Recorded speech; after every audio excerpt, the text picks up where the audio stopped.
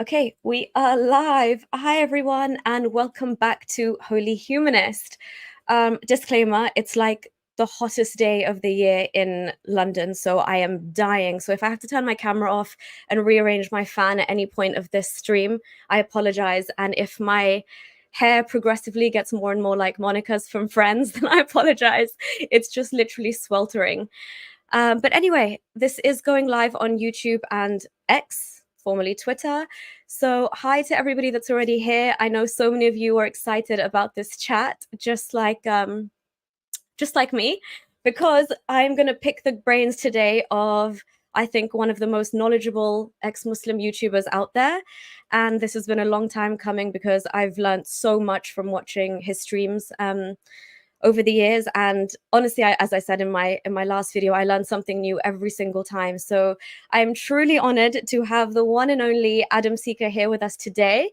And yeah, we're gonna discuss a little bit about his story. We're gonna touch on jihad and kind of just a free-for-all, but a lot of focus on jihad, and we'll take questions as well if you guys and girls have any. So without further ado, I will bring on Adam Seeker himself. Hey, Adam.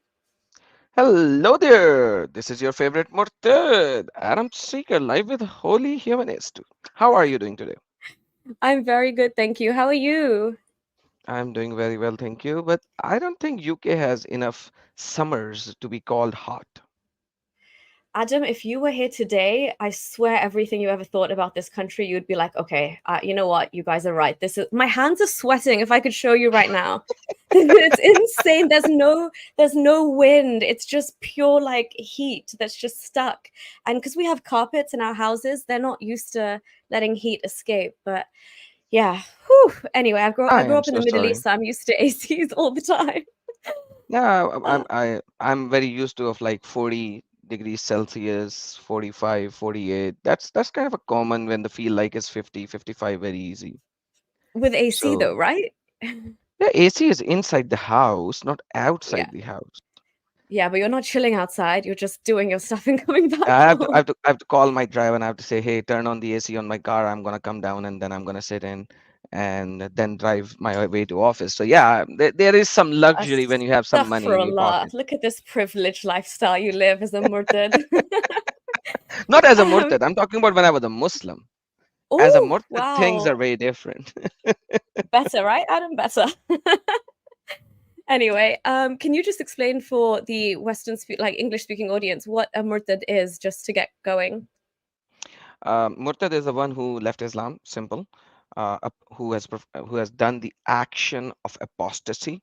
Apostate, you usually call them apostate in Arabic. It's murtad.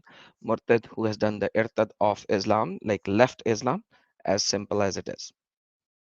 And Adam, just to confirm that essentially you have committed irtad or whatever it's called in Arabic, which is essentially the same as treason or something, right? Going against the state of Islam, and therefore your punishment is death That or execution. Yeah. Alhamdulillah, yes, our punishment is that, and because there are multiple hadiths, and one of the most famous hadiths, which is you can see in all of the siyasata, the correct or the authentic Sahih books of Islam, and it says, "Man baddala deenhu fa'aqtulu." Whoever has changed his religion, kill him. And there is another hadith which is there in narrated by Ibn Abbas and other scholars in the Sahih Muslim and Sahih Bukhari. It says that uh, you can only kill for in three reasons. One of the reason is that a person who kill for somebody, if he has killed for somebody, for example, like if somebody kills somebody, you can kill the person because he has killed somebody. The second reason is if he has performed adultery, which is sex out of marriage. And the third reason is the person who has left Islam. So there are multiple ahadith narrations which are which clearly says, and they are in Bukhari, Bukhari, Sahih Muslim, Ibn Dawood, Ibn Majah, Tirmidhi, Sunan Nasai, that the life of a murtad is a life which has no meaning, which has no value. And if you go into fiqh of Islam and shara of Imam Shafi and Imam Hanbal and Imam Malik as well, that as because they have left Islam, their value is nothing. They are less than animals. So you can kill them. And there are certain sub narrators which goes into more derogatized punishment as well, like the one of the Jalil Qadr Sahabi of Muhammad, his name is Khalid bin Walid. Jalil Qadr is exalted. Okay, so he actually killed a Murtad. His name was Nawaira, Malik ibn Nawaira. So he killed him. Then he took a hatas. Hatas is like a big pot. Put some water in it, boiled it, killed the murtad, put the head of the murtad in the boiling hot water, cooked it, and ate it, and made the rest of the people eat it as well with him. And then he had performed sex on the same night with his wife. So if you look at the life of the companions of Prophet, for example, if you don't even go all the way down to Khalid ibn Walid, let's go to Abu Bakr. And as soon as Muhammad died, Abu Bakr became the caliph, and the Islamic nation did not go beyond that area. Why? Because they were fighting against Irtad. So this is called Harbur Rida.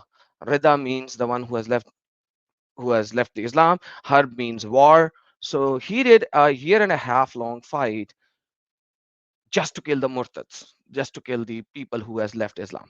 So yeah, you cannot go beyond all of these companions of Muhammad, the caliphs, and even in Muhammad's own life, Ali burned a couple of people who has left Islam. This is in Sahih Muslim, just because they have left Islam. And Ibn Abbas said, you shouldn't be burning them. But yes, you should actually kill them because they left Islam, but you shouldn't be burning them. So all of them there is just a undeniable fact to say that you cannot kill a mortal. There's no And Adam, life for a mortal. sorry, yeah, just to follow up on that exact, because murtad me, I mean, as you said, what you described, it is way more than just like not believing. It's almost like a pejorative. It's an insult of the worst kind. It's almost like, you know, an apartheid state between non-believers and Muslims. But the reason that's also interesting that you mentioned you shouldn't burn them, because and correct me if I'm wrong, I believe burning is like a punishment that's reserved for hell, that Allah, only for Allah Allah. cannot give Yes. you. Exactly. Yeah, so no Muslim even should be doing that to anybody else, because that punishment, burning, you guys, is only reserved for Allah, like Allah. Only He can do that. Um, but yeah, okay, that was a great introduction into all the things that Adam and I currently are.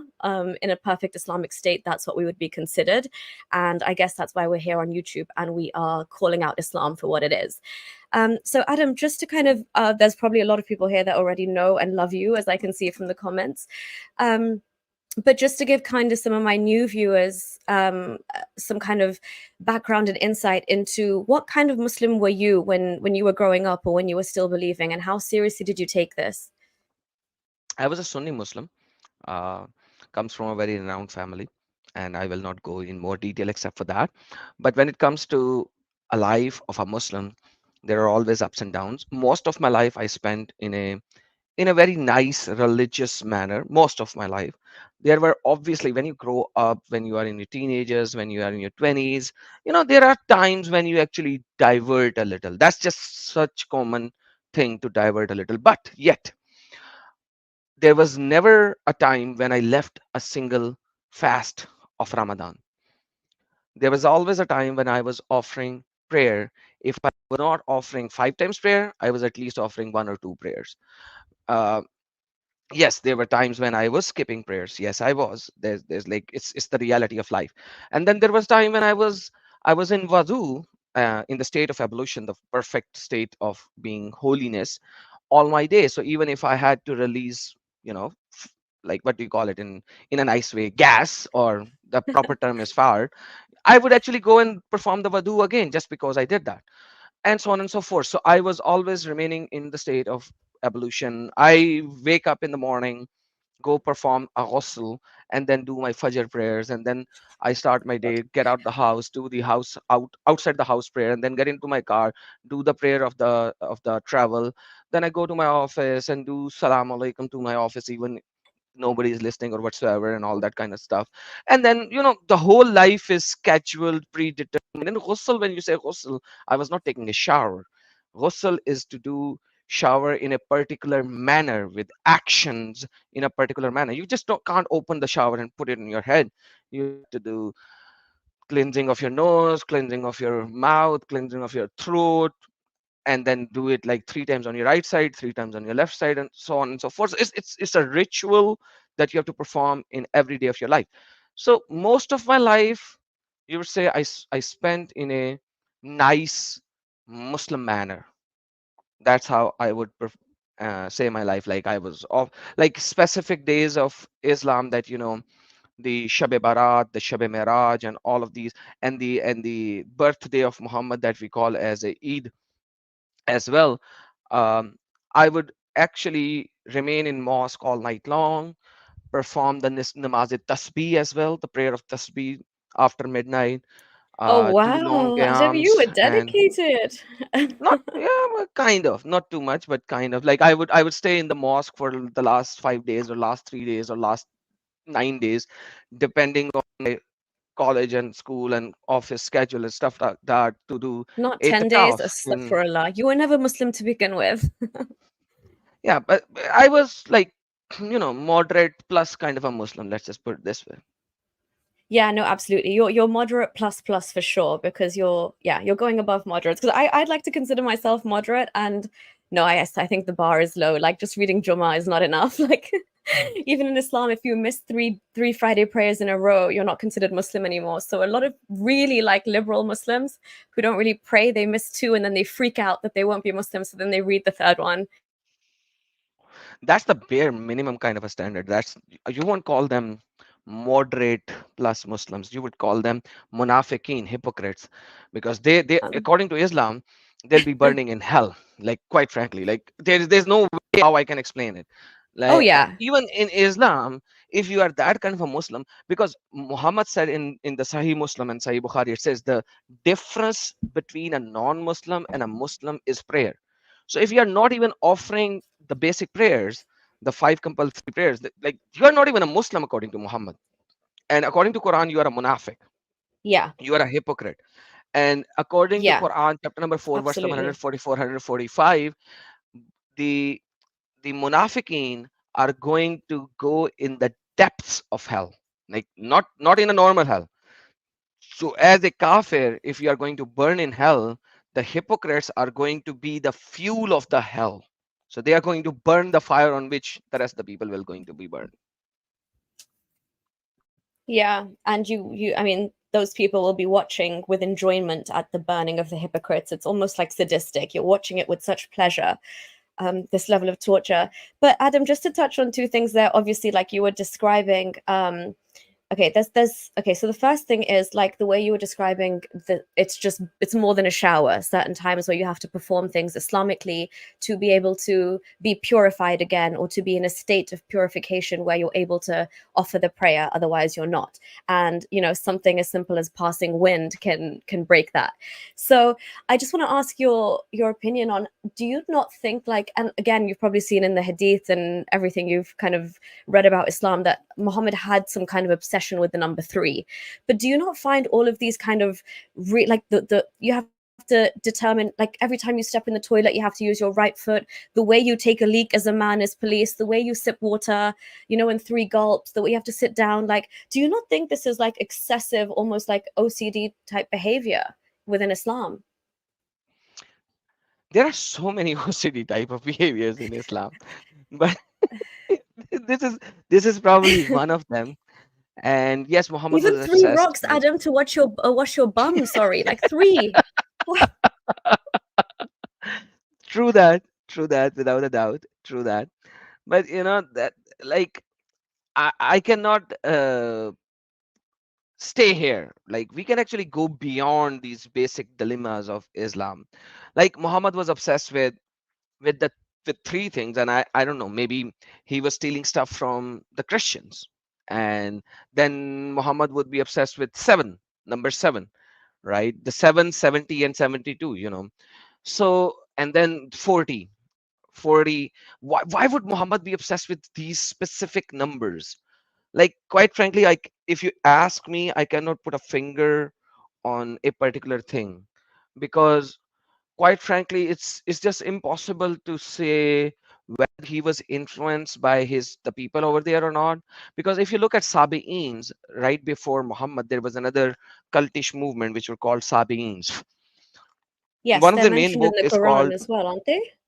exactly in chapter number 2 as well. And in the initial phase of Islam, Muhammad said, Indeed, the Jews and Christians and the Sabi'ins who believe in Allah and the last day are going to go into heaven as well. They have nothing to worry about. But Sabi'ins, if you look at those Sabi'ins, and we have the book for Sabi'ins, it's called Ginza Rabba left and Ginza Rabba right. And if you look at the Sabi'ins, you would see that they are doing the evolution just like that. If anybody Yeah. has any doubt, they can go and Google it and say the evolution method for Sabi'ins, and you will see the evolution method for Sabi'in. He was taking it from there, because like I cannot pinpoint where he was. Like if you look at Sabi'ins in the book of Sabi'ins, Ginza Rabba left, you will see the first chapter of Ginza Rabba is Tawheed, the chapter of Tawheed, and all the names of Allah Wow. plus some are there in the chapter of Tawheed of uh, of Ginza Rabba. And like a lot of people in the West actually says, oh, Muhammad said, Allah said in Quran, all the angels bow down to Adam, yet why did he punish Iblis? But the answer is in Ginza Rabba, because in Ginza Rabba you will see only 3 of the angels were made of light, the rest of the angels were made of fire. So there were angels of fire in Ginza Rabba, and probably Muhammad put Iblis as the angel of fire as well. And then the Islamic Quran actually modified and changed and whatsoever, and things got different.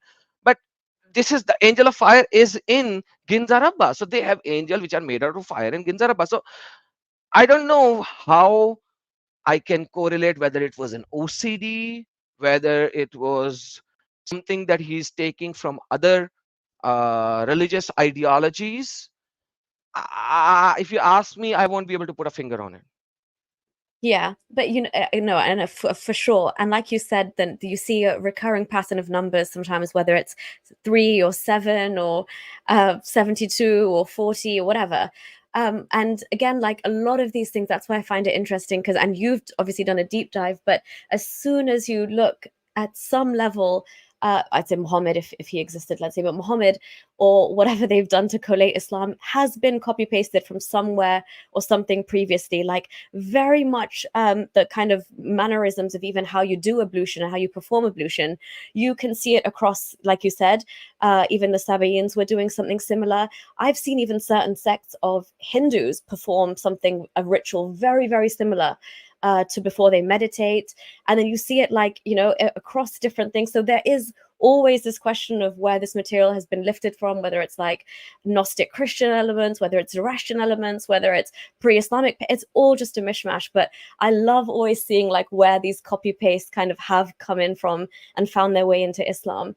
The other thing before we get into the meaty stuff of the discussion today is just I want your thoughts on prayer and like reading prayer 5 times a day, because I think somebody under one of my YouTube comments, we were discussing prayer, and somebody made a really good point where if you think about a lot of Islam, how it's so controlling and it keeps you in check, and it's such a like militaristic religion. Somebody thought about the idea of going to having the azan or the call to prayer called 5 times a day and expecting all the men to come and congregate together. It almost, Adam, and work with me here, like take it anywhere you want, but doesn't it feel like a kind of roll call, like a military roll call 5 times a day, just to check where are the troops, what's going on, is everybody still on side, and then this fasting during Ramadan, if you take things like, I know fasting was prevalent during that time, and again, it was done for spiritual reasons of purification or whatever. But again, you could put it in a way of thinking maybe Muhammad was gearing up his army to train for when they had to be in battles, and they didn't necessarily have a decent amount of food and drink on them all the time, and then obviously the promise of war booty and capturing sex slaves and all of that. It's like the perfect recipe for keeping an army in check. What are your thoughts on that? I agree with you. I agree with you. The way Muslim offer prayer, it's like the one guy in the front, and you can't even see that guy, and you have to follow him on the on a voice. So whatever the voice is, you have to follow him blindly whatsoever. and that's a full stop. And there's a row that you have to make, a straight row, and the shoulder to shoulder. And if there is gap between the shoulder, the Satan will come in and start doing something in the middle, and all of that kind of it's like a perfect role model for how you actually go into battle in those days, in those early days, that row like battles and following the lead of the commander in the front. But it's nothing like that in the Quran. If you look, if you leave the hadith and leave the seerah and leave the fiqh, nothing like that is in the Quran. Quran talks about three prayers, right? And how do you offer prayer? That's not even in the Quran. So prayer is supplication. It says salah, right? It simply says, the Arabic word is salat. Salat comes from prayer, supplication, dua, right? And how do you pray? It's not mentioned. So that is why if you see the Quran only Muslims, they don't pray 5 times, they actually pray 3 times. And they don't pray the way the Muslims pray, because Quran talks about three prayers. Where did the Quran took these three prayers? They took it from the Bible. If you look at the chapter of Daniel, chapter number 6, or Psalms, chapter number 22, you will see they are mentioned of praying 3 times. So 3 times means remember your Lord 3 times in a day. And if you look at the Old Testament, Dadike 8:2, you will actually see that Jewish people still pray 3 times. It's not the prayer like the prayer of the Muslims. It's just like you gotta just remember your Lord and pray. Full stop. So, and then you talked about other religions. If you look at the bridge of Sirat, right, it is actually taken from Zoroastrianism. Like if you look at the Zoroastrian books, Yeah, you will yeah. see the Sorry, bridge just to Shivant. explain to people what Adam was talking about is exactly what my last video was on when I went on this little like rant about it's that bridge that you're expected to walk on the day of judgment, and the bridge represents the Sirat al-Mustaqim, which is the right path. So the bridge is called the Bridge of Sirat, and then yeah, Adam, do you want to explain where they've lifted it Yeah, from, the that concept? that is actually taken from the Zoroastrianism.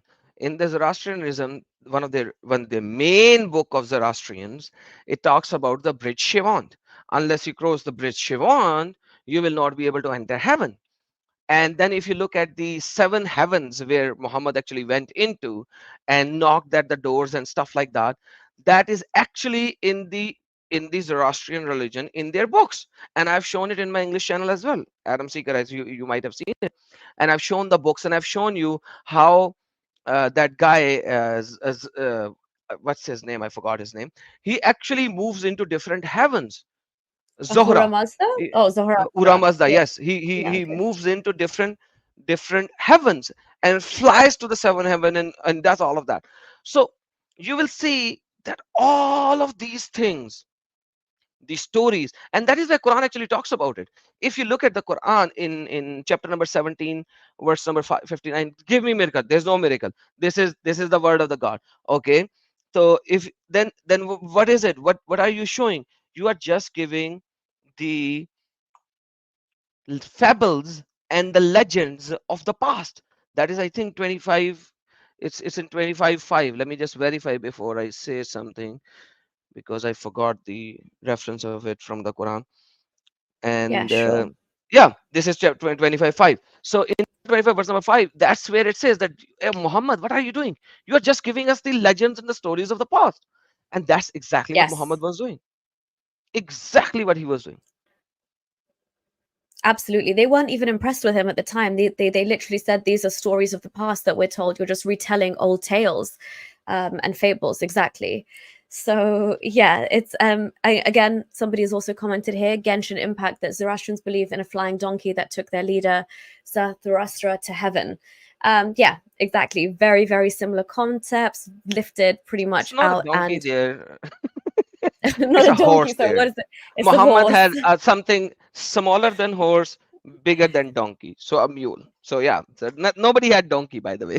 It's Yeah, but unbelievable. Adam, Nobody the had a donkey. wingspan of that Burak, the wingspan is insane, right? Like his wingspan from I don't know where. Yeah, it was is insane, and it had the face of a woman, kind of, which Yes, um in an other not very authenticated references, it's a face of a woman and a tail of a peacock. Yeah, and Gabriel even punched it in the face once. If anybody, that's also in there somewhere. But yeah, so anyway, these stories, obviously, you can tell there's a lot of historical context behind them, and it's for me anyway. I find it really fascinating to know where they kind of have their roots based in anyway. Um, but yeah, Adam, just coming back to you. So you were, I'd say, a pretty good Muslim at the time. Like you said, every Muslim has their lapses. You know, you can't maintain that kind of religiosity and dedication all the time. But so what happened? What made you think, if everything I'm doing is right, should I be, believing in this? Is this necessarily the truth? Why did you even begin to question? Yeah, because I wanted to convert a Christian. Oh, wow. That's so interesting. Okay, so you were gearing up to actually convert somebody, a I had Christian, done into that in your Pakistan a true lot. faith. Right, right. I've done that Okay. a lot in Pakistan, and I actually had the opportunity to come abroad and meet with more of a, what do you call it, journal population. Like in Pakistan, I was when I would go to tabligh. Uh, how do you translate tabligh in English? It's almost like I guess proselytizing time, like when you proselytize Islam, you're on a mission to do Yeah, that. and Yeah. work with different people. So I would leave my nice bed, nice mattress, like 12-inch thick hybrid spring memory foam mattress, and sleep on a chatai made out of those stupid leaf things. I don't know how to actually pronounce it. So I'm so sorry. My basically, English is very Adam's bad. standard of life went from being on a memory foam, nice setup, to literally on like a bunch of twigs because he's trying to, Yeah, twigs. Yeah, yeah. that's like I would go there for 3 days or 5 days. Then that's what I would do almost every other year. And like I have to eat in a plastic plates, imagine, over there. And that's disgusting for me. Back in those days when I was a Muslim, I had a good life, but I would do that for Allah. And I would make non-Muslims Muslims, and I would go even to the hypocrite Muslim houses, and I would tell them, hey, why are you not going to the prayer and all that kind of stuff. So I've been doing all that. So I came to abroad, and there was a Christian, and I started to have a discussion with him, and I had no idea who the hell is David Wood, and I had no idea that there's Christian Prince, and I had no idea about what is happening in the outside world about Islam, and I was like a naive Muslim who had no idea whatsoever what is happening in the world, and not knowing that this guy actually knows stuff. He listens to David Wood, and he listens to Christian Prince, and he listens to Apostate Prophet. And Apostate Prophet was really new back in those days. He was like very new, but he was making the video where there is a drum roll in the start, and the lines coming up, and shank shank shank, like the early days of Apostate Prophet. And I had no idea about that. I was totally blind to that. And Sira International, Al Fadi hasn't even started a channel. He had a couple of sessions as a ex-Muslim from Saudi. That I'm talking about those days. And uh, right now, like even holes in the narratives has not even started into being. Like I'm talking about Oh, wow. before holes in the narrative. This is And early days. Yeah. and then he put me in the corner. And I was like, no, how can this Christian, this filthy Christian would know more than me? It's not possible. I'm going to demolish him. And I went back and studied, and I would give him another thing, and he'd destroy me, and I would give him another thing, and then he will, and then we go in back and forth, back and forth, back and forth, back and forth, back. And finally, after a year or so, he said, listen to this guy. And that was David Wood. The very first time that I could ever hear something so insane about Islam. Like David Wood, that that guy smiles and mock our prophet. And I'm talking about the old David Wood, not the new David Wood, okay? What did you hear, And Adam, that made you squeal? Like, how could you say that with exactly such chest? all of these things. I don't even remember what video that I watched, but I watched like the same day. I watched maybe 10, 20 of his videos. He has Right. that Hogan show with Sam Shamoun, the Hogan show, and all that kind of stuff, and Boom Boom Room, and all these, and Yeah. then like there's so many things that I've watched, and I was like, this guy is absolutely insane, and all that. But like everything I go and study, what he was showing, it was right there. Like when I was a Muslim in Pakistan, we never had. I never studied the whole Sahih Muslim, the whole Sahih Bukhari. We had a very small book which is called the Sahih Ahadith, the collection of Sahih Ahadith, and it's a very small book. So they had all the goody goody hadiths in it, all the goody goody hadiths. They never showed the bad hadiths. They only showed the goody goody hadiths. And I was like, I knew Islam. I studied the books, and then I heard this guy, and that guy led me to Christian Prince, and I was like, I have to demolish this idiot. And I don't know, I'm censoring my abuse that I gave to Christian Prince, quite frankly. Like the the type of Oh abuse my that I God. have given to Christian Prince um, are are not something that I would say live on this channel at this moment. But Yeah. you Wow, can Adam, if put it's that all bad. the Whew. all the you can think of all the like mother daughter sister kind of abuses in your Yeah. mind that you never hear. But long story short, 3 years down the road, I was a person who said Quran is the perfect word of God. Hadiths are all stupid, idiotic, and they're all made up fabrications, and you cannot believe in any hadith. So my So you were rock a that I could stand, Quranist. Let's just then I right. became a Okay. Quranist, right? When I became a And did that Quranist, did mhm, sorry, just did that stop you from going from praying 5 times a day according to the hadith now to just doing them? You can remember God 3 times. no, I was like, the hadiths about how to pray are not there in the siyasata. It's a tradition. Okay. So you need to understand Okay. there are some things which are called action and traditions, and there are some things which are called hadiths. So prayers are in tradition. So I was still following the prayer Mhm. tradition, Right. but I was not following the hadiths. And I was like, Sahih or Daif, it doesn't matter because there are so many disgusting Sahih hadiths that I just left it. Like, how can when I made my first home, I was very particular on where my commode seat would be because Your I don't toilet want seat. to Yeah. toilet seat because I don't Yeah. want it to face or backside of it towards Kaaba. And then I read in Sahih Muslim and Sahih Bukhari that Muhammad was urinating towards Kaaba. Muhammad was doing poo-pooing with his back towards Kaaba. And like it's unbelievable. Like my bed is placed in such a way that even if I tilt on my bed, my legs will not face the Kaaba whatsoever. So everything in my house was placed in such a way that if I sit on a sofa and I put my legs on my stool, my legs will not point towards Kaaba. Like you have Oh no my idea. And God. when I was reading these things, it's just like what was Muhammad doing? Like it just destroys you internally if you look at it. Like as a person who was not following these things versus the person who has been following these things, it's very different. Like if you have never done that and you have never thought about these things, for you it doesn't matter enough. But the person who has lived his life to do these things, like every time he would think what he is doing, what his actions are, what his placement of feet are, what like it, you can't comprehend what I went No, through when this I is read too all of this. much, Adam. Yeah, yeah, yeah. And you're trying to actually like you're actually considering it. Like, how do I, like stay mindful of all of this when you did believe in the hadith anyway? Like, that's too much. It is literally too much. That's why they're obsessed with like even if a shoe is facing upwards, you've got to go and like flip it around because it's facing towards God. You're constantly on alert.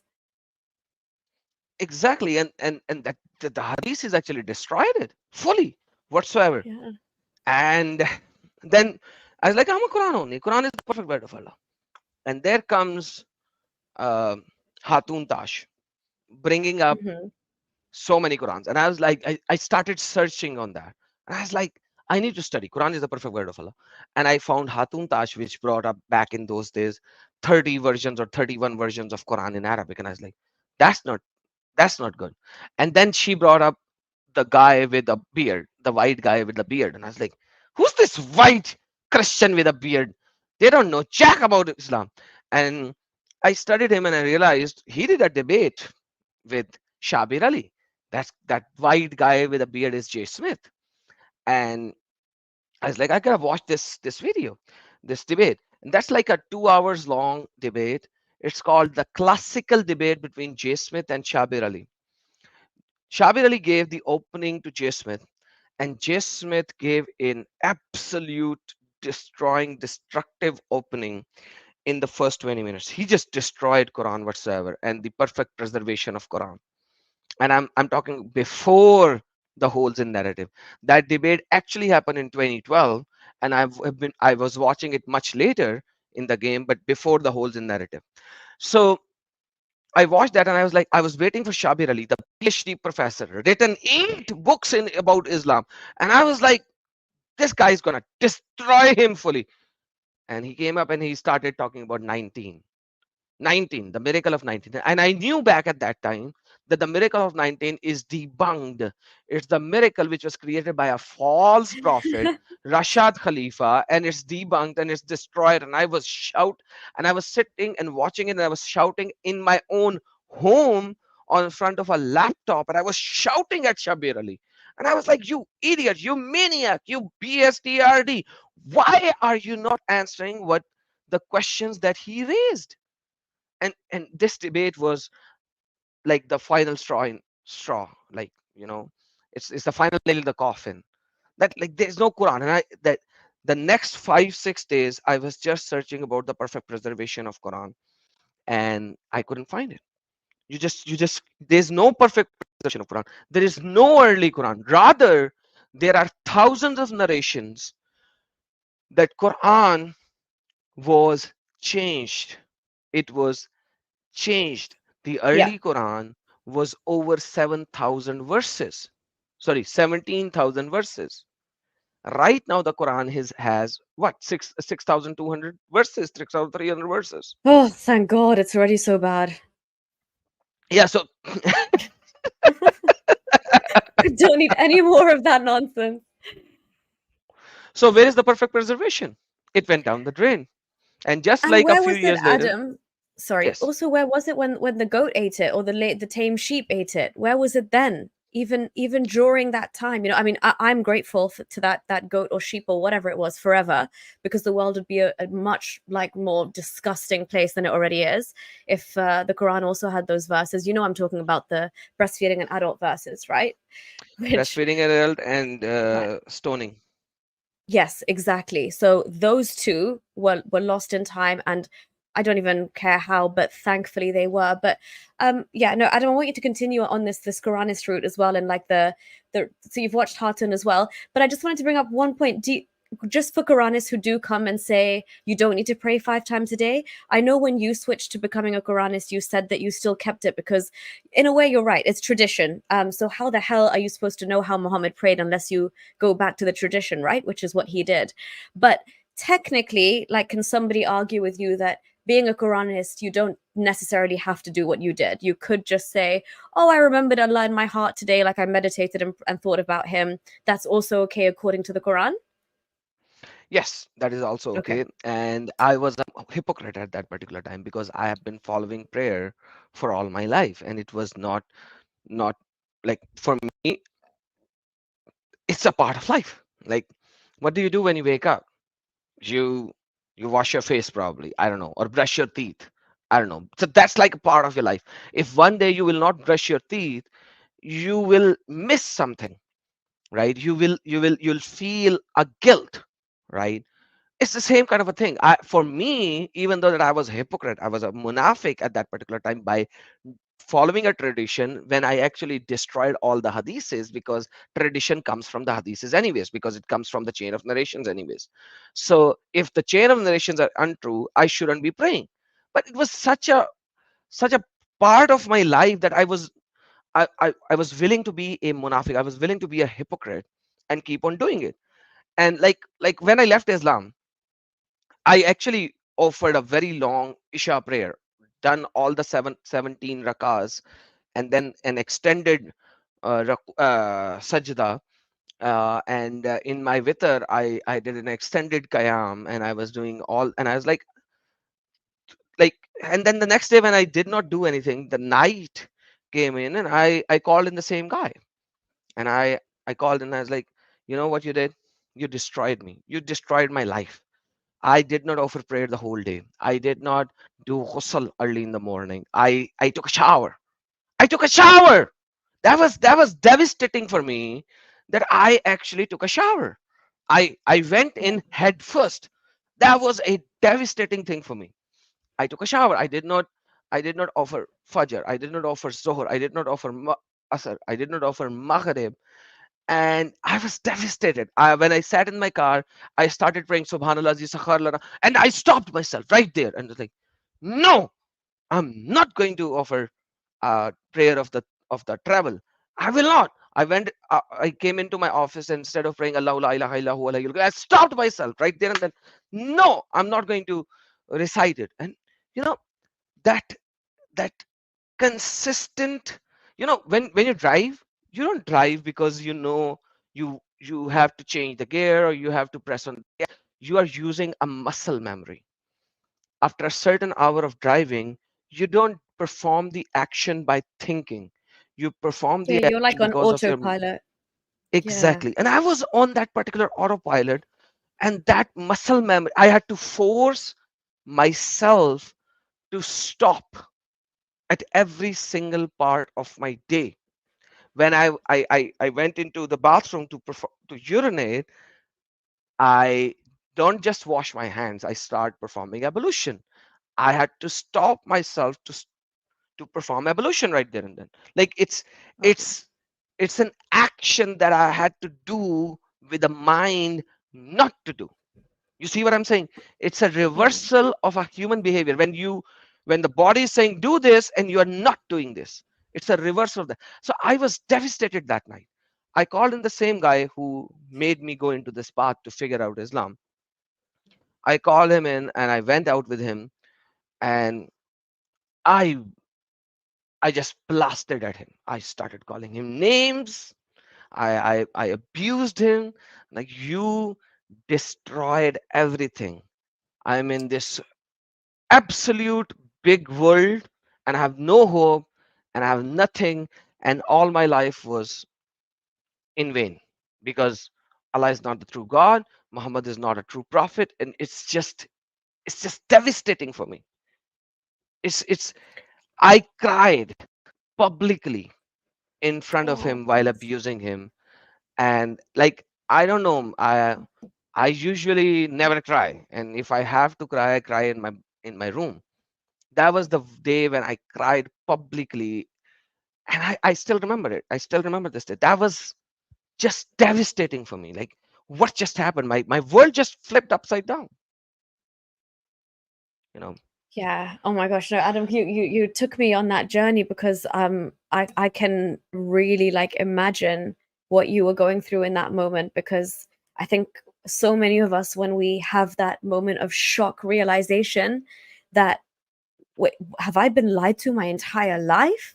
Like, at least I think that I'm smart, or I at least know what I was being told or what I read. But I mean, surprisingly, like, they hid a lot of, like what you said, you discovered from hearing Hatun Tash speak, what David Wood was saying, that kind of stuff that shocked you, how Shabir Ali had no defense. You were like, wow, I have been misled about so many things. And yeah, how does a human being deal with that? Like, your whole world comes crashing down. I remember the exact same moment that I realized as well. Thankfully, there was nobody else around me, or nobody that I had been squaring up with that I had to take it out on. But I felt that all myself, like a thousand glass shatter. So I completely relate to what you're saying, and like that is probably one of the hardest moments for any, I guess, really like religious, anybody that took their religion even an iota seriously. Like, and I mean, even if you didn't pray 5 times a day, you didn't keep up with all of Ramadan or all of the, extra things you need to get brownie points to do it. If you genuinely had love and belief for this guy called Allah in your heart and his prophet, that Muhammad, it really is a shock to the system when you hear people like David Wood or Apostate Prophet kind of just mock them, or like Hatan Tash say there's more Quran variants, or them say Muslims themselves come out and say there's holes in the narrative. So Adam, is it safe to say that it was the power of, I guess, the internet as well that kind of shook you? And obviously it was the desire to bring this guy into Islam, but was it also you listening to these other voices that kind of shook your faith? Yeah, absolutely. Power of the internet, and not like, the beautiful part of internet is you don't have to buy these books. These books are expensive. If you want to buy these books, these are very, very expensive. And on the internet, you can just download the whole PDF. So if you don't believe in sunnah.com, I have the PDFs of all the books of the Siyasetta.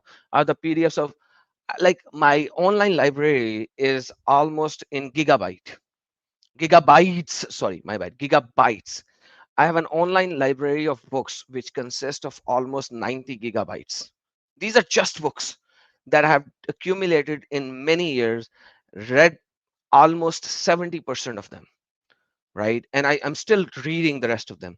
So whenever I go out for my holidays, for my vacations, I kind of tend to finish a book. That's one of my favorite thing to do. Like, I sit on the night fire, that you call, what do you call it in UK, campfire kind of a thing, or next to the pool, and I will start reading books. And I read because, Islam is such a hidden thing. It's the first aura of Islam is very pious, very nice, very beautiful. If you look at Islam from the words of these scholars of Islam, it's a very beautiful thing. It's like, when you eat a pill of Tylenol or something, they're sweet from outside, they're very sweet. You put it in your tongue and it's sweet, but as soon as the sweetness finishes, the absolute bitterness comes into play. And the 90% of it is absolute bitterness. The 10% on the outside is sweet. You have to look at it in detail. Like, let me give you an example. The most verse that these people will give to you is chapter number 5, verse number 32. What is it? If you kill a soul, you have killed the It's whole like you've killed all humanity. of mankind. Yeah. Oh my God, you just killed the whole mankind. But even in that verse, if you look at it, even if you say that this is not for the Bani Israel, if you forget that this is their current Sharia as well, like, forget the basic polemics against this verse, that this verse is taken from Mishrad, the Jewish interpretations, and forget that, and forget even that this verse is saying that Allah said to children of Israel, the Bani Israel, forget all that, right? If you look at it, whoever kills a soul, unless for a soul or for the corruption in the land. So the person has to be not doing corruption in the land. What is corruption in the land? To go Oh my God, against Adam. Allah and Everything. Muhammad, Yeah. right? So you need to understand this verse. If you're going against Allah and Muhammad, you're doing corruption in the land. If you're doing corruption in the land, you should be killed. Full stop. So even the most spoken verse in the history of Islamic scholars is absolutely against them.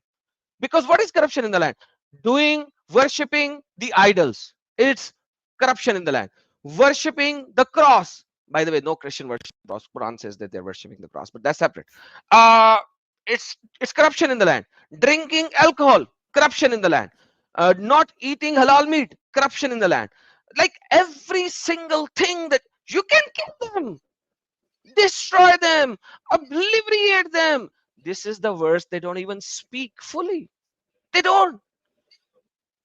They do not speak fully. They Absolutely. skip I this mean, Barack part Obama, from the middle. even, yeah, exactly. Even Barack Obama just lifted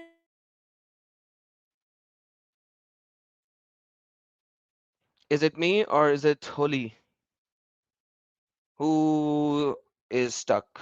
Somebody is stuck. Okay, Holy, you're It was back. Can you me. say something? It Yeah, was yeah, you. sorry. Okay. I was Speak just, again. yeah. Speak again. No, I was just saying if Barack Obama said the next three lines, it would change the game. Just literally say the next three lines, and you get a lot more of the message that you're trying to preach using the Quran changes completely. It flips on its head, essentially. Um, So can you hear me clearly? it's yeah. Now I can hear Yeah, you. okay, cool. Let me show you. Let me show this verse. I Yeah. like to show and present. There you go. So it's not the next three lines. It's in the middle. So imagine they skip that part. Whoever kills, whoever kills a soul, unless for a soul, it is as if he has slain the mankind.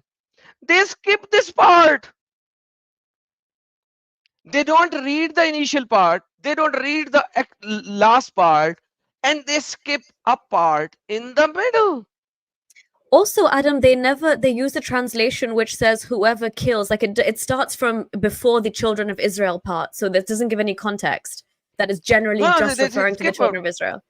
they skip this Yeah. part Yeah, they because the skip it Quran is very completely. clear. If you read it in Yeah. Arabic, it says, "Manaja zalikal kitab ala bani Israel annahu min qatl nafsaha bighayri nafs aw fasadin fil ard." See, so they have to skip this part. Yep. Aw fasadi fil ard.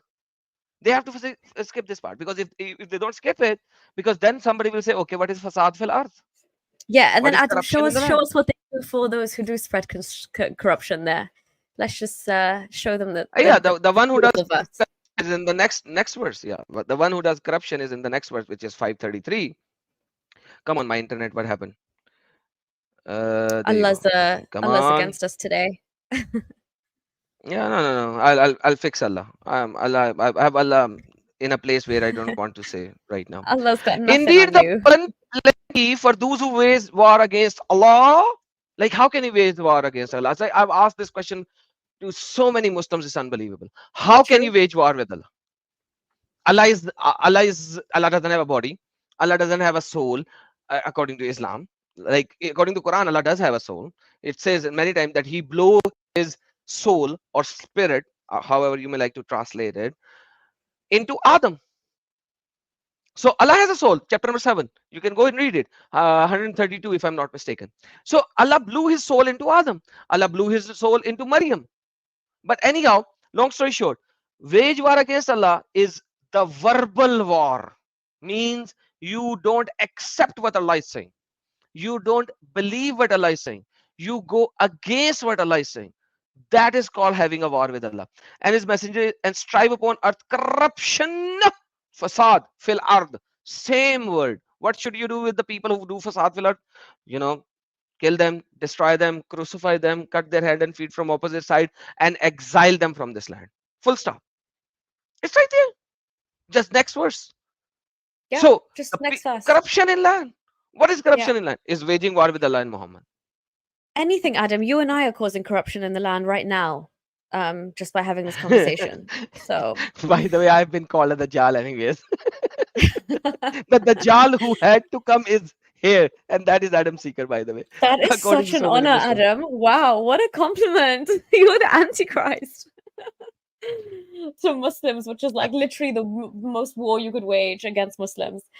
But yeah, so exactly this, that if I mean how many people have you heard quote this? And when you look at like peaceful verses in the Quran, or people that try and use the Quran to say, oh no, Islam is the religion of peace, this is one of the most go-to used and misquoted verses that they try and throw in your face for why Islam is peaceful.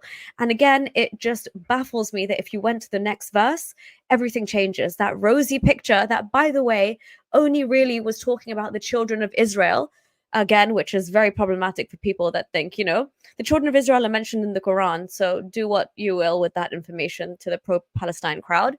But anyway, exactly, like even the likes of Barack Obama can mislead you with just cherry picking bits of the Quran where if you read the full context, it obliterates the message that he was trying to use it for in the first place.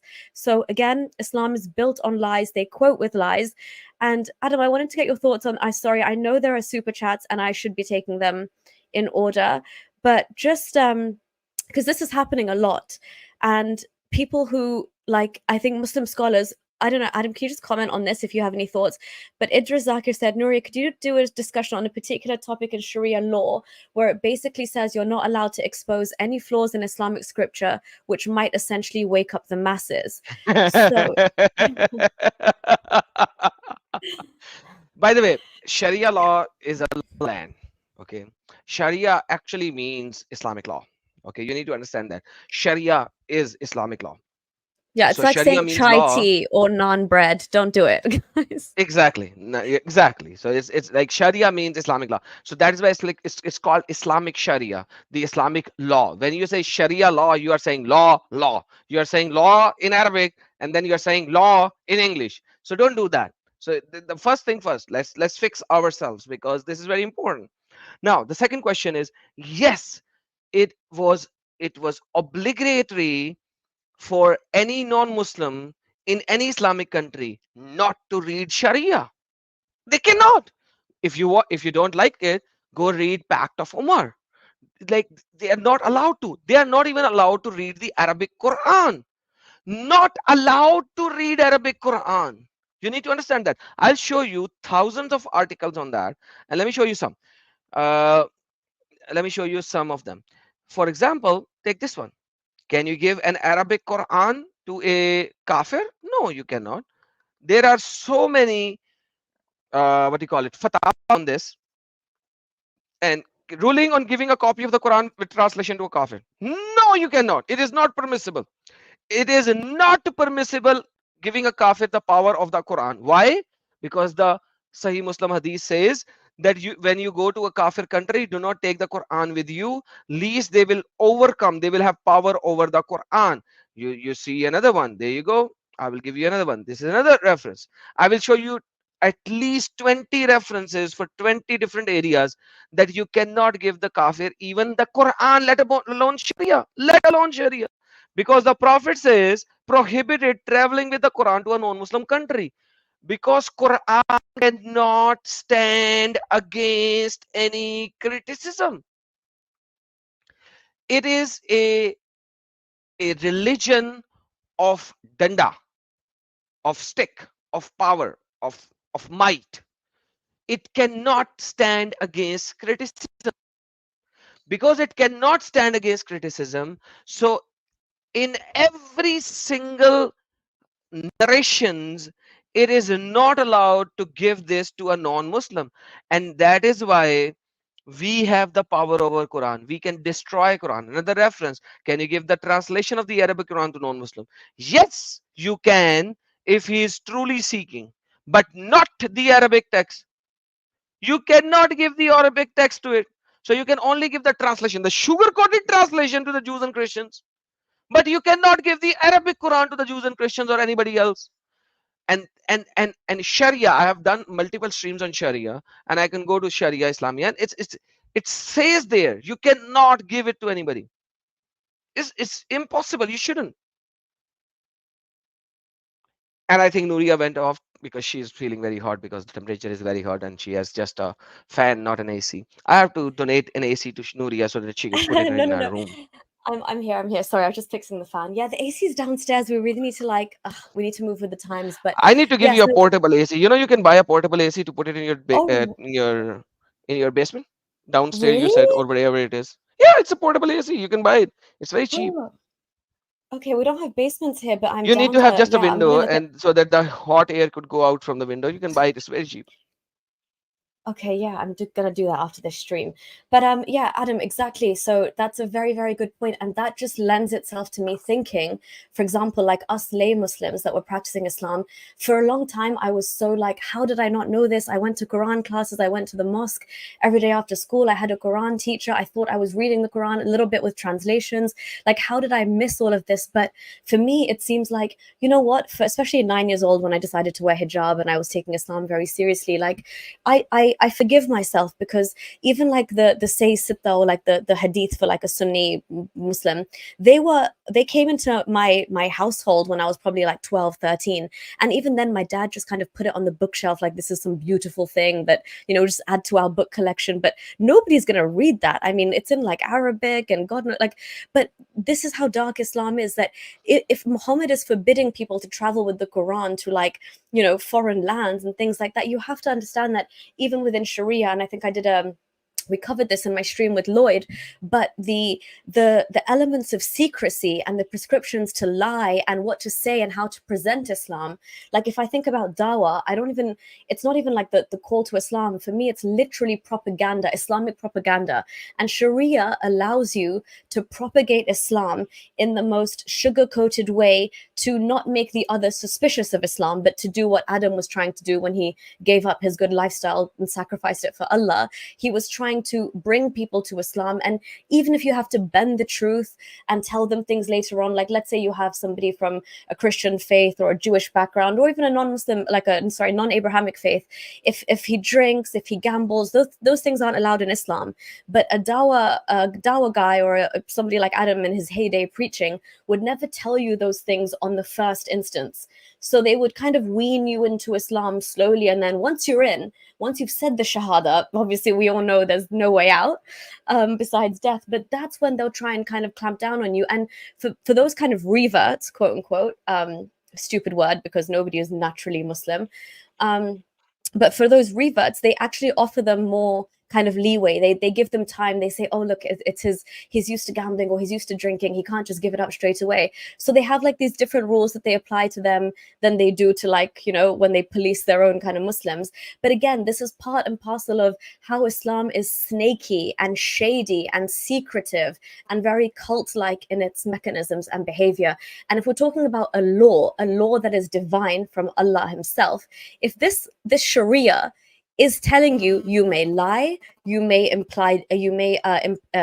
implement deceit, you can legit look your enemy in the eye and break pacts whenever you need to, when it suits you. And by the way, when you're in a position of power, nothing but this law goes. That is, to me, the antithesis of a religion. And which brings me to my next question, unless Adam, you wanted to comment on that. Otherwise, Yeah, I I just want to wanted comment on to, that. I want to sure, comment sure, two sure. things. Number one, Abrahamic religion is a Muslim propaganda.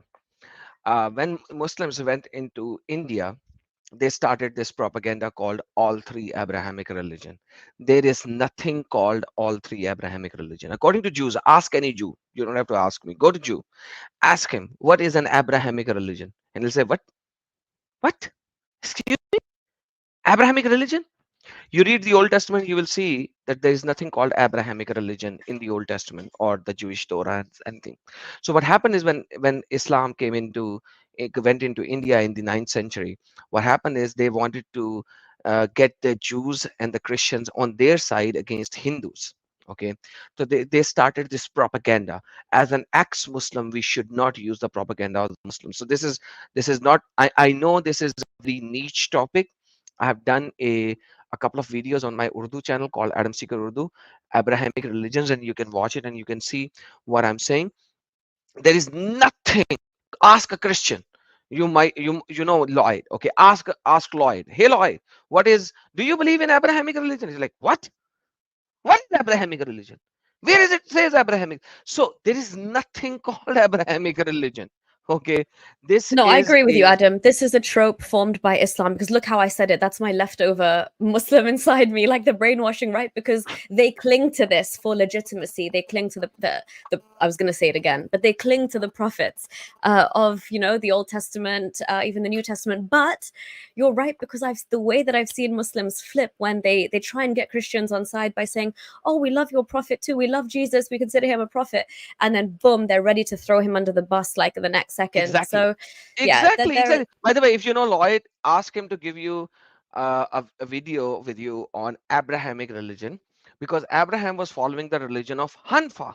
Hanfa is the worshipping of pillars, and Quran says that Abraham is Hanifa, which is the transliteration of the Hebrew word Hanfa, into Arabic, Hanifa. And Allah says Allah's deen is Hanifa. An Abrahamic religion, Hanifa, was worshipping the pillar. And that is why Kaaba had 6 pillars and Muhammad was offering 5 pillars, 5 salahs in between 6 pillars. So it's altogether a different video, different topic. But ask Lloyd, he has a lot of information on that as well. He can do a much better job with you on that one. But Yeah. another I topic guess I for guess for another day. argument's purposes, yeah, definitely. But I guess Dale, you made a good point here. Hi Dale, it's good to see you. I guess in the sense that if we say, let's say Islam, however corruptly it tries to, but taking its origins back to the God of Abraham, or Abraham as the father figure, even though they've hijacked it, then yeah, I guess for like semantics purposes you can. But no Christian or Jew, like a believing one, would assume that would allow Islam into that continuum. But yeah, sorry, carry Yeah. on. With your second point, every newborn baby is born on the millat of Islam, the fitrah of Islam, remains on it until the tongue is able to express himself. So imagine the stupidity Oh that the my Muslim God. believes. Every single child is born a Muslim until he can speak. Check this out. Every child is born on the fitrah of Islam. So as long as he does not express his some form. So as soon as he starts speaking, bam, he's not a Muslim. So if he's born in a Jewish family, he'll become a Jew. If he's like, this is stupidity. How can somebody believe this stupidity? So Literally. So for because people who don't know what millet means, it literally this is basically Islam claiming that every single human being, every life to ever have been born, your natural inclination is to be a Muslim. That's how you're inherently designed. until you start speaking, Yeah, exactly. until you start speaking, this is stupidity, obnoxiously. I don't know. Give me another English word, okay? Uh, English is your but language. but but Adam, also just to follow up on that point, I always like this is again what seems very cult like to me, but I mentioned this in my last video as well, that the way in Islam, as a Muslim child, we're born, the first thing we do is one of our elders recites the call to prayer, the azan, in our ear, and they basically tell you that your whole life begins with that call to prayer in your ear until the call to prayer that is going to be read on your funeral prayer, your namaz Yep, janaza. So your whole absolutely. life is lived between literally the call to prayer and then your prayer being performed on your deathbed. Like, what the hell is that? Every single 200 children that I have, I actually recited the call of prayer on their ears by myself. Oh my All of gosh, them. you didn't. Add. Yeah. All of the 200 Wash your children that I mouth have, I out did it with myself. Dettol. Astaghfirullah. What can I do? I was a devout Muslim. Oh no, for No sure, other for sure. voice can go into his ear or her ear except the adhan first. Yeah. And but that's the reality of it. I was a devout Muslim. What else do you expect from me? Yeah. But So, but you see yeah. that's what it is. And by the way, call of prayer is a mutually agreed thing. If you look at it in the hadiths, and you will see that somebody said, "Let's ring the bell." Somebody said, "Oh no, ring bell is a Christian thing. Let's do this. This is Jewish thing. Let's do this. This is kafir thing." Okay, we will call the prayer to adhan. So And imagine it was we'll make Black Bilal do it, BTW guys. So yeah, that was a slave, wake by him the way. up. He remained a slave for the rest Yeah, of his life. exactly. Thank you. And I think I mean, who else wants to wake up at that time and do the Fajr call to prayer mid And as soon as pre-dawn? Muhammad died, he said, "Okay, I'm not going to do adhan because I am so sad. I am Oh so my, sad. I'm not going to do that again." So he never. Muhammad died. He never did the adhan. Never, never, absolute ever. hypocrite. That's It how he lived. was it above him, Adam, do you think it was it above him to do that? Did he just have a sucky voice, or was that just left for the No, slaves because to like do? who wants to go up the first person Thank to do you. the adhan? Like who else would like to do that? He had to clean the mosque, then he had to give the adhan, then everybody will come in. Like who wants to do that? He finally found a way out. Hey, I am so saddened that Muhammad is dead. I'm not going to do the adhan. He did the adhan multiple times, started crying in the adhan. Somebody else gave the adhan, and finally that's for him. He's Bilal bin. So then there was another story in the Tabri, and it talks about it that there was one time that Imam Hassan came back to Medina and he's like, "Bilal, I am so longing to hear the adhan of Prophet Muhammad time, my grandfather's time. Please give the adhan." And Bilal went up And Bilal went up and then he said, Ashhadu la ilaha illallah Muhammad. And that's it. That was it. He gave the half adhan at that time, and that's it. So imagine this slave who was a slave. He kept all his life. He was saying to Abu Bakr, he said, Abu Bakr, if you bought me for the sake of Allah, free me. But if you bought me for yourself, then so be it. Abu Bakr never freed him. He was never freed. He was a slave of Abu Bakr. Check this out. You don't have to go there. If you check this out, bought me, there you go. See, there you go. It's right there. He was never freed. Come on, internet, work with me. You're too slow today. What happened? And then free me. What happened? What this they if you bought me for yourself, then keep me. But if you have bought me for the sake of Allah, leave me for the sake of work.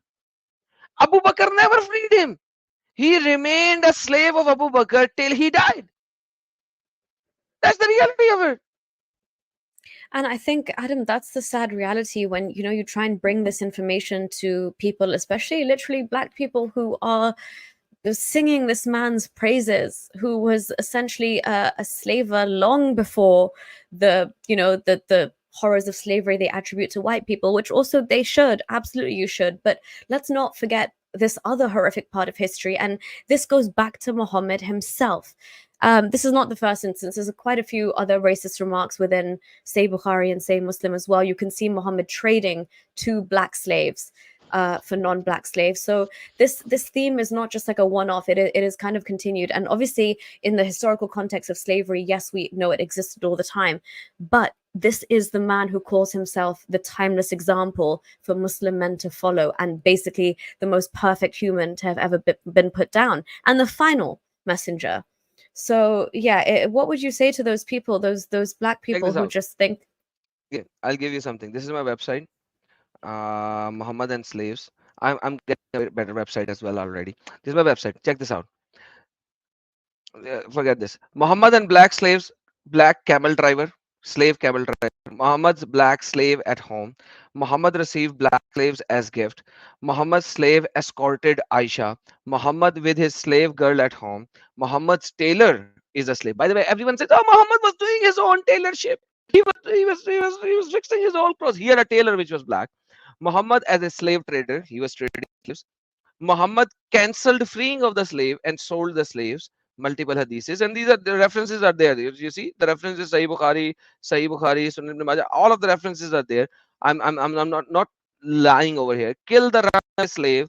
If slave run away, kill him. Slave as blood money. So you can give slave as blood money. Do not free a slave, give it to your family, which he did to his own wife. Maimuna bint Haritha. This is Sahih Bukhari 292.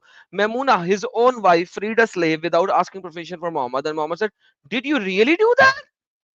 I manipulated your slave?"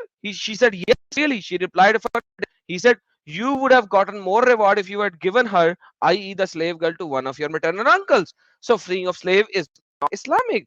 Give it to your uncles. Kill everyone who made children and women slave. Muhammad giving away slaves like carrots.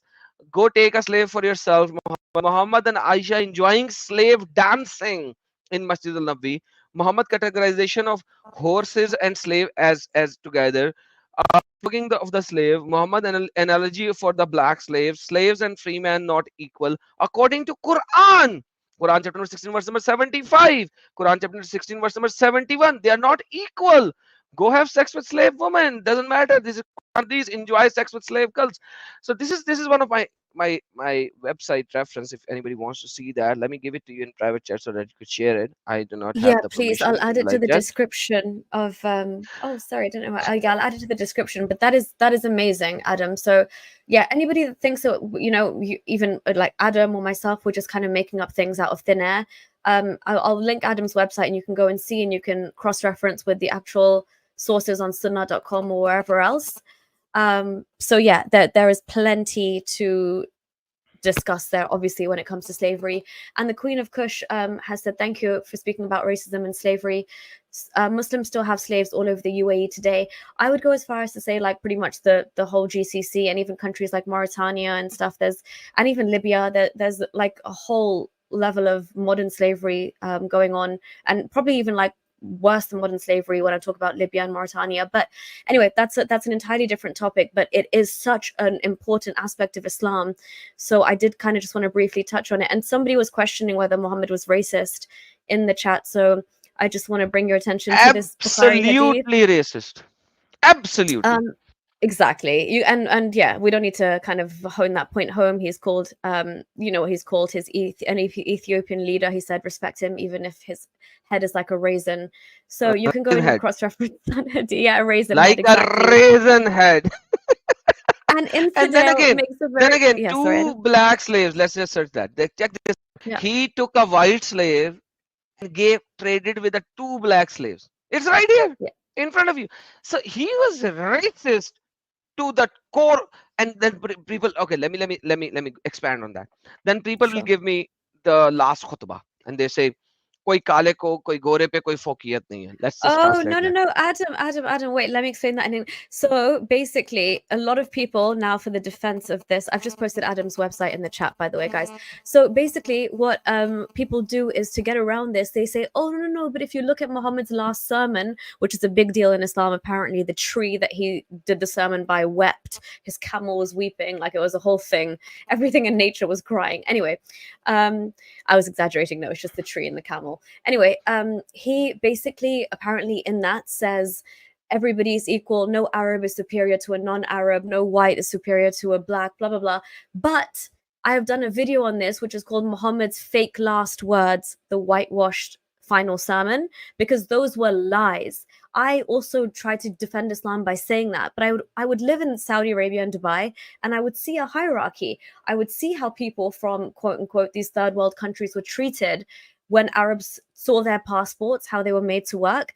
And for some reason, I never obviously made the link to Islam, but when you go into actual Islam and Muhammad's last sermon, there is nothing to say there is no superiority. In fact, by the way, for women, it says treat them well, for they are like prisoners with you. And it says, I think it says it has no concept of Arabs are superior, are not superior over non-Arabs. There is nothing like that. In fact, I think it hints at supremacy towards the Quraysh. I need to go back, but I will link that video as well. I'm sure Adam can tell us what exactly is going on. But it's all lies, Adam, right? The version they have. The real version you can find in Tabari and Ibn Ishaq, I think, yeah. Exactly. And even if you take this narrative, it says in taqwa. So they don't even read further. It's not in this world. So you already described the true narration. I don't have to go there. In the true narration, the Sahih narration, it's not there. But in the Hasan Daif narrations, it is there. And it says in taqwa. So in front of Allah, there is no difference. In this world, there is difference. And then in front of Allah, this is Quran that I'm showing it to you right now, chapter number 3, verse number 106. Even Allah is going to change their faces in the Akhirah and make them white before sending them into heaven. There will be no black person in heaven. So if there is no difference between black and white, why would Allah not send black people to heaven? Why Allah has to change them into white people, white faces before sending them to heaven? This is stupidity. Muhammad was so racist. Exactly. He was absolutely racist, and Allah is absolutely racist because come on, man, this is the Quran. On that day, faces will be turned white and some will turn black. As for those whose faces turn black, did you disbelieve? I reject the faith. After you believe, then there's the punishment. So black people will go to heaven. Sorry, will go to hell. yeah. Go to hell. Adam, isn't there another hadith which kind of like backs up this notion, where it says that they were created from like two like lines, and Son one of of those Adam, lines, Adam was touched on his right side, and the white ants came into the being. left. And Allah said, "Go to heaven, and I don't care." And then he shook his left shoulder, and the black people came into being like ants, and Allah said, "Go to hell, and I don't care." So yeah, there's so many narrations on that. Surprise, so surprise! Many. White and right is heaven bound, and then left and black is hell bound. So when Muhammad Ali was saying, "Why is like the devil cake black and blackmail bad and white lies good?" he had a point, and it kind of all those points are embedded within Islam. So yeah, Islam is hella racist. but yeah, Adam, I think okay, you and I have so much to talk about.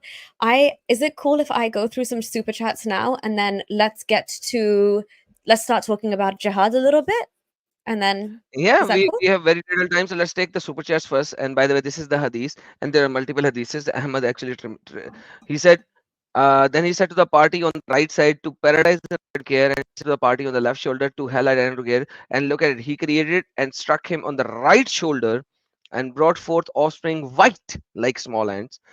And he struck his left shoulder, brought forth offspring black as though they were charcoal. Explicitly mentioned black, so black you can't even imagine, right? Like charcoal black.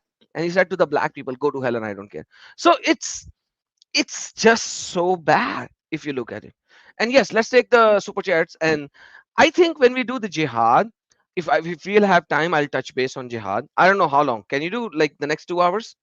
If you can, then I'll Yeah, touch jihad. yeah, if you want. I mean, I think people are really enjoying this conversation as it's going. So if you And want, we'll we go can to just jihad. No worries. No worries. I am we all can up for keep that. it free flowing if you want. People are saying this is a great show. That I think that they're really enjoying this. That even your passion, people are cracking up when you read the Quran back. So yeah, if you, I don't know, Adam, do you want to just keep free falling? Because I have a lot of like tangents we can go on. Go for it. Go for it. Go for it. Okay, cool. All right, let's take super chats and then we will keep this free flowing discussion going. So, yeah, feel free in the live chat. Like, the live chat is so lit. I've been keeping an eye, but if you guys want to veer this conversation as well. So, just a change of plan. This will just be a free flowing discussion between Adam and I today on anything that pops into our mind about Islam and just going back and forth. The jihad in Islam, we will definitely get to, but I'll make a full on stream about that because we have so much ground to cover. And But okay, may I say yes, go on. something, like if somebody is here and who doesn't know my channel, they should subscribe my channel. It's Adam Seeker. That's the English channel. So if you haven't gone through there, please subscribe to my channel. Sorry, I'm gonna use this opportunity and get some No, subscribers. no, no. Good. Absolutely. I have put all of Adam's links in the description. His English channel. I'm going to add his Urdu one as well. If you speak Urdu, do go and check that out because he is way more like passionate and sensational in that. It's hilarious. So, and also all the ways you can support him because as you can see, his work is amazing. So I've got his Patreon links and a couple of other links. They're all down there. His Instagram as well. I think there's a Facebook page linked. So, and I will pop it in the chat, or if one of my mods can please just pop it in the chat. Thank you so much. That would be great. Yes, Adam does have not a great channel. He has multiple channels, which are all pretty great. And actually, yeah, I will start with that. After the super chats, let me just write down my question for you. Okay. So, all right. Oh, already subscribed. Yeah, we've got some mutuals here for sure. Anyway, Adam, I'm glad we did this in English as well. We need to like expand your knowledge as to as many people as we can. Okay, B. Amit, thank you so much for your super chat. Your B. Amit said, "Oh, real father of prophet," with an F, Muhammad, the mightiest Adam. Oh my God, Khush Hamdeed, and may you and Hazrat, wow, my gosh, Nuria Khan spread light, wit, wisdom, truth, peace in the world. Amen. Ameen. Sum Ameen. Thank you so much, Amit. Amit. I hope that's what we're doing with this stream. Amit is a very uh, supporter, a huge supporter of my channel as well. So thank you, Amit. Oh, and Appreciate it. thank you for being here, Amit. And for supporting Adam because I honestly I think this just putting this knowledge out there is gonna change the game. Anonymous is saying, "Welcome, Hazrat Adam." Wow, Adam, you have prophethood. I feel bad even saying sallallahu alaihi wasallam, but you have prophethood status here. Look at you. Alhamdulillah, send ham to the dog of Allah because he's hungry. The last time he ate was 1400 years ago when he came down to earth and barked like a asad, like a lion, and ate the head of only one kafir. And after that, he's hungry for eternity. So please send ham to Allah. Alhamdulillah. Thank you, Anonymous. He's an old subscriber and a supporter of my channel as well. Thank you, Anonymous. Oh, thank you, Anonymous. And Faris, Adam, sorry, I'm very anglicized the way I say Adam, so sorry. And I'm sorry to you as well. Adam, I Adam is don't know, I good. didn't ask. Is Adam it is okay? good. Adam is good. Okay, good, good. Faris Adam says, God bless you. Thank you so much, Faris. God bless you too. I'm sure you're also from Adam's channel. So thanks to all of Yep. Adam's supporters who have come here. Thank you guys. This is lovely. I love cross collaborations.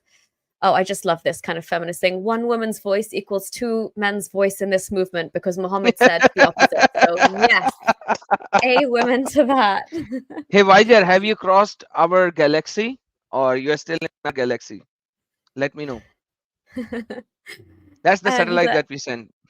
oh yeah, it is. It is. Voyager's done some great work for us. Salute, actually. And I loved your point. I wanna tweet this in an ex-Muslim context. Sorry if I'm pronouncing your name wrong.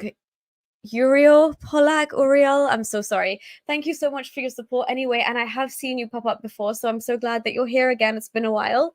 There is a Jew or Christian to take the place of Muslims in hell.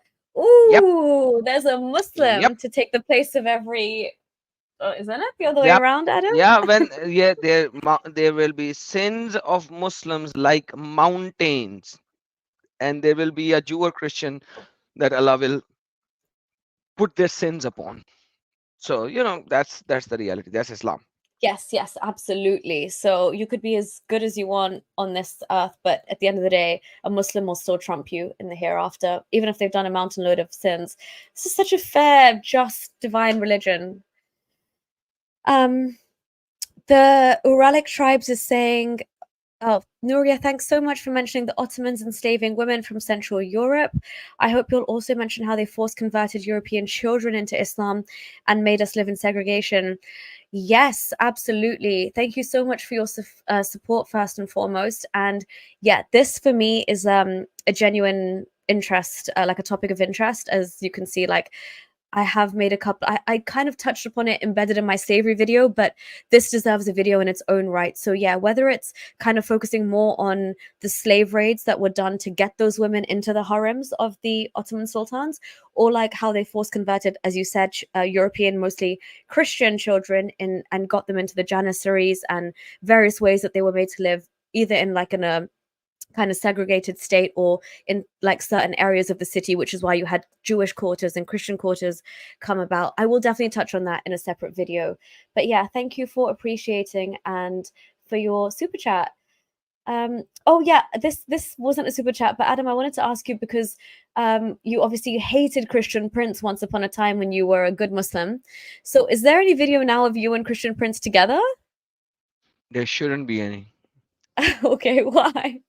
Let's just put a stop on here. Okay, all right, sorry, yeah. Thank Oh, you. guys, okay. Sorry for that.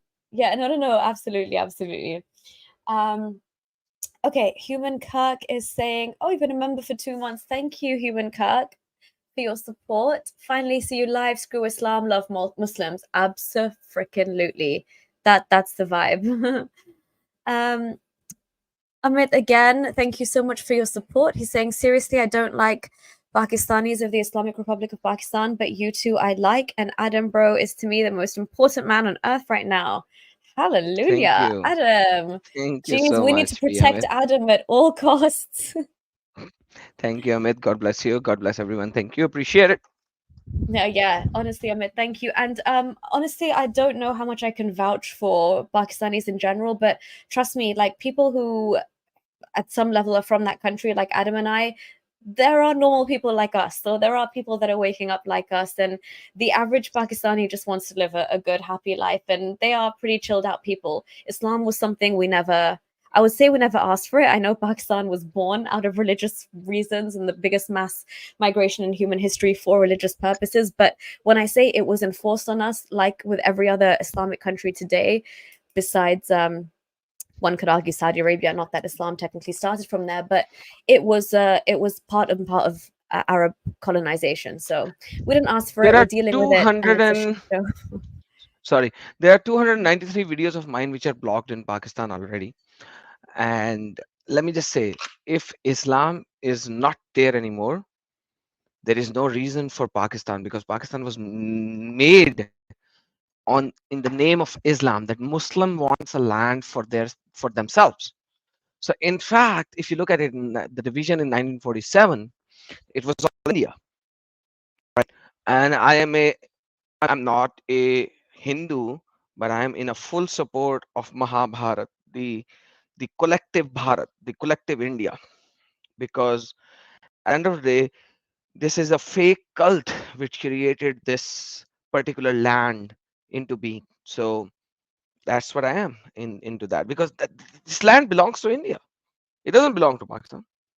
Whether you believe it, whether you accept Indians or not, it doesn't matter. But if you look at it from the historical point of view, Islam is something which came in here as a fighter religion, as a fighters, and when this Foreign foreign imposed fighters. ideology. Yeah. Exactly. And as a Pakistani, I fully believe that this land should go back to India, whether they want to take it or not, it doesn't matter. But it should go back to India. Once it is part of India, at least I can come back and see my whole country again. Oh yeah, I know. Absolutely. I might even consider a trip if all is well, but sadly probably not in our lifetimes ever. But again, but if you ever wanted a prime example of why to never ever ever carve a country out in the name of Islam, Pakistan is that. So there we go.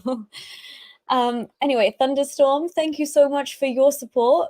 I think this was when Adam was talking about his story. I noticed that you sent it, and you were saying operant and classical conditioning. Yeah, touche, absolutely.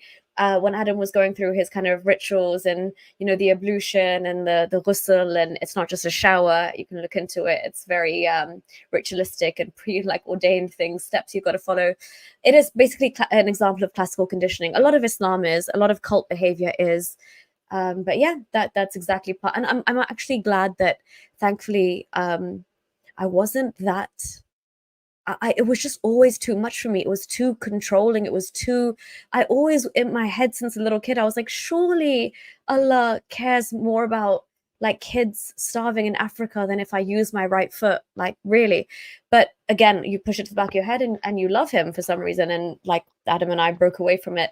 Once you do, you realize how crazy all of this is. Like there's an angel waiting outside. Both the angels are waiting outside the bathroom for me, the one that's on your right and left shoulder, and you can't speak in the bathroom because they'll get angry. Like weird things. The devil does some really bad things with your bowel. Let me you read some super chat. I'll tell you. Hold on. Okay, You read the sure. video. Human rights supporter. Oh yeah. Sorry, I'll answer this question at the end. Human rights supporter, if that's okay, just to not veer off. Um, okay.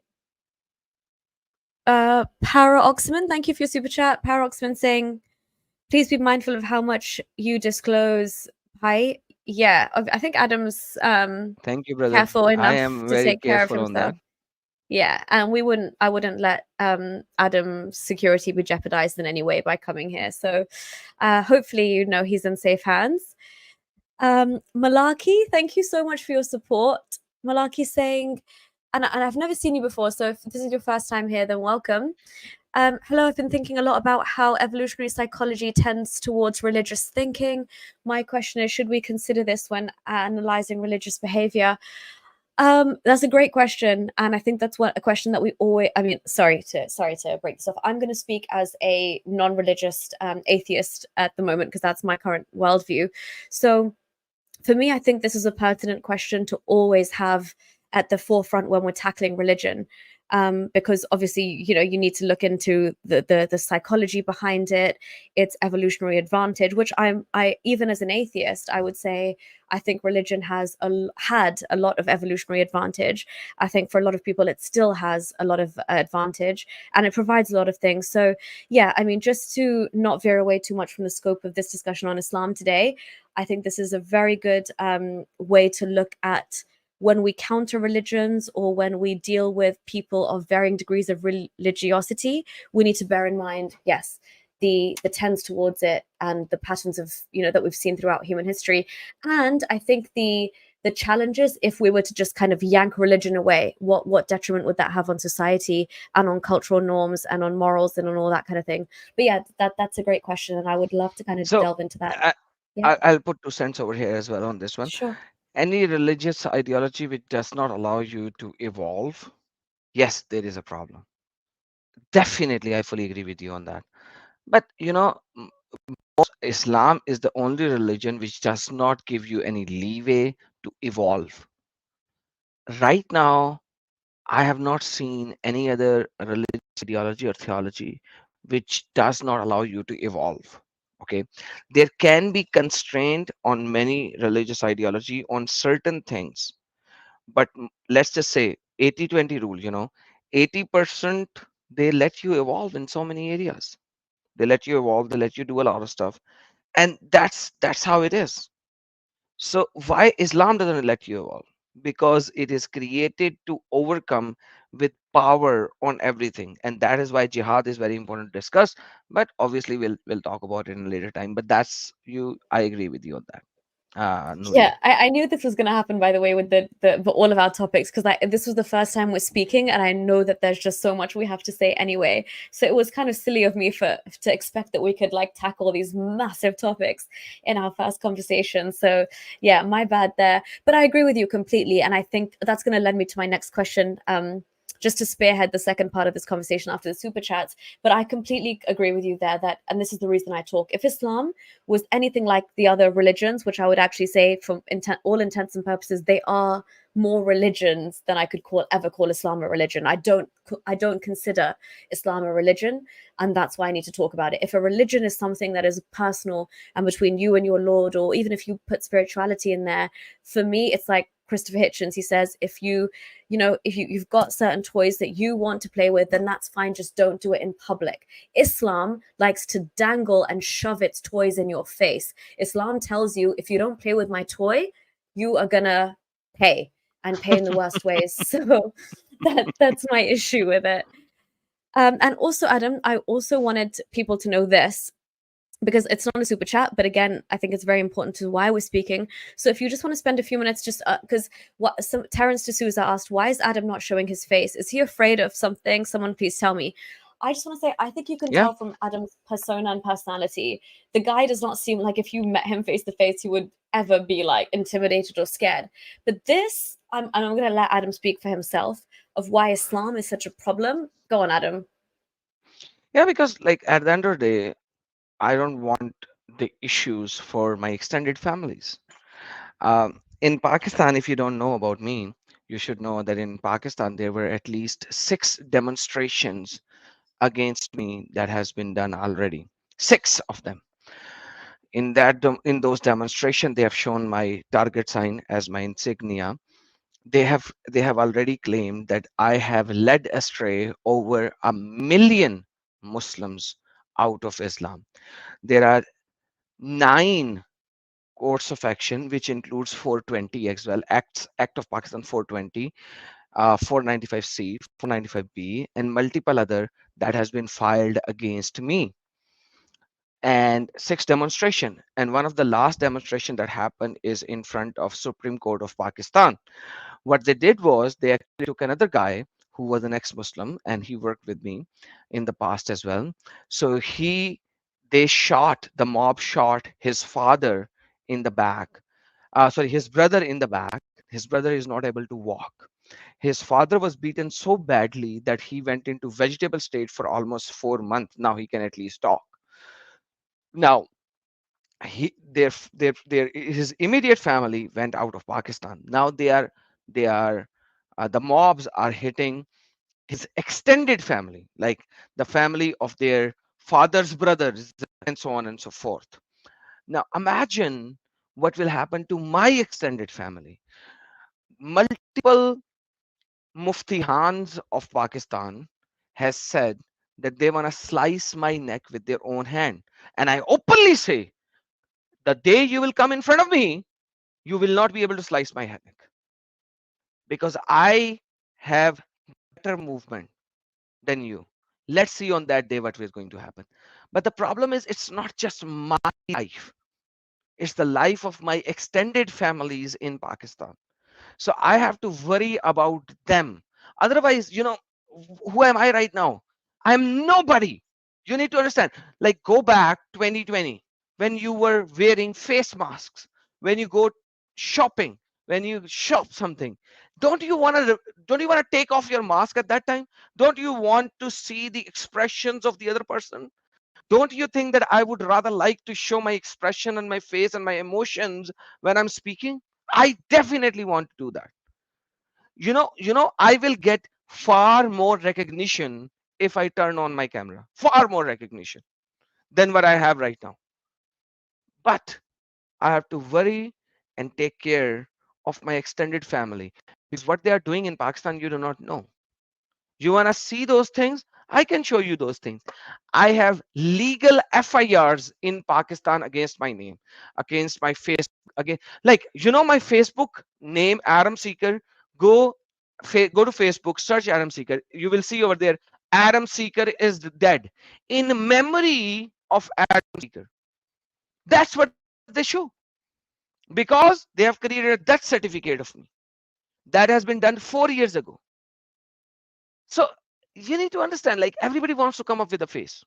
I want to come up with a face. I'm not scared. If I'll die, I will at least take 4 or 5 with me before I die. I will rather be judged by 10 or 12 or whatever than be carried by 4. Okay? But at the end of the day, I have to take care of my extended family, my loved ones as well. So for a certain time, I have to be like this. Maybe in the next few years, I can show my face just like Nuria can. But that's the reality. I'm not scared. I don't care. I like you if you are an English speaking person, you have never seen my Urdu channel, you don't know how many threats I get every day, and from the Yeah, and muftis. I can vouch for that because I do check out Adam's Urdu stuff, and genuinely, like, people come on and they're just asking for his whereabouts. They're trying to dox him left, right, and center. They're playing tricks on him for him to divulge personal information. It is twisted. Sorry, Adam, did you want to continue? Or? No, I'm good. I'm good. Yeah, so that's gonna also, we're gonna just discuss this more, because see, this is the dangers of Islam. I don't see people of any other religion saying things like this. We're gonna slice your throats. We're gonna slice the throats of your family members, and this is why so many people. And again, this is why I choose to put my face out there, because somebody asked me earlier, and I will address your question. You know, my situation is quite different, and I am so lucky, and I'm so privileged, and I because Adam can't put his face out there, I have to put my face out there to make it so normal, so that one day Adam can put his face out there and he can walk the streets of wherever he lives in the world, and people know him, know what he says, and they, even if they feel nothing but pure contempt and hatred and disdain for him inside, they will just have to walk by and they can't do anything. This is how we have to normalize being ex-Muslim, criticizing Islam as an ideology, and being able to say that and showing your face and say it with chest. So yeah, thank you for that, Adam, for like shedding light on your situation, because yeah, I know for a fact you would want to turn your camera on in a heartbeat, and the reasons that you don't are very real and very severe, and I see that, I hear that. And again, that's why I really salute everybody that does work in the Urdu and Hindi side of things, because the Muslims that you have to come face to face with, I'm sorry to say, and that's why I wanted to have Adam here on my English channel, because it's a different beast you're dealing with entirely. You know, if you look here at the live chat, it's very, very much like, you know, it's a whole different level. And I'm not sure if that's just because, you know, this is a Western channel and I'm here, and let's say people are a bit more on the back foot, blasphemy laws don't apply, even though the Labour Party are trying to implement them. It's just a different ballgame. But even if you've got roots back in a Muslim country, they make your life hell. So some of my family's in the Middle East, and I had to take decisions, and I'll never talk about them publicly, but this is the length that we have to go to. This is the reason that Adam is still hidden. Okay, without taking up too much time, Share it. where was I'm I? showing something. I'm Oh showing yeah. something. Okay. Now these are legal FIRs in Pakistan. You see, So an 187 FIR, 6. for somebody that doesn't know, is a first instant report, which is how you lodge basically a complaint with the police.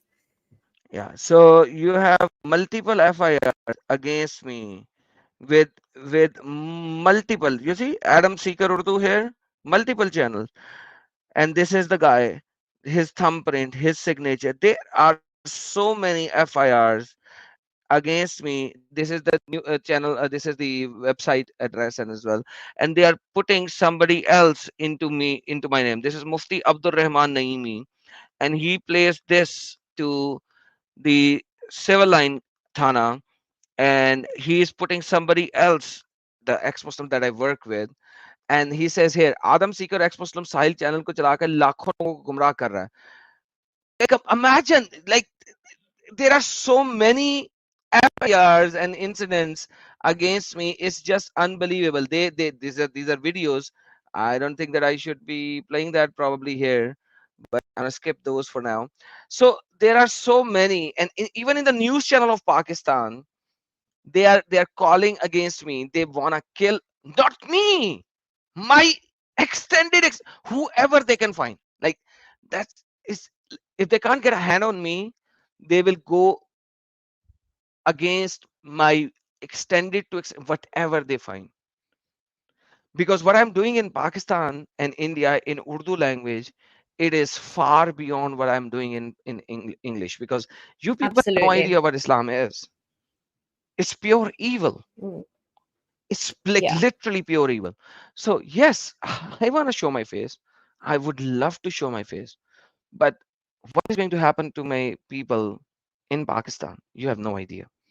You have no idea. You guys don't even know what they did to the the ex-Muslim from Sawat. They burned him alive and roasted him on fire, just like you roast a pig or a lamb or a goat on a wood. Go to my Twitter account, go to my X account, and you will see 3 days ago, last Friday, they actually took a guy in Sawat. He supposedly he did blasphemy, leaving Islam and did blasphemy. They roasted him just like you see it in the old videos by putting X on the right, X on the left, put a stick in the middle, and they roasted him alive. Like this is the reality of it. You guys are living in the West. You have no idea what they are doing in Pakistan. London is finally starting to realize what this cult is. And thanks to Tommy on that. And I would love Tommy. I thank Tommy for this. Appreciate Tommy for at least raising the voice. yeah, absolutely. He's been raising his voice for a long time in about the dangers of Islam and what it's been doing to the UK. And again, this is why people are coming at me quite hard for why did you do an interview with Tommy and why do you side with Tommy straight away? But again, I'm moving away from this herd mentality, and I haven't found anything he's done to be racist. And I have to keep always defending why I'm speaking to Tommy Robinson. But I'm just going to say it here for the last time that I think he has more spine than any of our past or current leaders when it comes to Islam, when it comes to the fact that he says what every single person was afraid to say, bar like Suella Breverman and a couple of others who had the guts to say, you know what, the grooming gangs, it's not just actually an Asian problem because we're Asian. Don't lump us in with this. This is a categorically Pakistani or British Pakistani problem.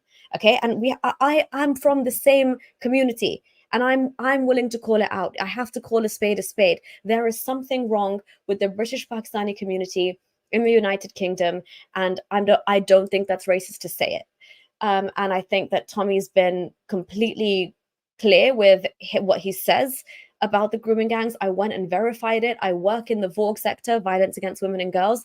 I've seen the extent of this cover up, and everything that was done, including by politicians, to say, oh, let's not talk about this because it's Islamophobic. We're just going to come across as racist and Islamophobic. So let's let these white, vulnerable, usually working class English girls suffer for the sake of diversity and cohesion and social cohesion, which is ridiculous. But anyway, I digress. That's a different point. I'm just going to catch up with the rest of the super Can chats. I say a racist Oh yeah, comment here? yeah. A racist Oof. comment. It depends. Okay, Adam, be careful, but say it. White people are idiots. They don't know what they are doing. They are destroying their lineages. They are destroying their ancestry. Like seriously speaking, I know that they have done some bad things in the past. Their ancestors has done some bad things in the past. Yes, they have, but it doesn't mean to fix to do wrong to fix the past. You have to do the right to fix the past. Call evil evil, call good good. You don't have to call evil good to fix what your ancestors did. Don't be stupid. Learn, understand. We are from the same location as well. When we left this cult, we want to raise awareness in you. If you think that's racist, Again, you are stupid. Thank you so very much. And I'm sorry, but I had to say that. No, you're welcome, and that wasn't that bad. And it's because I've heard you in your Urdu streams that I'm just like, oh, are you gonna say the exact same thing in English because it doesn't land well? But that was very that was very tame. I could deal with that. Um, Zahra Bazak, Ekshia Truth Seeker. Ooh, Ekshia, I love that. Thank you so much for the super chat. And given your currency, please be careful. And I hope you're watching through VPN and other means. But thank you so much for your super chat. Um, Suraj Singh, thank you so much for your support. All glory to Adam, brother, hope of humanity. Amen. Yes, he is indeed. Thank you, Suraj. And Suraj has become a YouTube member. Oh, it means you like what you're hearing. Thank you, Suraj. And again, thank you for all of Adam's viewers who have come across to listen to Thank your, you, I everyone. guess, Thank you. Yes, they are. Suraj Singh your, is also a very old subscriber and a financial supporter as well. Appreciate it. oh, amazing. Shokeen Kafir. Oh, that's a good Oh name. my God, you Uh, are here too? Adam, your whole tribe is here today. I love it. Hey, man, that is good. Awesome. Thank you, Shagin Kafir. Appreciate it, man. See, for all of those people who say like atheists and Christians can't be friends, look, we are defying that as we speak. So, because people give AP a lot of stick for like hanging out with David Wood, but honestly, like Islam is a bigger goal to tackle at times. So you just got to focus on. You can come like it's not like what it says in the Quran that don't take them as allies.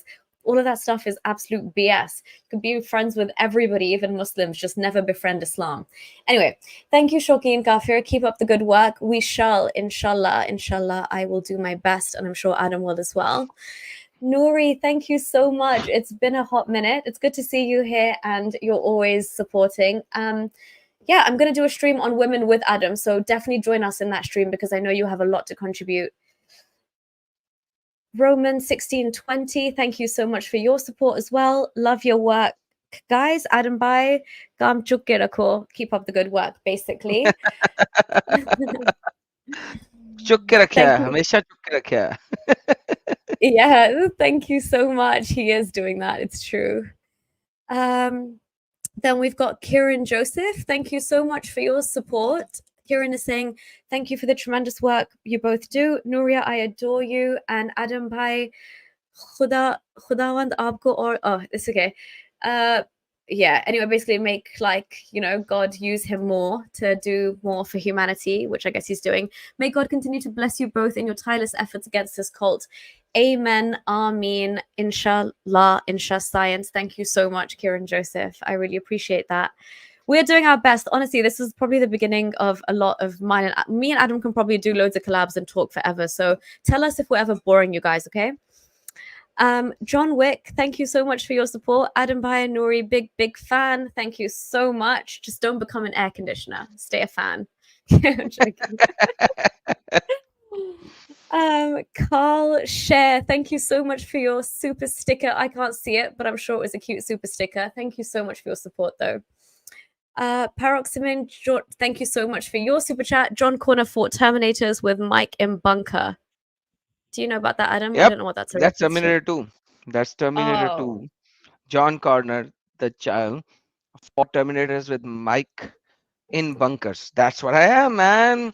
Have you not heard my song जब oh yeah. कलम को मैंने हथियार बनाया, that's what it Which, by the way, is like a thingy, a play on this. The pen is mightier than the sword, and Islam was spread by the sword. So basically, Adam has a song on YouTube, which is a lyric that says, in a way, it's alluding to that the pen is mightier than the sword. So basically, he's kicking when you Islam's took the sword ass. to cut my head. The lyrics are, when you took the sword to cut my head, I took up the pen and made pen my sword. So because like pen is sharper than sword, that's what I'm doing.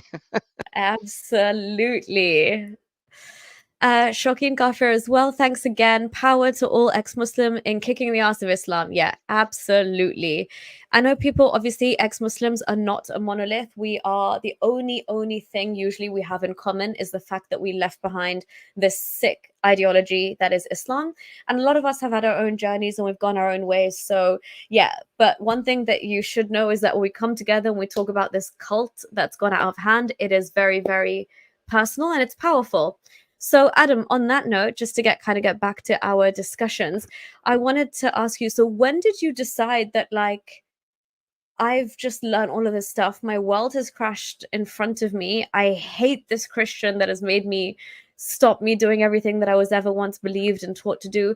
What made you think, let me go on YouTube and actually call out this nonsense? Why? So first thing was to work with my family. Okay. And so I had to prepare a lot of stuff for them. And I'm talking about those days. God has gifted me something which is called memory. And like I'm always a good student. I've always been an A grader. Like you would see me, uh, I won't say a lot on that because then things will go. But I was always a A grader. Okay. 4.0 4.0 CGPA was not a huge deal for me. Um, so I wanted to create something for my immediate family to for them to learn, to understand, to see first-handedly. So I prepared 120 pages presentation on a PowerPoint for my family to work with them. And I knew how they think. And obviously my family is very religious, madrasa going family. That they had the knowledge. So I had to create a presentation in such a way which could answer their immediate questions and their immediate belief system. So once I did that and brought them out of hell, which took me almost a year, and I was like, why should I remain to my family only? Why not give them, why not give the world more than that? Adam, stop 1 second, because this I'll is stop you. incredible. Fine. I did Stop not you. know this. It's because this is my dream, okay? Because I've got siblings and I've got parents who are very like educated and curious and liberal, and that honestly that they're as cool as like we are. I don't know why they hold on to it. And I can see like because I'm just existing in the same household as them and I say something here or there, or they know right now I'm doing a podcast with you and my mom asked me, what are you talking about? And I was like, oh, it's a bit intense today. She's like, what? I'm like, jihad. She was like, oh, okay. Like, but like it goes into their head that I'm here, I'm tweeting, I'm cussing out their most beloved. So I know you're saying this in a very quick way because I asked you a question about why you came online, but this is huge. So how did you approach them? Like, do you have to be really careful and it's like a slow kind of, make Yeah, them, a yeah, year. please explain this. A year Give is us slow some for me. insight. A year is really slow for me. Okay. No, that's So beautiful, Adam. A year to free your entire family, to me, that's a win-win, yeah, honestly. so it took a year long battle, where you have to be very consistent, and you don't want to push them to an extent where they will say, I don't want to speak with you. Like there were times when some people of my family XYZ will not speak to me for a month or two, and I will be very persistent. I would give them food. I'll prepare food for them. I'll invite them. Like I will do things to somehow to get them back on the table, and on the table I will not speak anything. But then they will definitely they will bring something up. And in a Muslim's life who is living in a very devout kind of a family, they would definitely say a sentence or two which has to do something with Muhammad. And that is the moment. And if you know your stuff, if you know the hadith, if you know the Quran, if you know the Sirah, you will definitely be able to counter that. And I would put up something. And they're like, oh, we are not going to talk about this. We are not going to. I was like, no, I'm not talking about it. You brought it up. You brought it up. I'm saying, don't say this because this is what it is. So there were times when you have to back off. The time when you, so you have to do it very, very slow, very, very slow. And you have to back off. To win a war, certain times you have to lose battles, right? Absolutely. Touche. Yeah. So you Lose have to some lose battles to certain win the battles. bigger war. Absolutely. Yes. Exactly. So you have to make them believe that they won, right? And even though that goes against every atom inside me, and every atom inside me is shouting, hey, you stupid, give them this answer, hey, Yeah. tell them. And You I was have like, to no, swallow your pride, tongue in cheek, bite your words, and be like, "Mhm, what do you, you think about this? Maybe, but or not. Keep quiet." exactly. So you have to, like, and then there's a moment of bam, when they will be like, okay, we are going to present you with this scholar, and he is going to come, and let's come and sit.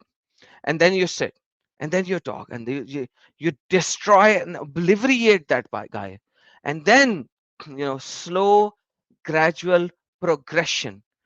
And then that is why I created, I I've been banned in 3 mosques.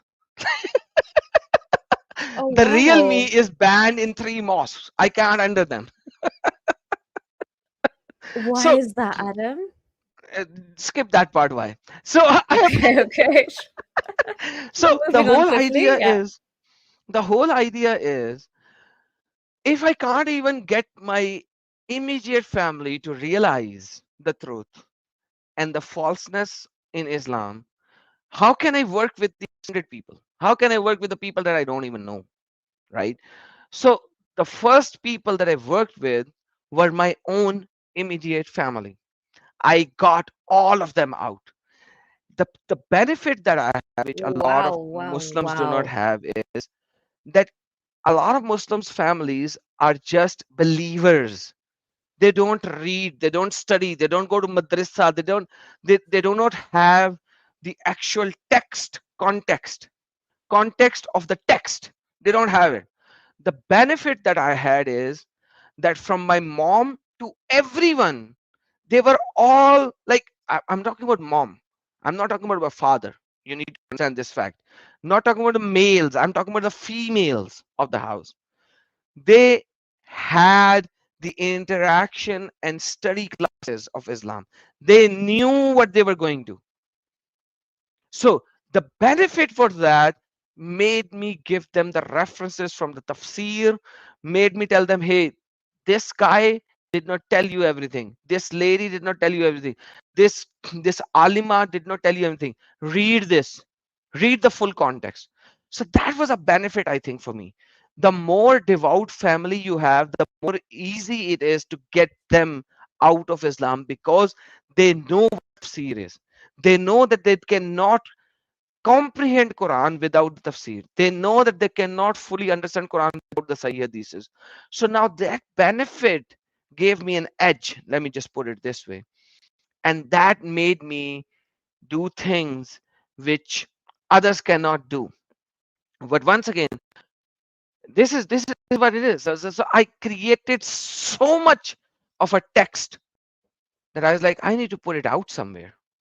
I Wait, so had to put it Adam, out hold on, somewhere. sorry, I'm going to stop you again because this is incredible. Like, even in the comments, somebody was like, wow, because for me, you're glossing over it like it's just, part and parcel of your journey. But this is huge because, this is knowledge to me that actually you make a good point. It could potentially, like in your case, it worked, it could be easier to get your family out of Islam if they are devout Muslims because they are already aware of the text. You don't have to try and prove to them that the tafsir exists and it has meaning, or that that this hadith has meaning, or a daif hadith still has some kind of meaning according to Al Azhar University of being acceptable.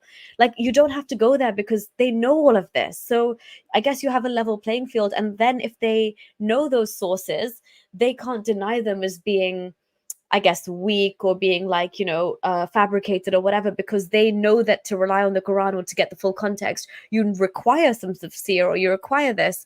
And so they're on a level playing field. So how can they deny what they see then? Is that kind of what's happening here? Because for more liberal parents, like for my family, they're so liberal that I mean, this happened after 9/11, but my parents went towards Sufi Islam to kind of move away from the Wahhabi Islam. Yeah, I know. And I followed Adam. Like we went from living in Saudi, so we saw Wahhabi Islam around us. Then 9/11 happened, and then even Sunni Islam was getting too much for my parents, and they started looking into Sufi Islam. And I was so happy because I always thought Islam was too much. And I read some stupid Sufi book that said, oh, basically in Sufism, love is God and God is love. So I remember I was saying this in my other video. I was so And the excited Quran when I doesn't say that, by the way, FYI. never, Quran doesn't dude, say that God never, is love. no, never, never. The Quran, if anything, says like the most merciful, most gracious, but then he'll also F you up, like in the next, There are um, 11 verses in the Quran which says Allah does not love. Allah does not yeah, love. Allah does not love. Allah does not love. Allah does not. There are only 4 verses where Quran says Allah loves the mu'mineens. Allah loves yeah, the doers of the good. And what is good? Allah, like this is crazy. This is yeah. crazy. Unbelievable. Yeah, I saw somebody said like they did a chart of how many times the word love and versus like hate and kill comes up in the Quran, and there's like literally the balance is so off, which makes sense because somebody like me who was always more like I would say if I wasn't so staunchly atheistic in my beliefs right now, I would be a lot more on the spiritual side and I would be exploring that God is love stuff because my natural tendency was always that way. Islam's God was always so like totalitarian, like some fascist crazy like abusive psychopathic guy. Anyway, I was going to say, so that's really interesting that maybe the religiosity is a catalyst into leaving the religion quicker. That's super interesting. And second of all, kudos to you and massive hats off that even Prophet Muhammad says, Adam, charity begins at home. And you began your charity at Absolutely. home by getting your parents and your family out of Islam first. But as a woman, also, that's a huge deal for me because I'm not sure and I don't want to speculate, but let's just assume if you have sisters or if you have cousins that are girls or if you even have like nieces in the future or currently whatever, basically the more people in your close circle that you're getting out of Islam, especially the women, Adam, these women are not going to now raise their children the way that you were raised or I was raised, right? So let's say hopefully they wouldn't even be tempted to marry a Muslim man that's that strict. So you're essentially That's the saving problem. generations here. Do you see what I mean? No, but like that's a bigger problem for me. Now, Mm, that is actually a bigger problem. So my extended family in Pakistan, I cannot work with them to an extent. So I did started working with them, and then I realized that this is stupidity. Like they can go to a certain extent, but as a female in Pakistan, married to a Muslim male, I'm going to destroy her family. I'm going to destroy her. I'm going to destroy everything. She'll be killed probably, and nobody will know. And everyone will know. Oh, a gas explosion happened, and she was burned. Like I had to personally restrain myself to go to certain extent with that extended family because like I don't have the power. I'm out of that hell if the time comes to. So that restrained me to that particular extent. Like you know what a female is in Pakistan. You as a female know what a female is in Pakistan. Nobody will know that it wasn't a accident. It will be an accident, and nobody will know. So that's the problem, and that is why my limit ends. Like I don't want to hear in my life that because of me an XYZ person has died. You know what I mean? Like when I do oh yeah, certain for work, sure. I say that revolution requires blood. A any revolution in the world, it requires blood. It requires blood. Okay, I know that. But I am trying my best that this revolution somehow does not link that bloodshed to me because I don't know if I will be able to live my life with that that feeling that it's because of me. You know what I mean? It's Absolutely, just Adam. Unlike it's Muhammad. oh man, forget Muhammad. Is like I don't can't please don't even compare me with. Yeah, no, I mean, this is the like, you guys are at opposite ends of the spectrum. Do you see, like, you are sitting on something which is so detrimental to humanity, but you're so careful to safeguard the truth just in case, like, a droplet of blood is spilt, whereas the thing that you're keeping quiet about has spilt that much blood that is still every single woman that is being killed in the name of hijab, every single woman that's being honor killed, every man that is being burned for blasphemy, every single man that's being circumcised, every woman that's going through FGM, it's all in the name of Islam. So yeah, it's crazy to me that you have to, you like again, a country like Pakistan, you have to be so sensitive about the repercussions of, again, this is what I'm saying, this is not a religion by any standards. If by telling somebody what you believe to be the truth could land up in these consequences for that, especially like a woman in Pakistan, I'm sorry, it is probably one of the hardest positions to maintain, is to be an ex-Muslim free thinking woman in Pakistan. Everything is rigged against you, everything. From the second you wake up till the second you go to sleep, it's against you. I don't know how anybody would do that. So yeah, I can see, Adam, this is I mean, hats off for you to even try and reach out to family there, and fix things like that. But ironically, if you can't reach like those women relatives from your close family, the work that you're doing to wake up the general masses of, let's say, India, Pakistan, Bangladesh, Afghanistan, whoever speaks Urdu, Hindi, whatever, Punjabi, they like, what you're doing is like having repercussions like tenfold, 100-fold. You know what I mean? Thank you so very much. Yes, I'm trying my best to do what I can with my hands tied behind my back, quite frankly. And my hands are tied behind my back because of the fact that the power that I don't have, which can safeguard these people. Even Mm. the humanist organizations, they will only pick up certain groups who has some, these humanist organizations. And let me be very frank over here with you. These humanist organizations, they don't pick up any case. They pick up the case which has some media influence. Okay. So because obviously they have to show that we, as a non-profit, so-called quotes and quotes, I can't show my face hands right now, but like quotes and quotes, uh, they have to show that they are doing I something. did it for you. They're Thank doing you so very something. much. Okay. Appreciate it. Quotes and quotes, like, like the whole idea is that there are 90% ex-Muslims in Pakistan who are being persecuted, but they are not on screen, they are not on the social media, they are not on the media. Hence, their life doesn't matter for these humanist organizations, because how can they prove X, Y, and Z things? And I'm not going to mention the things because obviously I have these different talks with them as well. So the problem is this: like Pakistan, getting thing getting people out of Pakistan is almost impossible. It's almost impossible. And you are talking to me that a person living in a smaller city, let's just put it this way, female, having a few kids, how can you get them out? I have I have 70 years old females leaving Islam. I have 35 years old female leaving Islam. Problem is, and they tell them, they beg me, they're like, do something. And I was like, my hands are tied behind my back. What can I do? I can't do this. And that is where the problem is. Give me an organization and I will give you 1 million ex-Muslim every year. Can you stand up with me? They can't. They don't. They don't have the resources. They don't have the money. They don't have the power. They can't. That's the reality of it.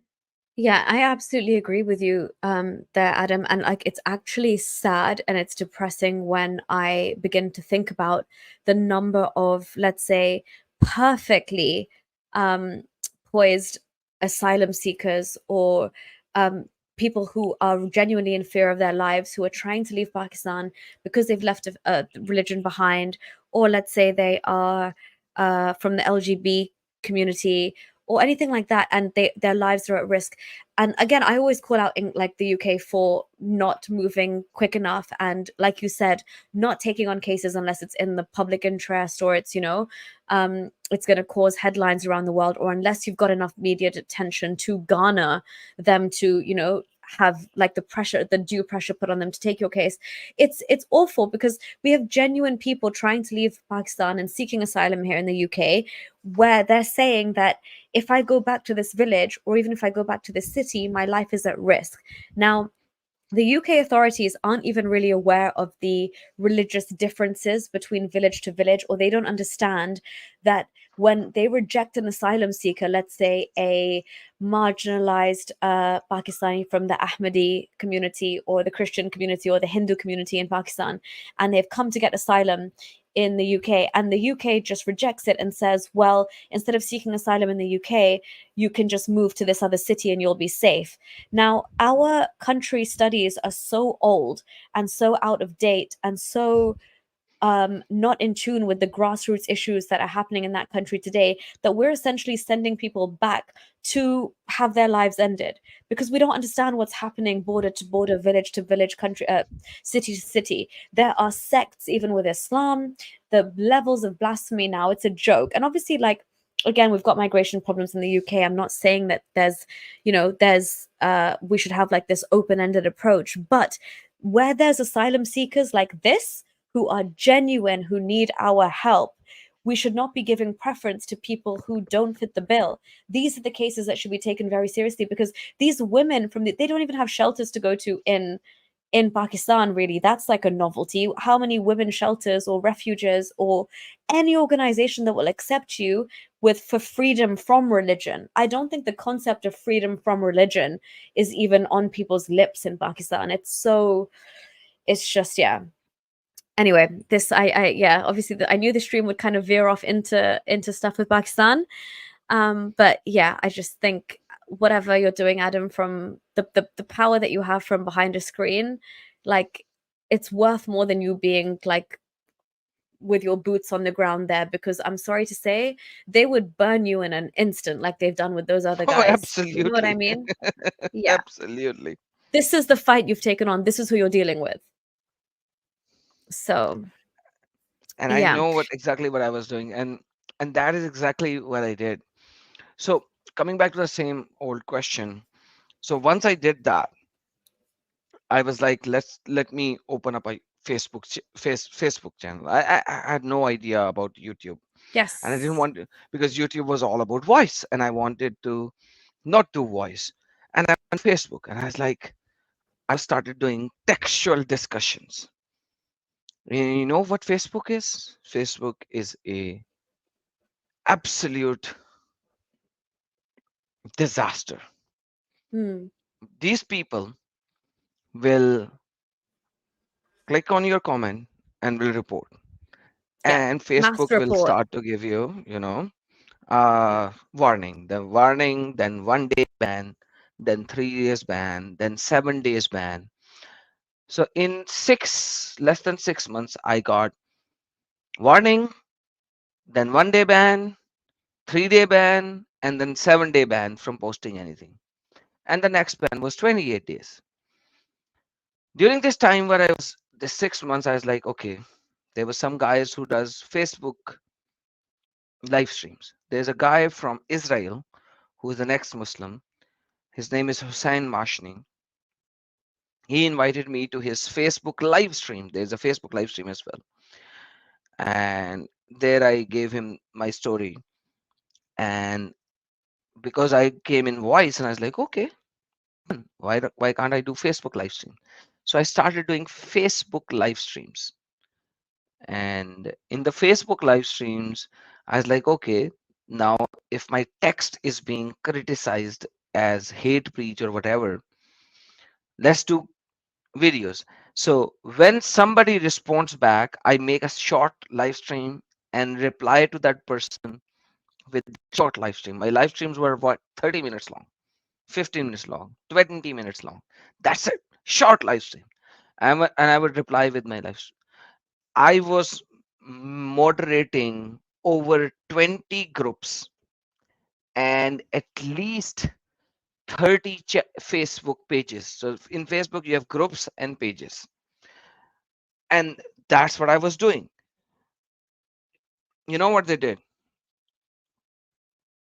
These guys from Muslim groups, they created a death certificate of mine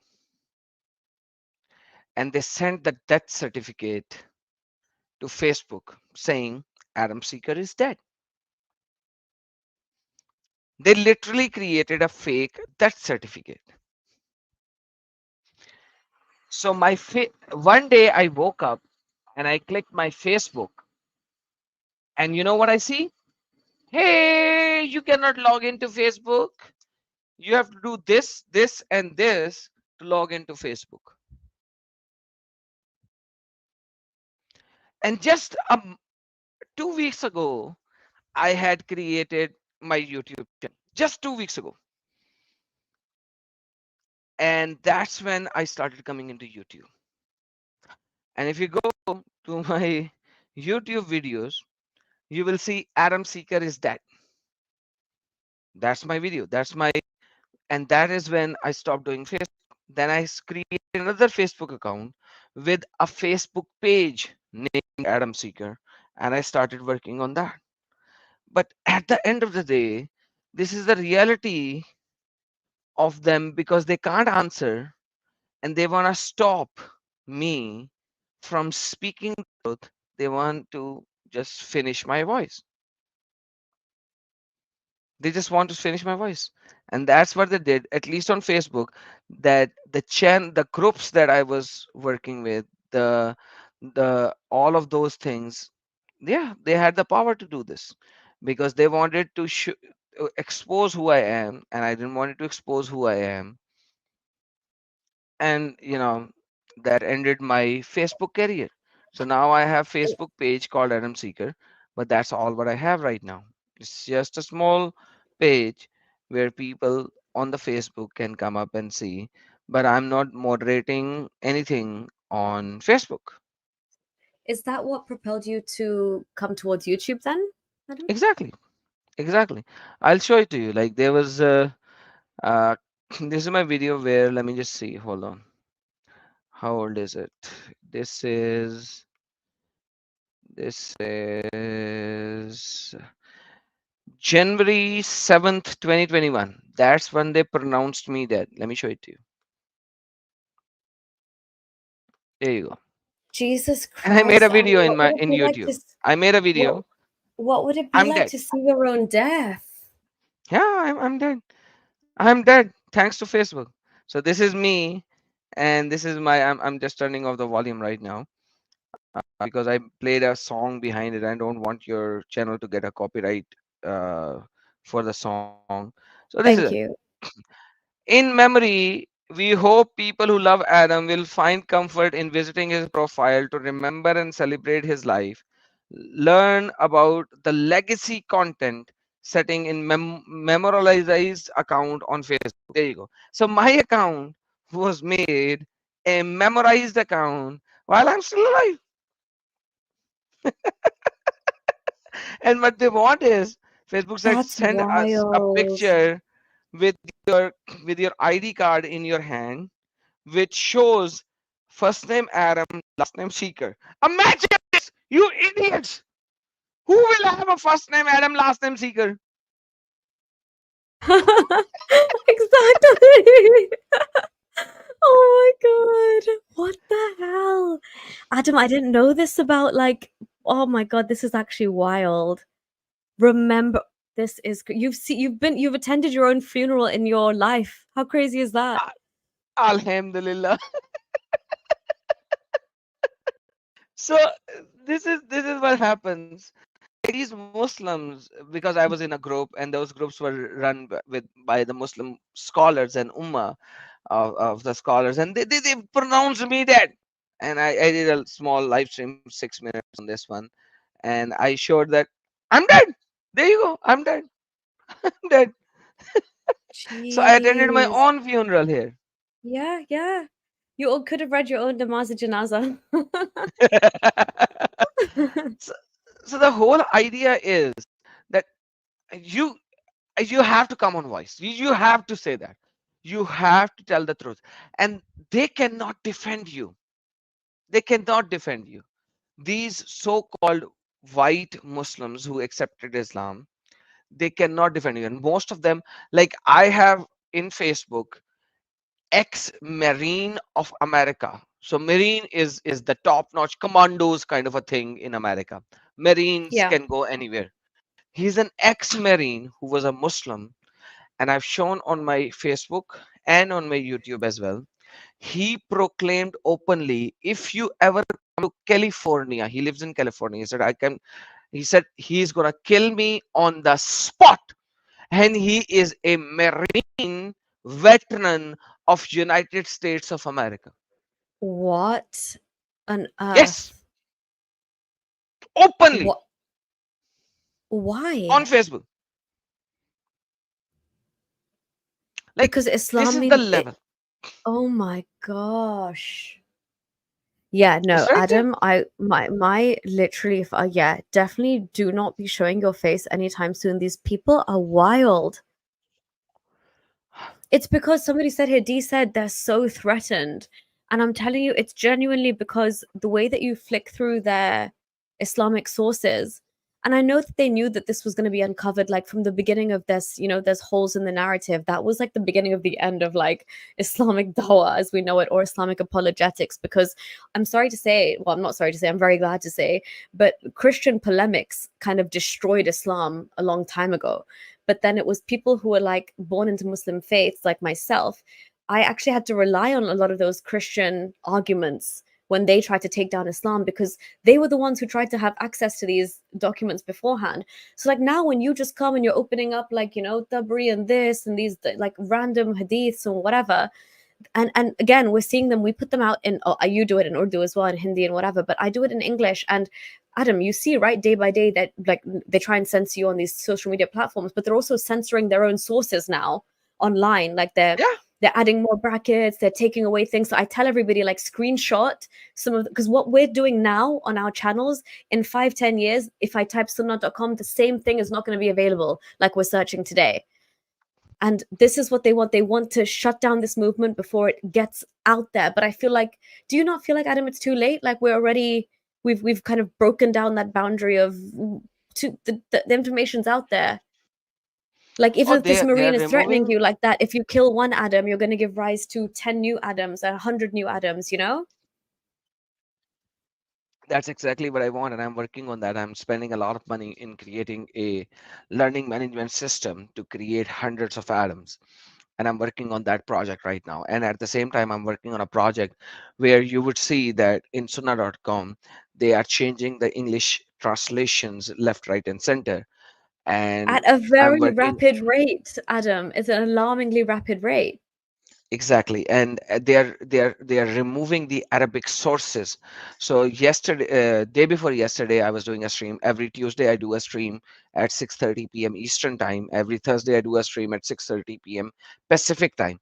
So I did a stream day before yesterday, 6:30 p.m. Eastern time, and there was a source in Arabic in alim.org, and I was showing the source live, and the source had no Arabic in it. And I was like, what happened? So I had to go to altafsir.com live while I was showing it. They just Yeah. removed the Arabic source. So I had to go to another website to show them the Arabic source. This was so disgusting, and they just removed the Arabic. So one thing is called translation, changing the translation. One thing is removing the even the Arabic source. They're removing the Arabic source from the web. And that is why you have to have the PDF books as well. Another time, a month ago, I was doing a stream when Muhammad went on the Burak. He went to Masjid al-Aqsa, tied his donkey slash mule slash horse with wings on in the same location where so-called prophets used to tie their donkeys, and then went into Masjid al-Aqsa and offered 2 rakah prayer before he ascended to heaven. And that source is no more there in Urdu tafsir of Stop. Ibn Stop Kathir. it. Are you So I, serious? while yes, yes, yes, while I was live, I had to like, okay, this Urdu tafsir doesn't have it anymore. Wait, I showed them, the people live, my old video where I had shown that. I said, look, it was here. Check this old video. Then I went in and I showed them the PDF that it is there in the PDF. They are removing their sources from the web. Oh my They, gosh. Yeah, yeah, yeah, yeah, yeah. I just didn't real like I knew it was quick, but Adam, this is bad. This is bad. Then we like the pushback needs to be a lot harder. We need to be making like, hard drives of this stuff. We need to be downloading it like crazy. Like you said, we need to be making AI memorize this because they are good. This is the best thing to discredit anything we're trying to say about it. Once you get rid of that Arabic, we can't even access it. don't worry, I have a lot of website completely ciphered, making an AI engine on top of that. I'm working with some developers. I'm financing them to do these things. The whole idea is that by the before the end of this year, I will have a website where you can search. So when you ask ChatGPT does not give you an answer. For example, if ask No. It ChatGPT, lied what to was the me. It age of lied to me about Aisha? the Quran. Yes. Yeah, ask what was the age of Aisha when Muhammad? Some say she was 9, but some say she was 8. Who some say she was 18? Yeah. ChatGPT, you stupid idiot. So I'm making another. I have done 20 website ciphering. We are indexing them. Then we are writing we are doing a lot of work in the background.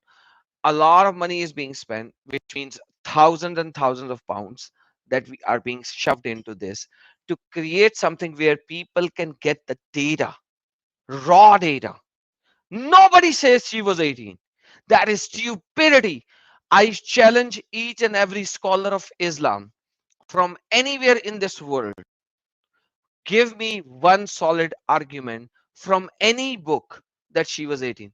By the way, remember this very important point, and I'm not going to give you the book. The same book that you are going to use as the reference without the chain of narrations, I am going to use the same book with chain of narrations that she was 9. That's the beauty of it. Exactly. Touche. No, no, it's as simple, Adam. It's as simple as that. This argument is so stupid. She was 16, she was 18. There's this work's been done, there's deduction, puberty started early back then. No, no, no. Your same exact, actually closer scripture can be used to debunk that right there. So, what do you say about? And honestly, I'm sorry, but like we come from a Sunni background. I know we weren't taught that necessarily. I was never told about Aisha's age. Were you, Adam, ever told? Yeah, As a young kid, were you told that Muhammad yeah, married her yeah, at yeah, Really? You knew that? yeah. I knew that. Oh, That I never, did not never, know that never that. changed. That never changed my belief system because Oh, there's wow. another thing that you need to understand that at a childhood level you are being told something. So, for Yes, yeah, example, yeah. let me tell you something. Pork, eating pork. A Western uh, Christian, atheist, secular person, whatever, will never have an issue in eating pork. Muslims eat animals. Why when they leave Islam even? Why can't they eat pork for years? Exactly. And Adam, I'm testament to that. I've left Islam about 6.5 years ago now, and I still can't like fully order like a pork dish or eat it. Like I eat So whenever bacon, you and but I me will can't. eat, we will have short ribs together because the first thing that I had after leaving Islam was pork, and I was like, anything that Allah said is not allowed, I'm gonna do it. I'm gonna eat pork. I'm gonna drink wine. I'm gonna drink alcohol. I'm gonna do every stupid thing that Allah has. Because, like, and I was puking when I was eating pork. I was like, ow, Oh, ow. oh my It, God. like, I have to eat it But you're because so wanting to go against Allah that you're willing to gag and like ingest this pork just to go against Islam. I love it. exactly. I eat everything. I eat any other animal, but I cannot eat pork. Why? Because Allah said so, and it was embedded in my brain, and I wanted to finish it. I wanted to finish this embezzlement in my. It's just you have to do it. Like a next Muslim is not an ex-Muslim until he can eat pork for me. Like for No, so me, for Adam, me. I completely agree. And listen, like when I was a kid growing up in England, I would always see like this pepperami sausage, yeah, and I would always want it because I love eat. Oh, sorry to the vegans and vegetarians. I like I'm a big meat eater. Okay, yeah, it's just the way I've been brought up. I'm sorry. I will try. I'm working on it. But anyway, so I would always see this pepperami, and I would look at it, and the adverts on TV were so good, and I knew it was fully haram, like it was full on pork. So the first thing when I left Islam was to sneak to the corner shop and buy that. And I was literally in the alleyway, like I was doing some drugs or something, when I was eating this like sausage. And I remember eating it, and I was so happy that I was finally able to like taste what the hell, what was all the hype in these ads? Why did all the white kids at school made it look so good, and I could never try it? And honestly speaking, it wasn't that great. So I was like, oh, I don't think I was missing that much. But then people told me about bacon, and I was like, oh, I 100% agree. Like turkey bacon and all this stuff I used to eat in Dubai, like halal turkey bacon is what we get there. It's nothing, not a patch That's not even a on the bacon. exactly. It's not even bacon. But I'm sure, Adam, like literally in the Dubai supermarkets, yeah, me and my brother, we would like joke because we'd go to the supermarket and it would say pork section, non-Muslims only. And me and my brother were young, and we would like dare each other, like, I dare you to cross the line. And like I'd put a foot across and then he'd push me in, or like I would push him in. And we're like, oh my God, you've done something so big. You went to the pork section for non-Muslims, like, like stupid things like that. But for me, in terms of like all of the rules that Islam sets, and it's so governing in your life, even being such a kind of meat lover myself, because all of those other things were still allowed, and Islam has really no prescriptions on even seafood. Like even the Jewish faith and stuff has more prescriptions with shellfish. It's like Muhammad didn't care. He's like, everything in the sea is halal, everything under the ocean. So, or that's what I was No, but told like anyway. imagine this. But How is it halal? I have You no don't you idea, don't but do there's no zipia. ruling You on don't do it, zipia. You right? don't do anything. So he But just took it there, and yeah, that's because it. he didn't care. He didn't know. He didn't bother to think about it. He's just like, oh yeah, anything under the sea, fine, it's halal. Because the Jewish people were already like have the no hooves thing or the split hooves thing. So Islam was kind of like Muhammad's like, what do I do? But the sea was not on his mind clearly, which was weird. But Adam, like, would you not say in terms of Islam, like with all the rules we had, because we could still eat like meat, chicken, goat, whatever, and there's other like weird rulings and other stuff, And right? But donkeys. Muhammad ate donkeys as well. and Please don't miss the camels, donkeys. yeah, yeah, yeah. So Donkeys like are it very didn't. important. Did he really eat? Okay, wow. I don't know how many donkeys he ate in Really? his You don't time. know about Yeah, donkeys? Oh no, my those poor God. donkeys. But like I knew that he barely had like there were times where they really didn't have much to eat. Like there's times where his wives were saying, we barely had like some bread or whatever. So there were times when Muhammad was not going to bed on a full stomach, like well fed. That's why no wonder, like in my opinion, like when you get offered meat by like that Jewish woman or something, you would take it, even if it's gonna potentially poison you and kill you. Like festival when you have some time to celebrate and there's actually meat in the equation, it makes sense. um but yeah, so I guess for me, like pork is just I'm working my way through it, but in terms of all the rules that Islam instilled, pork was not that big of a thing. But you're right, I try now and I order it on purpose to like to rewire my brain, because the only reason that I feel sick while I'm eating it is because everything I've been told as a child, that like pigs eat their own shit and they're so dirty, and I know all of this stuff is like, pigs can be the cleanliest if they're farmed in the right way or if they're left free range and all of this stuff. But yeah, it just shows you Islam's conditioning. Yep. um I did Check this want to out. just You yeah, you go on. love you love this before we move forward, because Sure. donkeys, I love donkeys. Okay, Muhammad loved donkeys. So check this out. You like it?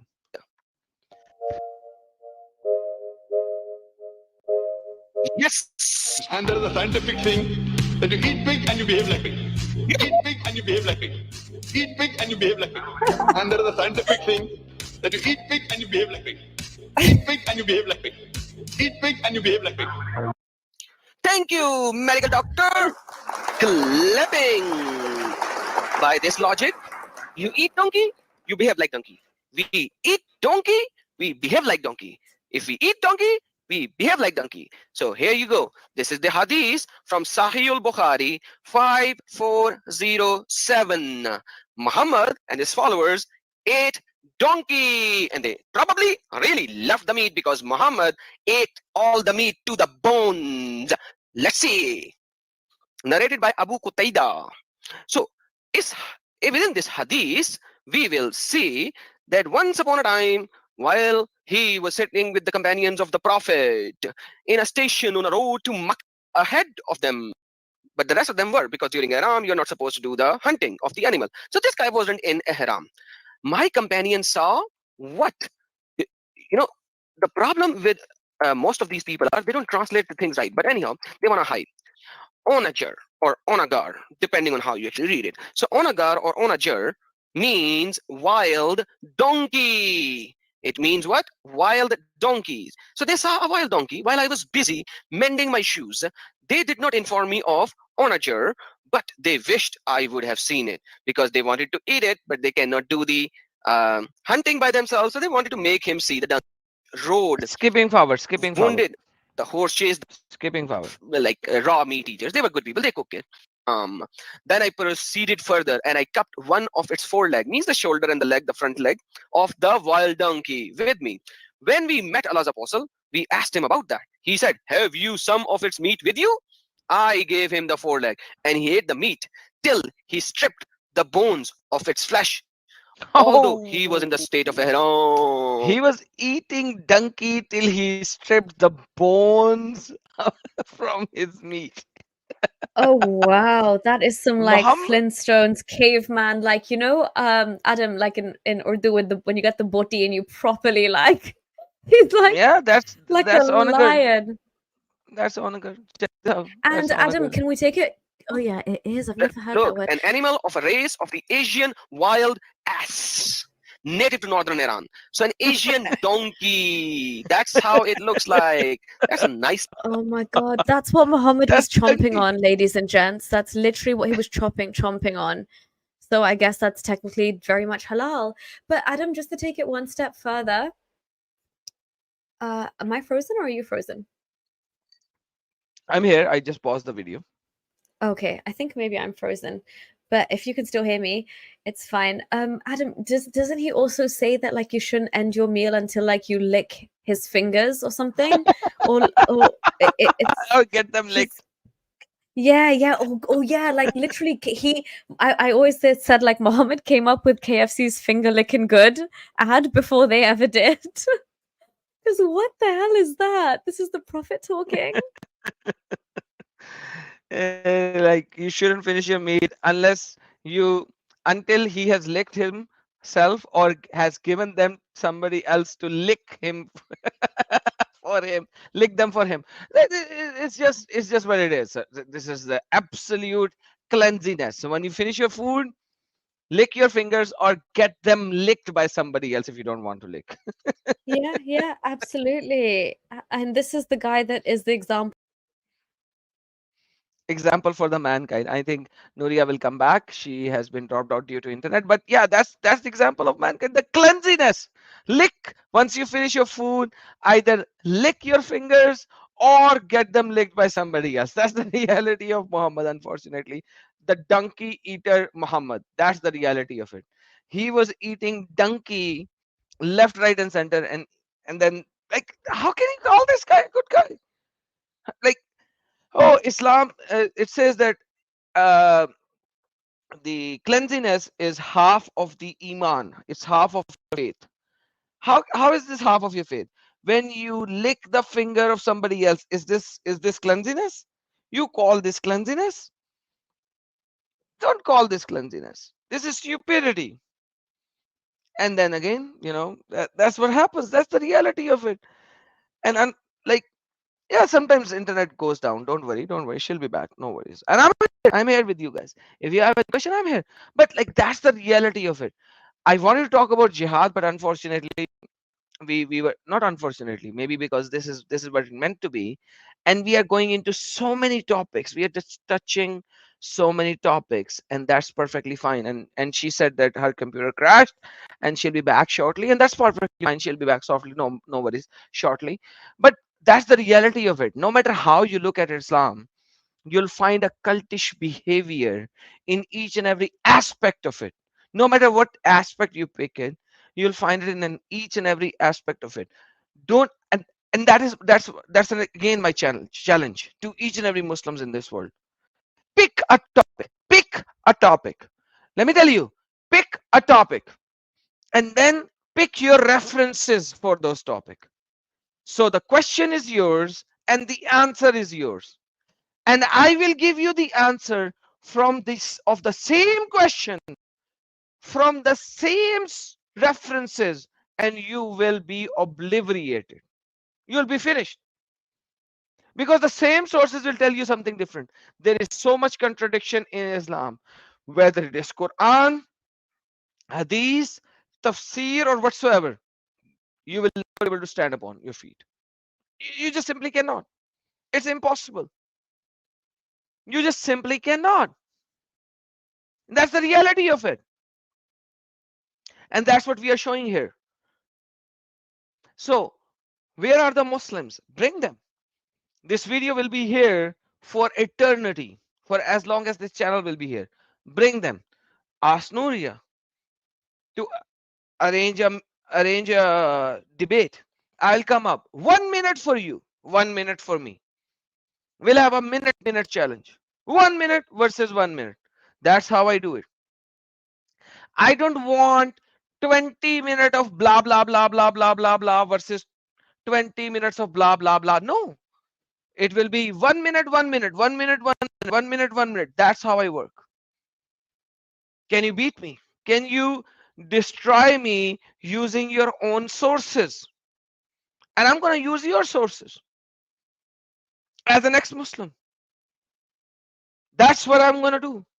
I am going to use your tafsir, your Quran, your Sirah, your everything that is written by you. And when Zakir Naik is saying, you eat pig, you behave like pig. So my simple question is, you eat donkey, will you behave like donkey? Absolutely. Welcome back, Nuria. Mic is yours. Thank you so much, Adam, and thank you for covering for that. I don't know, my computer just overheated, and I'm telling you, everything is overheating today. But yeah, thank you so much, guys, for bearing with me. So yeah, we were talking about just how finger licking good Islam. There we go. The hadith is right there. Listen, anything Adam and I are saying, and especially like I this whole channel was created for being intellectually honest. I won't say anything. Yes, sometimes I talk in hyperbole when I exaggerate a claim or something Muhammad did, but genuinely everything that I discuss can be factually referenced by their own sources. Like the same thing that Adam's talking about. Anything we're saying, you can reference yourself and do it before it gets too late, because they're changing their websites very, very quickly. So I also wanted to, so I don't know, I wanted to just, I'm sorry to the audience, because we're kind of just, in Daniel Hakikashu's words, gish galloping between topics. But I just want to gish gallop here because I need to make a video with Adam, or a little short about this, because as a Muslim girl becoming a Muslim woman, I was always taught that, I guess it is like the hadith that people attribute to saying how beautiful Islam was, where there was this woman that would constantly throw rubbish at Prophet Muhammad. And one day he stopped throwing rubbish at him. He was so concerned for her well-being that he went to check on her. And that's how amazing the character of the Prophet was. That embellished with other stories, like in the whole of Quraysh, he was known to be the wisest, the best adjudicator, the best judge, the fairest. So people would turn to him for, mediation and how to settle disputes, fed all of these lies. But one of the biggest lies as a girl and as a woman, you're told, and why I think it's very, very dark, and it feeds into this need for Islam to keep their women entrapped and to keep them essentially as baby making machines to produce and reproduce for the ummah, essentially to just be a walking uterus for Islam, basically. The caveat that you're told in Islam, because if you look at Islam and Islamic Jannat or heaven from a woman's perspective, and I would even ask this question since I was like, very young, that what is in it for women? Because you're always told about 72 virgins, even if there's 72 bloody raisins, I don't care. But there's 72 something for men. If it's the virgins, it's extremely dark. And we're talking about like a celestial brothel, right? Ordained by Allah. But what is in there for women? Like they try and again appease us by saying, oh, you have these like young, like this slave boy, like not slave boys, they don't say that. They say you've got these young boys who look like pearls who will be serving you. Like, hold on, I don't want young boys looking like pearls serving me, mate. Number one. Number two, what kind of heaven is this? This is concocted by a mind that hasn't taken into account how human minds work. Not everybody desires this weird, sadistic, twisted afterlife. But one of the main things that keep you entrapped with is saying, first of all, if you get married, and I'm not sure how Islamic this is, Adam, so I'd like your opinion on it, but in Pakistani culture, I was told that by getting married, you complete half your deen. So by getting married, you complete half your religion, number one, for a woman. Number two, if heaven is at your mother's feet. So A, you should respect your mother, because the Prophet, when asked, like, who do you love and respect? He answered, my mother. Asked again, he answered his mother. Asked again, he answered his mother. 3 times again, the number 3 comes up. But 3 times he answered mother. On the 4th time, he said his father. So apparently in Islam, when you become a mother, you are given some next level pedestal. Your feet are the portal to Jannah. But I just posed this question to Adam backstage as well, because like that's not the world anymore. We're not living in 7th century like Qurayshi Arabia. Okay, we're living in the modern day. There's many women who can't have children. Number one, so there's women who are childless by choice, and there's women who are childless by virtue of whatever they're suffering. Okay, so they can't have children. Now, though there's Muslim women who fall into that category a lot. So personally, for me, I just don't feel like I want kids right now, and I don't think I would ever meet a man that would change my mind on that. Maybe in the future it could happen, but let's say if I was to be Muslim and I didn't feel like having kids, there's nothing in Islam for me, and the closest thing that I can hold on to is Islam gives credence to my mother. But then Adam covered this really well in one of his Urdu streams. If your mother herself, just like Prophet Muhammad's mother was not Muslim technically, and he could not even intercede for her. There was an instance where Prophet Muhammad wanted to go to like her grave and try and intercede on her behalf, or somebody wanted to go to their mother's grave, and Prophet Muhammad said, no, it's impossible. They're doomed essentially to hell. So if your mother goes against Allah, then even her prime privilege in Islam is kind of stripped away. So technically, from a woman's perspective, we're not even going into this. Me and Adam will do a stream on sex slavery and 4 wives and custody of children going to men according to Sharia and all of that nonsense, halala, misyar, mutta, blah, blah, blah. But from a normal woman's perspective, a Muslim woman who doesn't have to deal with all of that, this is still pretty shit. Adam, would you not say?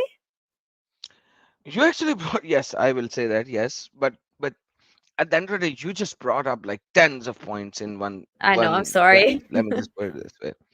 So first of all, if you read Quran chapter number 9, verse number 23, it says, "O you who have believed, do not take your fathers and your brothers and anybody as your friends, if they have preferred disbelief over belief." So imagine if your mother is a non-Muslimah, that's like F her. That's it. She's gone. She's gone out of the. She's done. She's finished. And like, what's there for you? Like, you cannot even make her friends. What's the friend for? Number one. Point number two. You said if you don't want to have babies in Islam, you can't even adopt. Muhammad married Yes. his Exactly. own adopted son's wife. Let me tell you another thing. In Islam, you can adopt a baby when she is 3 years old. Okay, Yes.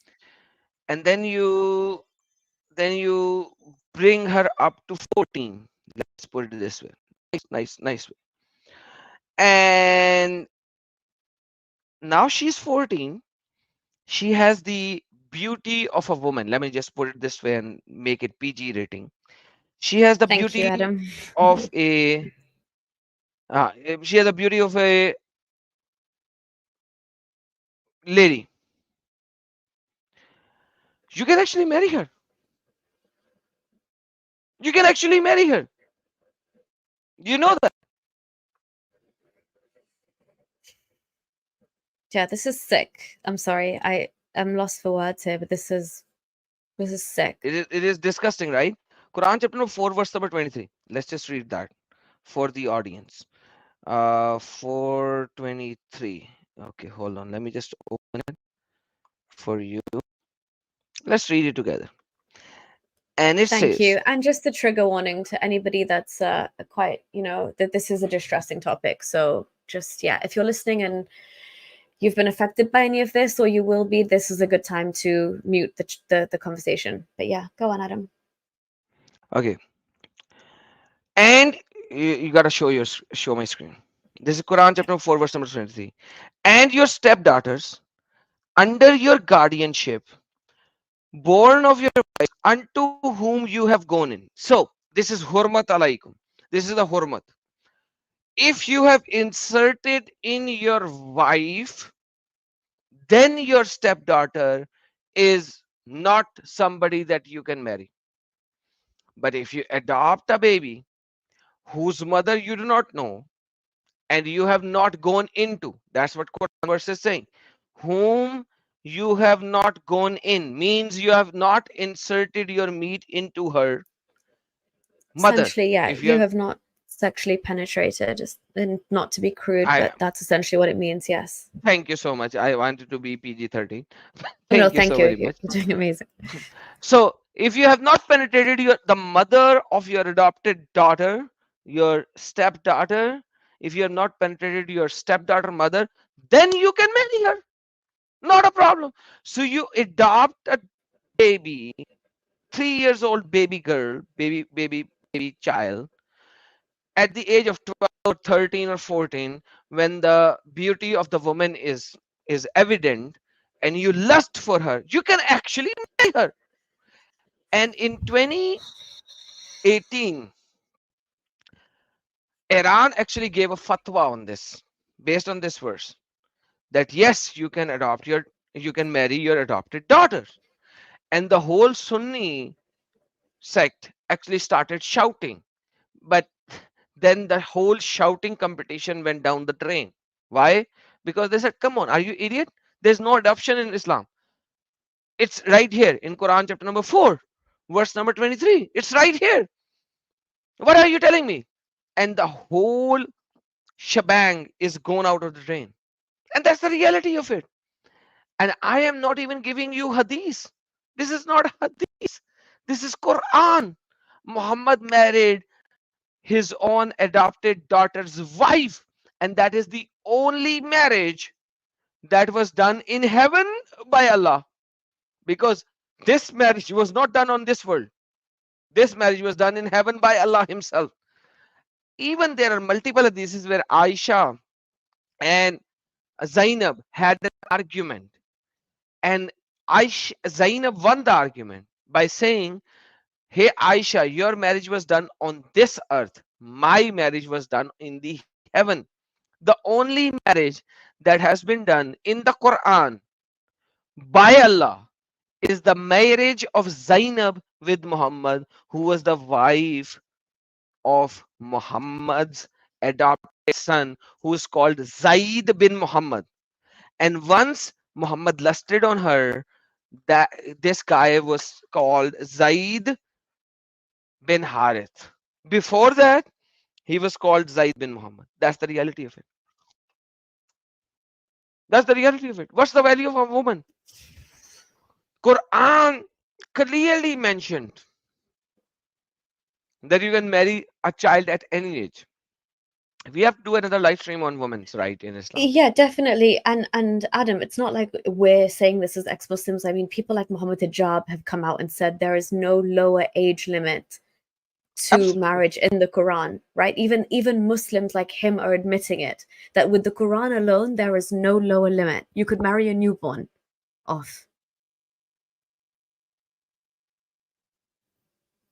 And this is where it becomes problematic. Like Adam made that point to say what he's showing you right now is not even the hadith. Like, earlier we were talking about the hadith. There are people who, like Adam himself in his own journey, disregarded the hadith at one point and said, no, this is all crap. People in my own family have done that. It's just easier to bury your head in the sand, like chuck all the hadith away, only contend with the Quran, then you've got your own set of problems. That's why I asked Adam, like, it's not very hypocritical to get rid of praying 5 times a day, because when you just focus on the Quran, Islam changes. It really does. But when the Quran itself has things like this that are so problematic, I mean, it's so vague in all of these aspects, like this verse that Adam just showed you. On top of that, like the way it says why modesty culture should be enforced on Muslim women so that they're not molested and harassed. So basically, non-Muslim women are okay for you to like harass and stuff. And like the concept of if you fear disobedience from, you know, the Surah Nisa, the exact thing that happened to me, the Sharia, sorry to say Sharia law, it's redundant, but the Sharia edict, whatever that was put on me, comes directly from the Quran about if you fear disobedience. Because as Adam was saying earlier, when we're causing corruption in the land, what does corruption or mischief mean? It could mean so much. So when they put this law on me, which says if you fear disobedience, what does disobedience mean? That surah in the Quran, it gives anything, because the man just has to fear disobedience. So I just don't understand. There are some women who have tried to rewrite the Quran into a feminist way. Again, we'll do this in our full-on stream about women. But yeah, Adam, do you see what I mean? Like it if the Quran itself is this problematic, there is only so long that you can hold on to this before you think this is absolute BS as well, right? Like, look at that. And look Absolutely, I fully agree. at the brackets. Oh my God, this is like one of the few, but so yeah, sorry, go on. Now this is the verse that you were mentioning. Now it says yudnaina alayhinna min jalabihinna. So if you check this out in Arabic, it says azwajika banatika wa nisal mu'minina yudnaina alayhinna min jalabihinna. Cover from the over your head. So it is talking about the shuttlecock burqa. The verse of the Quran is saying the Afghan burqa yudnaina. currently. Yes, yeah. Exactly, to draw alayhinna over themselves. How do you over themselves unless it is the shuttlecock burqa? Unless you're doing that. Yeah, Min true. Very good jalabihinna, point. of your outer garment. And that is the tafsir of every single scholar of Islam. So that they are not being abused. So who abused them? It is Umar. Umar and his sexual shouted rape at at Sauda. night. Yes. Exactly. Yes, he's Exactly. conducting sexual raids every single night, and he was realizing that, oh shit, these Muslim women are getting caught up. Not just Muslim women, the Prophet's wife, she's going to answer the call of nature, and she's getting caught up in my raid. I just realized who she was because she's so tall and she had a distinguishing feature about her. Otherwise, what if I abused her? What if I raped her? What if I molested her? Because that's what he was doing to all of the non-Muslim women who were not covered. This was the whole reason to bring out down hijab. So there is a clear apartheid between Muslim women and non-Muslim women. Absolutely. So abused by who? Abused by Muslimin, not by a non-Muslim. Muslims are the filthy ones. I'm sorry to say that. I'm not being racist here. I'm talking what the Quran is saying, what the tafsir is saying. Tell me that I'm wrong. Prove me that I'm wrong. Who abused the wife of Muhammad? A non-Muslim? No. Umar.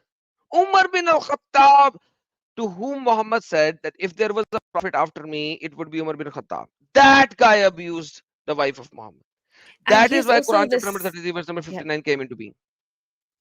Yeah, touche. And he's also the same prophet who said, if I was to order anybody to bow down to anybody but Allah, it would be wives to bow down to their husbands. And if you think about why Muhammad agreed with Umar for why the hijab should come down or whatever, be a freaking revelation to him, was because of the fact that Umar probably had seen Sauda and was in a compromised situation, and Muhammad was hella embarrassed. He was embarrassed that this happened to one of his own, somebody from his own personal family. And so now it becomes an issue, and now it's time to say, oh, this is from God. And they don't even hide this. Like, I'm sure Adam knows this. Oh, you definitely know. But I'm sure people who have watched my previous videos on my when I say that the red flags in the Quran, for me, when I was reading into the Quran to try and hold on to Islam, one of the biggest things was, why does Umar ibn Khattab's voice or words or opinion fall into it verbatim as Allah's? And so that's in my video of the 3 red flags of the Quran.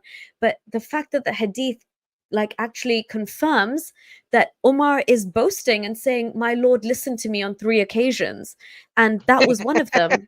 Hijab was one of them. You think, wow, Allah is really either in love with Umar or swayed by him, or And this the is all fake. And it was. Yeah, and the sorry. changing of Qibla and Ihsan. Listen, 3 my things. friend. Yeah, changing of the place Hakikachu of is a worship. stupid idiot. Hakikachu is a stupid idiot, Mr. Ehsan, and the moderators are going away. This guy is spamming. Hakikachu is a stupid idiot, and you want to come up live? Let me know if you have the guts, and let's have a talk. Let's see what Hakikachu did. And by the way, your Hakikachu, I like Hakikachu. You know why I like Hakikachu? He exposes the true Islam. Real Islam, yes. So I like him. He did not humbled Nuria. He actually exposed Islam. You stupid dumb. You need to go and watch the video so that you would know that he exposed Islam absolutely to the core. That's the reality of it. And by the way, where are the moderators? Why this guy is spamming so bad and no moderator has timed him out? Thank Oh, you. I think, yeah, no, I just did, but don't worry. Finally. Hopefully, mods, if you're there, please. I think Nuri is in the house. Yeah, Nuri and a couple of others, please just take care of the chat if you see somebody behaving like that. Thank you. Oh gosh, no, he's getting hit back with a lot of. He's getting hit back with the same energy, Adam. Oh my gosh. Okay, let's not descend into civil war in the comments. Yeah, let's keep it. Let's keep it better than Hakikachu would like it to be kept. How about that? So, by the way, let's do a follow up on this one because Yes. obviously we haven't went into jihad and it's been almost Yes. over 3 hours. For the Yeah. Western world, this is like a lifetime of a stream. I know Absolutely. how English viewers works on, but So what do you want to do, Adam? Do you want to just do you want to do like half an hour of jihad and then we wrap up? What do you say? no jihad. If I open jihad, it will not be half an hour. It will be Okay, so should we it will just be super at least chat and two free two hours. flow for the next? Yes. So let me just tell you, jihad in Islam, except for the 3 verses in the Quran. Thank you. Yeah. None of the rest of the 123 verses will tell you anything about jihad bin nafs. None. There are only 3 out of 123. No other verse will give you any distinction about the jihad bin nafs. Okay, Adam, In the I'm so sorry to yes. stop you, and I'm so sorry to our viewers, Okay, but this is please. too juicy. This is such a beautiful introduction. Let's save this for our actual topic of jihad because I want you to start with this, okay? Today we'll just finish like let's do 20-30 more minutes if that's okay with you, and we'll just kind of free flow because this is too good. The woman stuff I have to say and the jihad stuff you have to say is too good. And we need to discuss the West. We need to discuss Tommy Robinson. We need to discuss Pakistan. We need to discuss a lot. Okay. Okay. Yeah. See, they're saying even Yaron saying 3 hours stream. We didn't even notice. Thanks, guys, for being so understanding.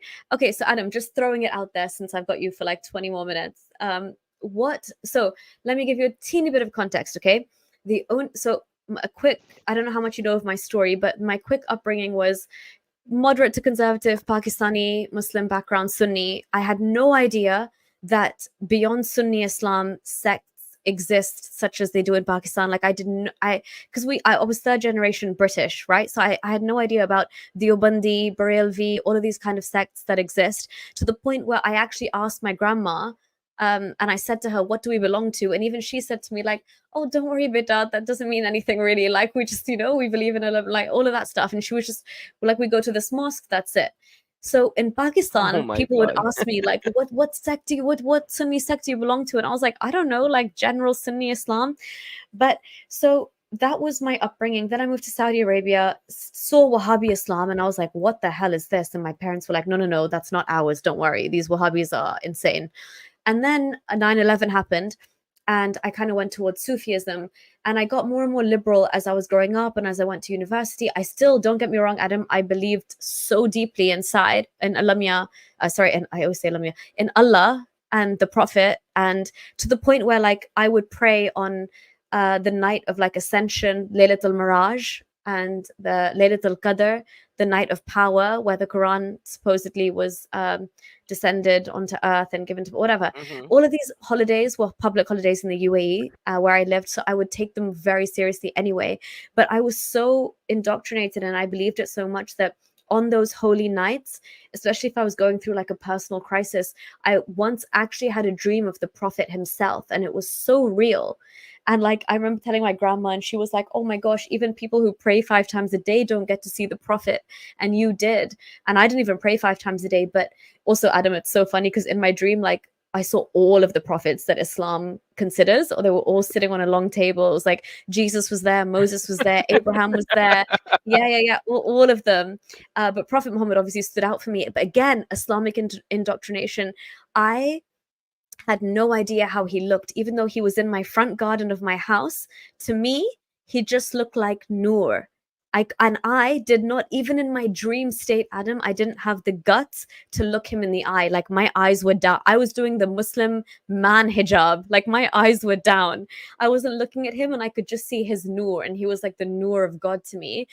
And this is how like brainwashed I was. So this is how much I believed in this stuff, just to give you context. Then I moved to Sufism and I didn't know much about it except for, dude, all of this terrorism shit goes away, blah, blah, blah.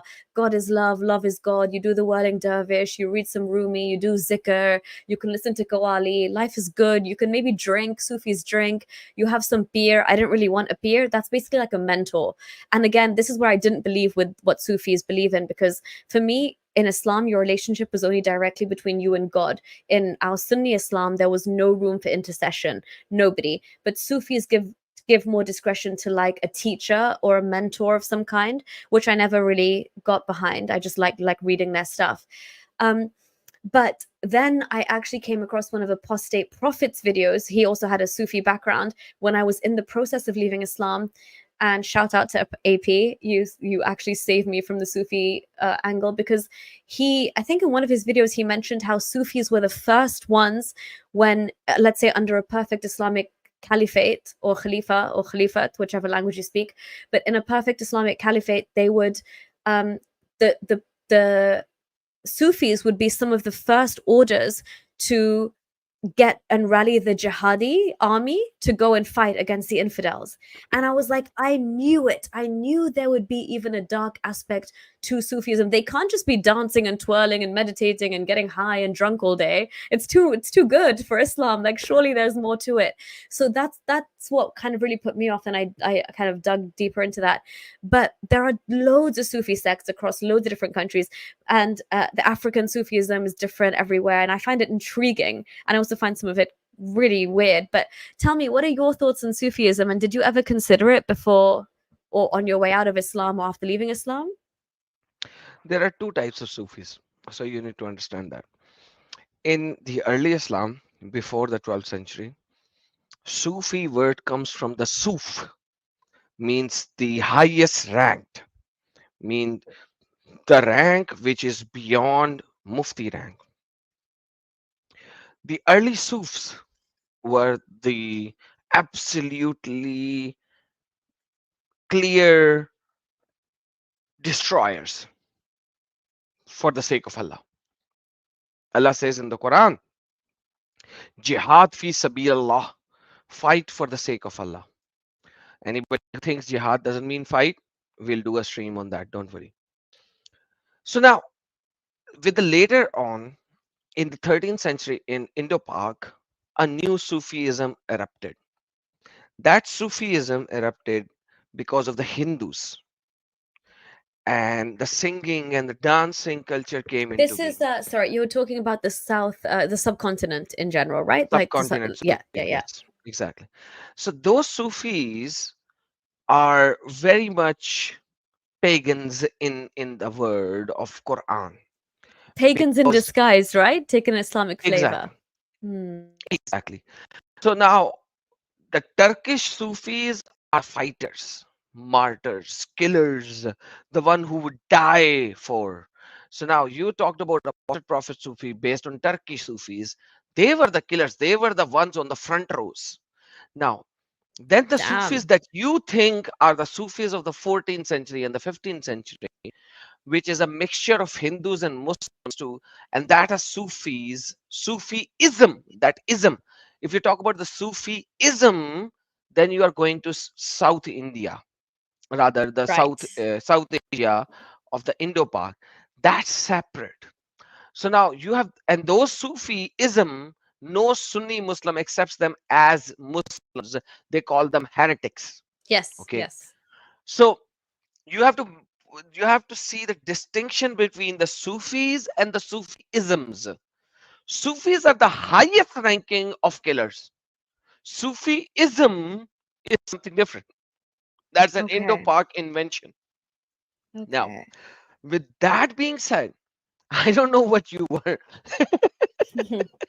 I was but honestly, Adam, even I don't know what I was. I was just happy to move away from, because Sunni Muslims were claiming to have done 9/11. So trust me when I say, like, I was walking around with a football shirt that just had N Khan at the back, but some of the bombers had the last name Khan. I was getting dirty looks walking around London, and I was like, dude, I do not want to be associated with these people.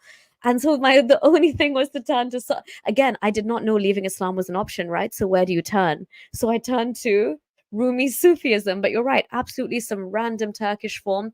And yeah, I had no idea, like you said, where the word originates from, what the ism meant, and how that just changed into something kind of little bit less intense for South Asia. But yeah, sorry, continue. You're right. yeah, the original Sufis were the killers. They were the, in Japan, there is a specific army force who would just do anything for the country. What, the samurais? Or no? Yes, that they would Oh, die for them. The one who bombarded, what's the port of America? Very famous, in the Pacific Ocean. Which one they bombarded? The Japan. After which they did the atomic bomb. So, what was that? I don't know. Harbor, yes, Pearl Harbor. Pearl Harbor. Yeah. So the Japanese army, which was coming to Pearl Harbor, they knew that they will never be able to come back to Japan whatsoever. It's not possible.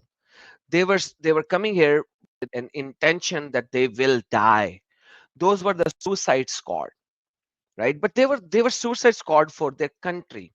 Sufis are the suicide squad of Islam in the early Islam. If you read the history for Islam, Wow. That's an insane comparison, really. Okay. that's it. That's That's the crazy, real Sufi. Adam.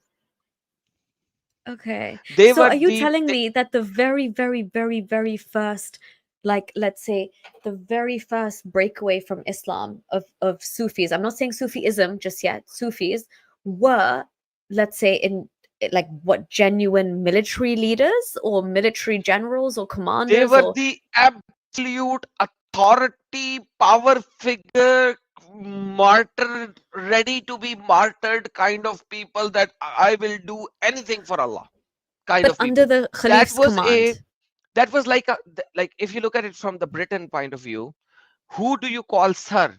That is like the sir kind of a command. Like that was a A title knight. kind of a thing. Yeah. Knight, sir XYZ, right? So are So they those, one level below the Khalifa? yes, one level below, Okay. for the Khalifa, for the Ummah, for the Mufti Hans. They were even considered above the Muftis, because they are Wow. going to uphold everything. Because Quran talks about it, that there will always be some people who will not go in war, because they are the teachers, they are the Muftis, they are teachers, they won't go in war. Sufis are above them. They will go in war, they will be on the front face, they hold Allah on the topmost. They will die for Allah, they will die for Muhammad, they will die for Islam. They are the upholders of everything. That's what Sufis are. Sufism is a separate thing. You can't mix the two. You can't mix the two. I can't hear you if you're speaking. Sorry, yes, I am. Sorry. If somebody made the argument to you that, if, let's just take the subcontinent because that's a bit more where our backgrounds are, if you if minus Islam being spread by the sword, somebody told you, oh Adam, there was also a strain of Islam that was spread through the subcontinent that was done very peacefully through music and qawwali and devotion and a more peaceful message of love. Would you buy that, or would you say no, this was the Sufis in disguise to promote Sufism with an end to still have that domineering Islam? Absolutely. I will actually buy this. Let's just buy this. Okay. Uh, Islam was spread through Sufism. Number one. Let's just put it this way. One in one country, in X country. Let's just put an X country. Let's not give a country. In X country, Islam was spread by Sufism, which was the very yadi yadi loving, lovey-dovey kind of Islam. Okay, done. But is it the real Islam? Did they actually quoted the verses in Quran? Let me give you some verses so that people will not say that. Let me give you the verses. Quran chapter number 29, verse number 69. Quran chapter number 2, verse number 218. Quran chapter number 8, verse number 72. Quran chapter number 8, verse number 74 to 75. Quran chapter number 3, verse number 142. Quran chapter number 60, verse number 1. Quran chapter number 4, verse number 95. Quran chapter number 47, verse number 31. Quran chapter number 22, verse number 77 to 78. Quran chapter 49, verse number 15. Quran chapter number 66, verse number 9.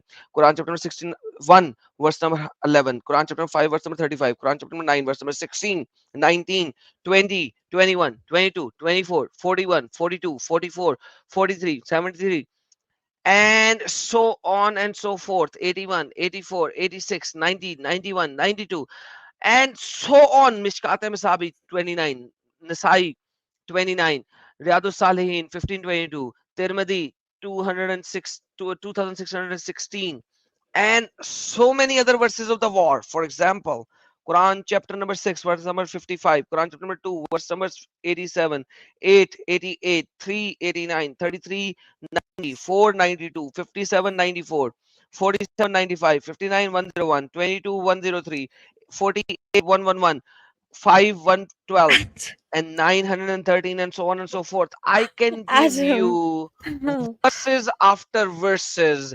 123 verses in Quran with context.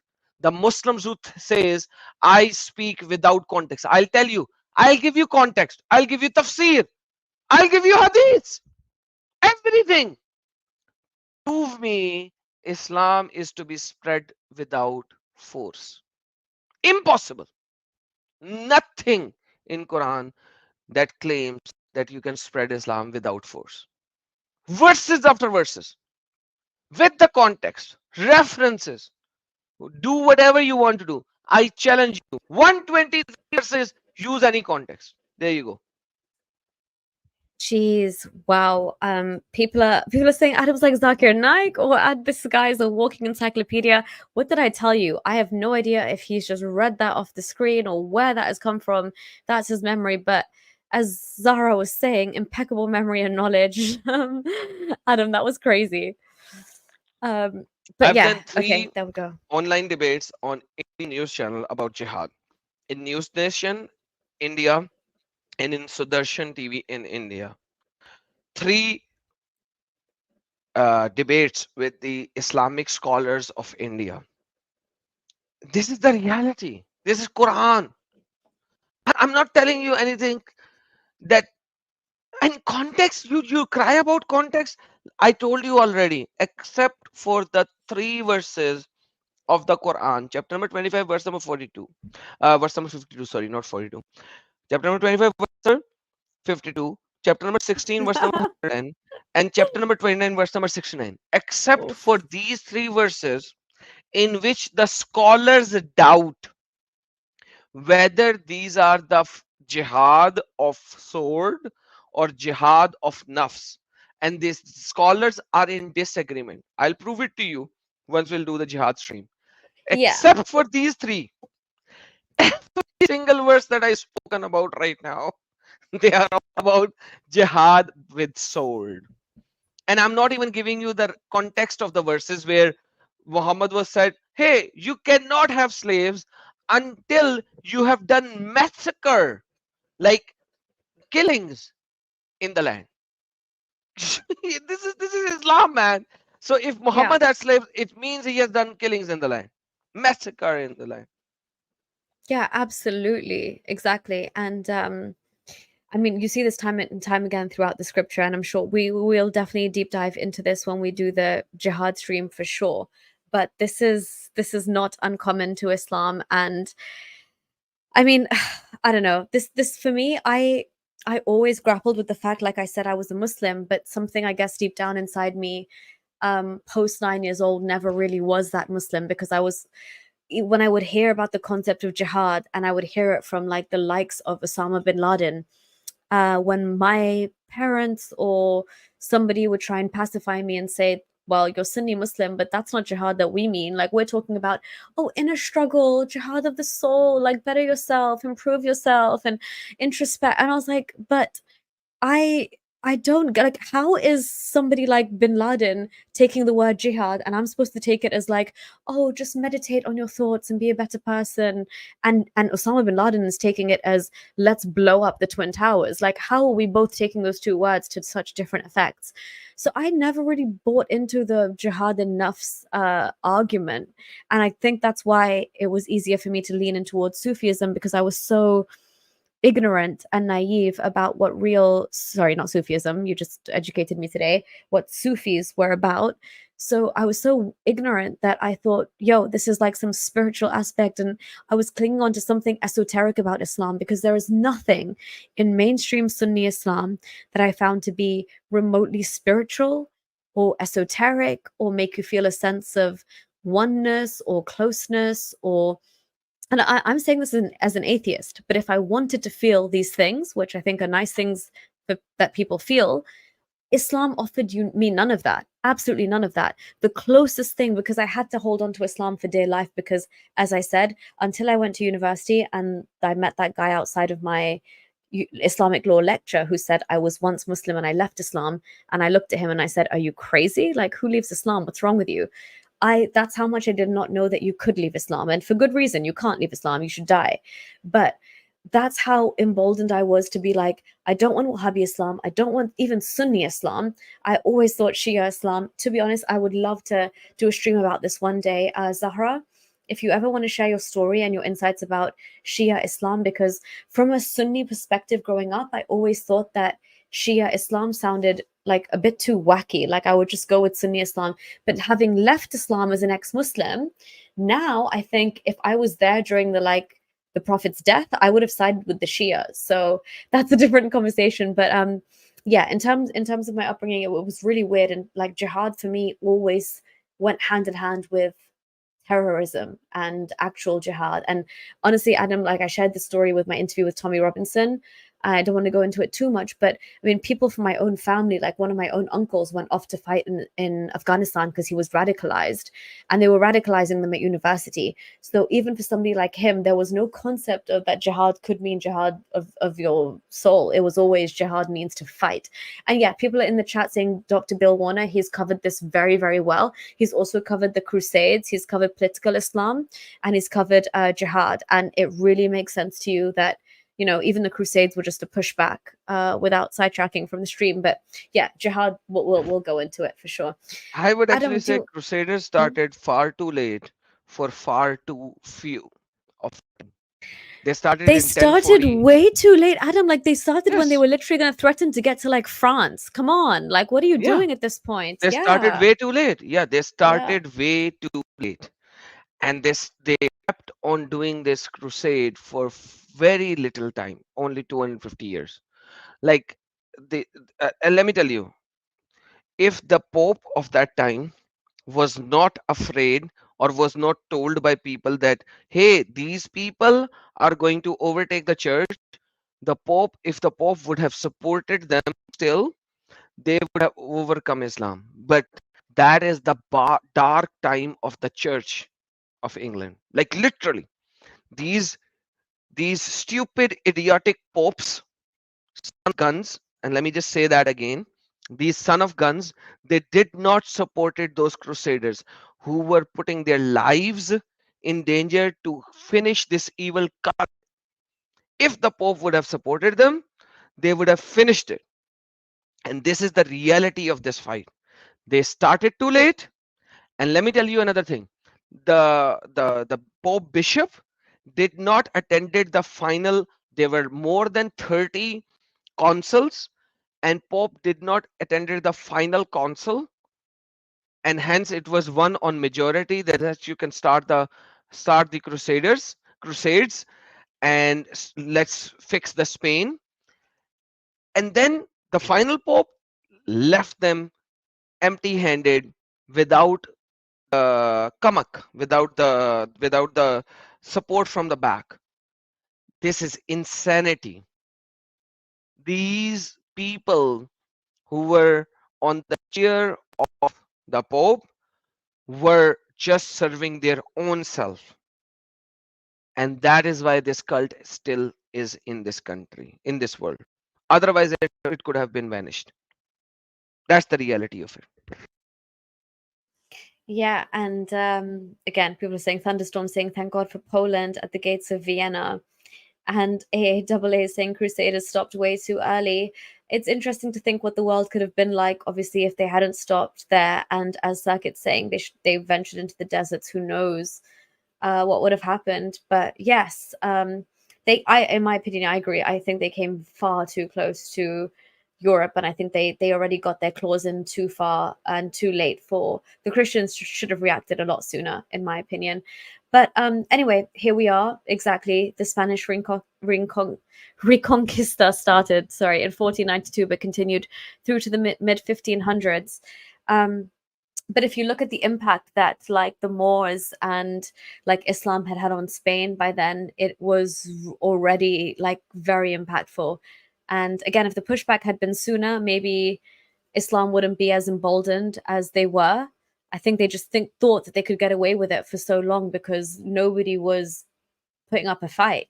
And by the time it had to be like crusade after crusade to defeat them and keep them in check and guard the last bastions of Europe, if you will. But yeah, again, and this is perfect for our jihad stream when we cover this. Adam, I'm mindful of time, so I would like to let you go in the next 10 minutes, where we could just finish off the last kind of super chats and stuff that comes out from there. But is there anything you kind of want to say? This has just been a fun stream, by the way, getting to know you and dabbling in bits of Islam. It was a good stream, yes, and we covered a lot of stuff. And let's do a few more, especially on the jihad. And then there was a video in my Urdu channel called BITCH in the West versus BITCH in Islam. Oh my God, I saw that. And I have to commend you because I think Adam pioneered something here, which was so, I mean, Adam, if you're the first person to say this, this needs to be like plastered onto t-shirts, mugs, everything. It needs to become merchandise. But Adam essentially said that, and correct me if I'm wrong, Adam, because this was a long time ago. I think I saw this stream. You said that dogs in the West are treated better The female than dogs. Female dogs in the West. I think it's genderless in the West. We treat all dogs the same. But yes, fair enough. Because it got the innuendo of the word bitch. So I said that on YouTube. Oops, sorry, YouTube. Anyway, female dogs in the West are treated better than Muslim women in Islamic countries. Absolutely. That was the whole strain. Mic drop, Adam. Mic drop. Except for the inheritance that is half of a brother. Except for that, every other location, the beach in the West, and I'm sorry to use this word, but this is a dictionary word. That is what a female of a dog is called. A bitch, as in dictionary word bitch, in the West is treated far better than Muslima in Islam if you follow Quran, Hadith, Sunnah. Thank you, Adam. Thank you. This is what my whole channel is about. So when you say it like this, it really just vindicates everything that I'm saying and doing because you know the text, you know deep down, you know probably the darkest stuff that even I'm like, you know what, I know enough to know I don't want anything to do with this, but the details that I not because the Western audience don't know about it, but Behishti Ziver and things like that, like disgusting Islamic texts which are given as gifts to women in Pakistan to be a good wife. It is disgusting if I was to show you what's in there. So when Adam says this, like, please, if you are listening, like, this is not just me saying this on my channel as like some bitter woman from what Islam did to me. Adam and I don't know each other from Adam, excuse the pun, but like this is what we connect on. We've come to the same conclusion from delving into the same thing. So yeah, Adam, please tell them what you're saying. No, I already said that, because like if I expand this topic over here right now, that's a topic in itself, and it's just gonna take another 2 to 3 hours very But what would you easily. say, Adam? What would you say to a Muslim woman that has That questions she's about in Islam? denial. She's in Yeah. denial. She's an idiot. And let me just tell her, every single Muslim who comes to my channel and say, hey, Islam give rights, I was like, you are an idiot. You are half brain, because exactly what Muhammad said, you are in denial. Give me one oh, we have inheritance. Okay, Jews have inheritance, Christians have inheritance, Hindus have inheritance. What is the difference that you have? You have half. Okay, in Jews, let's go all the way to the old people, because you think Islam is old. Islam is very old. Let's go to the Moses. Did Moses come at least 3,000 years before Muhammad? Yes. Okay, done. In Islam, if you have only daughters, no son, then only 66% of the wealth of the father will go to the daughter. The rest will go to the men. Now, men of the other household means, for example, brothers and everyone else. Now, if you look at the Jewish Torah, what does this says? That if there is no men, the whole wealth will go to the daughters. Why? Why in Islam it changed? Why did it change? If the like, okay, if you look at, if you wanna talk about Torah, let's talk about Torah. Adam, I'll tell you why it's changed. It's because in before Islamic times they used to bury their baby daughters alive, and so now Who just be did? happy that you Okay, get so Khadija inheritance. was Okay? Khadija was a zombie. Was Khadija a Yeah. zombie? Thank you. That Thank you. Muhammad was actually And Hind. Yeah. Muhammad was a servant for Khadija. He was a servant of Khadija. Imagine if the women were so dogmatized back in those days, how come Muhammad working for Khadija? How come? What about Absolutely. Kurfa? What about the one who actually ate the kaleja of Jigar kaleja The of kidney. She Hamza? ate. This woman ate the woman. This woman. What was her name? Adam, who ate that? Yeah, I forgot the name right now. It's not in my brain. Anyway, this woman from Islamic history actually ate the kidney. Kaleja's kidney, right? Or liver? Liver. Yeah, kidney. Liver. Oh, liver. Sorry, it's the liver of this other guy. Hinda. Yeah, Hind. Yeah. She actually hired a few slaves who would kill Hamza in the Battle of Uhud, so that, and get her the liver so that she could eat it. Then Kurfa, she was pierced into 2 pieces. Yeah. Why? Because she was the horrific. tribe. She was the tribe leader. Okay, Also, no worries. I'm sorry, When Muhammad it's not normal conquered, how she. Sorry, Adam. I was just gonna say it's not normal how she was punished. By the way, her legs were tied to camels, and they were told to walk in opposite, like go in opposite directions. So she was snapped. She was snapped apart because Muhammad couldn't handle a little bit of banter that she was throwing his way by like casting doubts on his poetry and stuff. Like literally. Sorry, go on, Adam. Sorry. And then let's move forward. Muhammad conquered the Makkah. When Muhammad conquered the Makkah, he asked to kill 3 specific children in teens or 20s. Why? Because they say something against Muhammad. They make poetry against Muhammad. This is in Siratul Nabi ibn Ishaq, and so on and so forth. Women had rights. Women had power. Women had authority. Muhammad destroyed all the authority. That's the reality of Islam. Somebody think their women, girls, if they are born, dude, that has been happening in every culture, everywhere. We are not talking about, when we say people in the Quraysh, they used to bury their daughters, that is not a generic statement. That is not a majority position. That is a position of minority of the minority. People are idiots. People are devils. People are Hitlers in every era. You do not take the minority of the minority position to make your verdict. You take the majority position to make your verdict. What is Islam doing? But once again, here, Nuria, do you know the woman who is buried alive and the woman who will bury alive, they are both going to go into hell? Yeah. So what's the Yeah. purpose? Exactly. Exactly. This is what I'm saying. There's nothing. It's a dead end road for women. It's absolutely a dead end road. And So again, yeah. Sorry, go on, Adam. yes, please, please, please. You're saying something. No, I know. I was just going to say we're getting so passionate because we have so much to say. Well, in the women's stream as well, this will all come up. But did you want to say something on before we finish? Yeah, I'm gonna show my screen. I'm gonna show my screen. Okay. Hold on. Okay. So if there is no issue, there's no sin of the woman who is buried alive, why is she is in hell? Can you show my screen, please? The woman who Absolutely. buried alive her newborn girl and the girl who is buried alive, both will go to hell.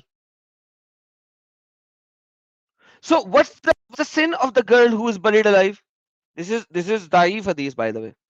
Yeah, because Adam, That's doesn't called it come Daif. in the Quran where it says what was the sin of those I guess girls you buried alive or something like that? Exactly, and that's what we are going to explore. And the Yeah. problem is, I get passionate on this thing because, and these are the things that I showed to my family, the females of my family, and I was like, seriously speaking, really? Are you sure? Are you sure this guy was a prophet? Do you really want to believe this guy was a prophet? Yeah. And What's I'm the so sorry to fault of say. the girl who is buried alive? What is the fault? Exactly. Exactly. And And yeah, then, sorry, go on, go on. sorry, that takes No, us go to on. another topic, that every person that Allah created, Quran chapter number 6 verse number 178, Allah created either for hell or a heaven while they were in their father's loins. Imagine, you how do you translate that? That's a very bad translation. I don't want to do that. It's just like It's a basically when you were in your PG-13. father's testes, because Islam has got embryology all Thank wrong. you. So the closest thing we can think of is, yeah, in your father's testes. When you were droplets of sperm, your fate was decided.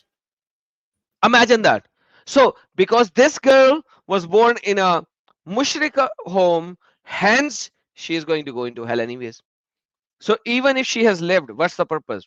70 years of her life here or 80 years of being living here, eventually she's going to go in hell anyways. So what's the purpose? And that Exactly. brings us to a Exactly. different topic. What is going to happen to the children of the kuffar once they die? Children of the kuffar who has never reached the age of puberty or akal, what will be the fate of them? So there are multiple narrations. They will become those kids who's gonna serve the men in heaven. Okay, one verdict. Second verdict, they're gonna go in hell. Okay, third verdict, or Allah will going to take a test after they die. If they pass the test, they can go into heaven. If they don't pass the test, they're going to go in hell. What do you mean by that? What do you mean? Like afterlife, there's another test in afterlife? Yeah, What seriously. are, are you kidding me? Enough. Then what is the hadith which says that every person is born on a fitrah of Islam and then their parents makes them Jews or Christian until he starts speaking? What will you do with this hadith? Everything in Islam is a contradictory hadith. You know how I was trained in these arguments? I was trained in these arguments because of my family. They were asked, 1 year, I received 1 year of debating training with my family before I came into YouTube. I had 1 year of debating training. So listen, there is nothing in Islam that you can prove. If you have more knowledge than my family, come up live. Yeah, that's all what I would say.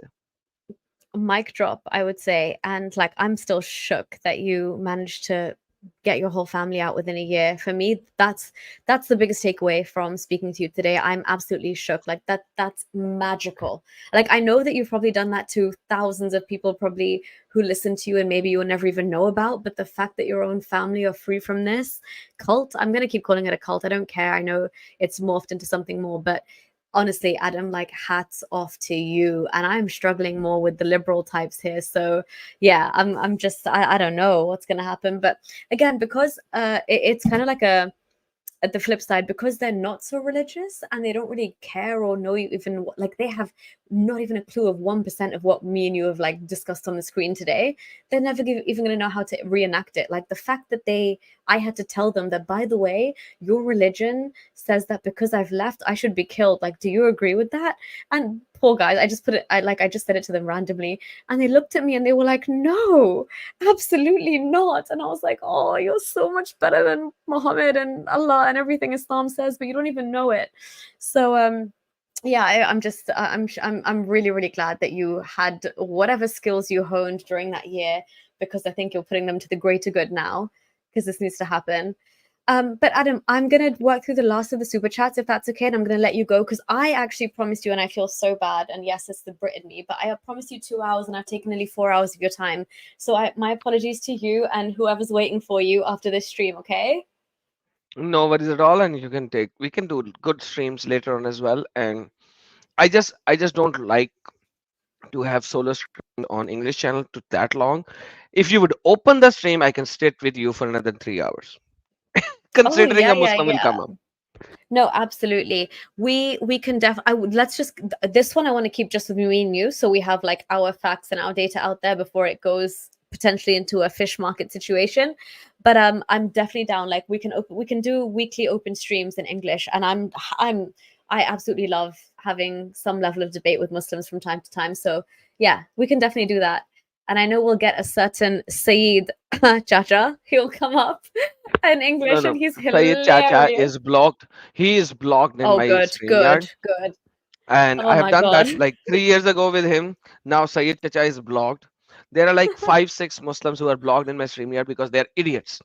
They will not give you any Adam, reference. Yes. I heard the funniest thing from him today because I was just listening to like ex-Muslims of Pakistan, their stream, and he called in. Obviously, they were talking about polygamy, and his defense was for when they said, okay, well, he said, yeah, for like polygamy is good in Islam because men have a higher sexual drive, so that's why Allah gave them that. And they said, okay, but what if a woman has a high sexual drive? Like, should she be allowed?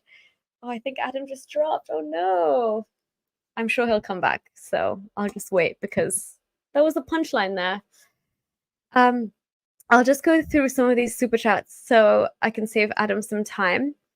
I'm just trying to catch up where I left off. Oh, he's back. He's back. Sorry about that. I think something happened with StreamYard. I'm back. That's okay. Yeah, so he was like, yeah, men have a higher sex drive, that's why they need 4 wives. And then I think Yazid or somebody said, well, what about if women have a high sex drive? Can they have 4 wives? And he just said, oh no, because that's not acceptable to men and God and stuff. And I was like, tell me you know nothing about sex without telling me you know nothing about sex. Like, it was so funny. But yeah, that's, I mean, honestly, for pure, like, I'm sorry to hear your Urdu streams, when you lose it at people, like, it's so entertaining because, like, oh my God, it's, anyway, that's that's a separate conversation, but I'm telling you, if anybody in this live chat speaks Urdu or Hindi, go watch Adam in that sphere, because what you've seen tonight is so tame. And I actually asked Adam, I'm not going to lie, I told him backstage, like, please be careful. This is an English stream. Like, let's be PG. So I'm holding him back, poor guy. So I apologize, Adam. If you want to see Adam unfiltered, uncensored, go to his Urdu stream.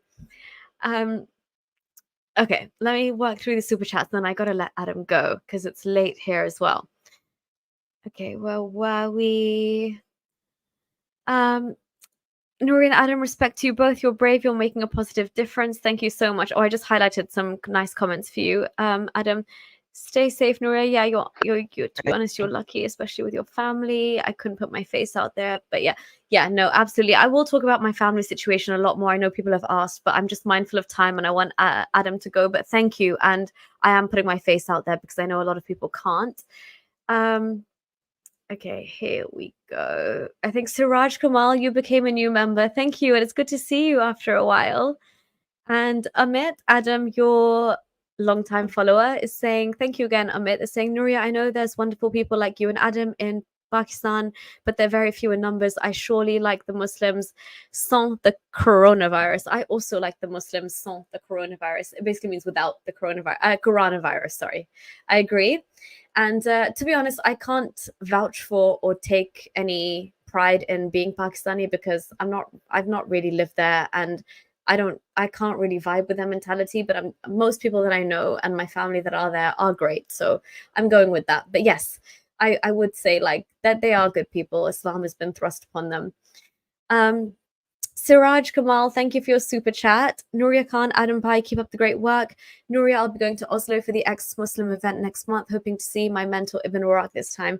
Oh, I hope you managed to see him as well. And yeah, I hope that conference goes well.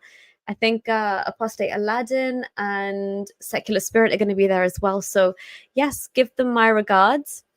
Amit, again, thank you, saying Adam is real humane Allah and father of Prophet Muhammad, and we all know Allah Muhammad doesn't show their face ever, and nor will Adam, so cry more. As long as Adam doesn't have two right hands and a shin like Allah, we're all good. Anonymous is saying, friends, please share this I stream have with more others. hands than Allah. I have more hands than Allah. Allah only has 3 hands, by the way. 2 of his hands are right hand, 1 of his hand is left hand, because Sahih Muslim Hadith says that he is going the earth on his right hand and the sky on his left hand, and then he will move everything on his left hand. So Allah has 2 right hand and 1 left hand, by the way, FYI. People do not read the whole hadith. So with that being said, yes, I have more hands than Allah, by the way. I just want to wait to see Alamia juggle. If I was wrong, I'd be like, Alamia, just juggle for me with all these hands you have, and a bit of the shin movement as well. I want some shin play. Anyway, Anonymous was Adam. That's a whole other stream idea we can do, by the way. Like the anim of what's it called? The way that I did a they stream have. on it called Allah is an alien, by the way. Oh yeah, Allah is an yeah. alien. But he's been anamorphosized or whatever that word is over the years, because this goes all the way back. I don't know how much you've gone into it, but like El, Yahweh, Baal, all of this stuff comes into the way that Allah is portrayed in the Hadith. Like Muslims never show this. Like I always had no image of Allah, but if I just looked in the Hadith, he would be this pre-Islamic sculpture that they had knocking about, right? Anyway, Anonymous Absolutely. is, Absolutely. I think we're taking Islam down too much. Like there's just too much bluntness in this. I think I've said stuff that even Sahil wouldn't be saying. Oh no, we gotta. Anyway. Sahil is a nice guy. He says this stuff, but he has to sugarcoat it. So he sugarcoat and he says it. Absolutely. That's why I'm willing to even be the foot soldier for Sahil. Sahil, I'll say what you can't say. But Anonymous is saying, friends, please share this stream with others. Let's spread the voice of humanity. Absolutely. Please do. Thank you so much, Anonymous. Oh gosh, 1 second. Sorry, just slipped away. Paroxymon, thank you again. Adam, check Discord of static archive of sunnah.com. Ooh, that's a good one. Thank you so much. I will do that later. Yeah, that's a good shout. Thank you for that. Okay, I'll discuss this in my next stream. Thank you though, Idris. I will follow up on your point. I've noted it. I'll also do this in the next stream. Thank you. Yeah, because this is I will just do it now. Sham is saying, imagine having so much hatred against Islam that you're willing to do an interview with racist Tommy Robinson. My counter argument to you would be, prove me or find me anything racist that he's said or done, or anything that he hasn't taken back. If it was seen to be racist, then we'll talk, because I haven't. Sham, listen. Do you want to talk right now? Nuria, do you have time? Or do you have to go to sleep? Yeah, if he's here and he wants to come up, sure. So Sham, tell us in the chat if you come up and prove your point that it was a hatred. I'm willing to have a talk with you. And I have not seen his video. FYI, I have not seen his statements yet. Come up, anything that you will say, I guarantee you, I'll prove it from your Muhammad's word that he has said that even far worse. There you go.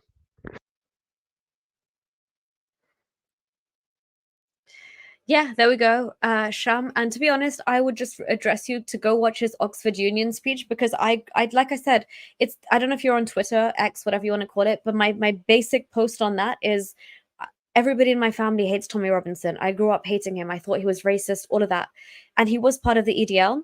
He distances himself from that completely. And since I left Islam and I came back to England, I still hated him just by default. And then when I was talking about Islam, I saw he was talking about Islam. And then I looked into everything he was saying and I backtracked and I looked into his interviews from years ago. And when he reached out to me to do an interview, I completely assessed the situation, and I'm not stupid. And there was nothing that I could hold against him. He is the only one, like I said earlier, who in this country is brave enough to speak about what is happening to my own city. London is unrecognizable from when I left like 20 years ago. And now that I'm back here, I'm scared that I'm going to have to leave because of what is happening to this city. And he's the only one that has actually got the cojones right now to say it for what it is. Nigel Farage is just jumping on the bandwagon and he's saying what's popular. But Tommy Robinson had guts when nobody had to, when nobody had them, including things that are sensitive, like the Pakistani British community stuff, which is why I'm willing to say, listen, I disagree with him in so many things, but on this, I am with him. So yeah, I hope that clarifies things for you. Anyway, Shogin Kafir is saying, thank you again for your super chat, is saying times 3 in the world, Jannah are building blocks of Islam. Oh, sex in the world. Sex in, I We are don't know, going to building talk blocks. Yeah, about it yeah. in. We are going to talk about it in the Women in Islam. Yes, absolutely. Oh yeah, Zara, I'm also going to talk about this in Women in Islam. That's why I started. But thank you so much for your comment. Shokeen Kafir again, thank you so much. We need a Netflix series movie on Islamic reality, absolutely. And hopefully in the next 5 to 10 years, that will be done. Somebody might even approach Adam for a documentary one day. Who knows? This could go viral. P, thank you so much for your super chat. You were there on my last stream as well. I recognize the capitals and the name. What's the Achilles heel of Islam? Number one, has any Hindutva minions attempted to recruit, harass you like many ex-Muslims from the Indian subcontinent have experienced? Thank you. Okay, I will answer this first and then I'll let Adam answer. For me, number one, what's the Achilles heel of Islam? I will say currently it is people like Adam. I'm not just saying that because he's here, but I'm saying genuinely people who are able to say to these imams and scholars, like look them in the eye and say, come, let's talk, and throw their scriptures back in their face and honestly embarrass the hell out of them. So the Achilles heel is basically people like Adam, voices like our own ex-Muslims, and the internet combined. It's going to destroy Islam, hopefully, if what we're doing pans out and it's fruitful. So the Achilles heel of Islam is Islamic scripture itself. It's self-deprecating, it's self-destroying, it's a disaster. Say it again. Say the last word again. Say the last word again. The Achilles What, heel of Islam is the Islamic scriptures. Yeah, the Achilles I heel of beg, Islam is the Islamic scripture itself. I beg Absolutely. each and every Muslim to read their Islamic scriptures. And I know if you have just 2 cents of a brain and 1 cent of humanity in your heart, you will leave Islam. Just read. Absolutely. Exactly. Yes. No, I would bet my life savings on it. You can't be that tapped into humanity and empathy and read that crap and still stick by it. I really don't think you can. As for the second question, yes, absolutely. I think I literally removed myself from a lot of X, previously Twitter, because every single time, this is me personally speaking. Obviously, Adam might not have any of the similar experiences because he's in that sphere a lot more. But for me, as a British Pakistani ex-Muslim, I absolutely, every time I try to speak about ex-Muslim things and in spaces on Twitter and stuff like that, I thought, first of all, that these kind of Hindu, I guess, progressives were allies.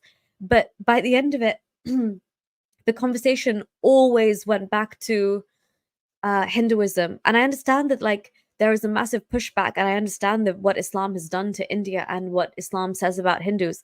I'm absolutely like not shy of that, and I understand the frustration.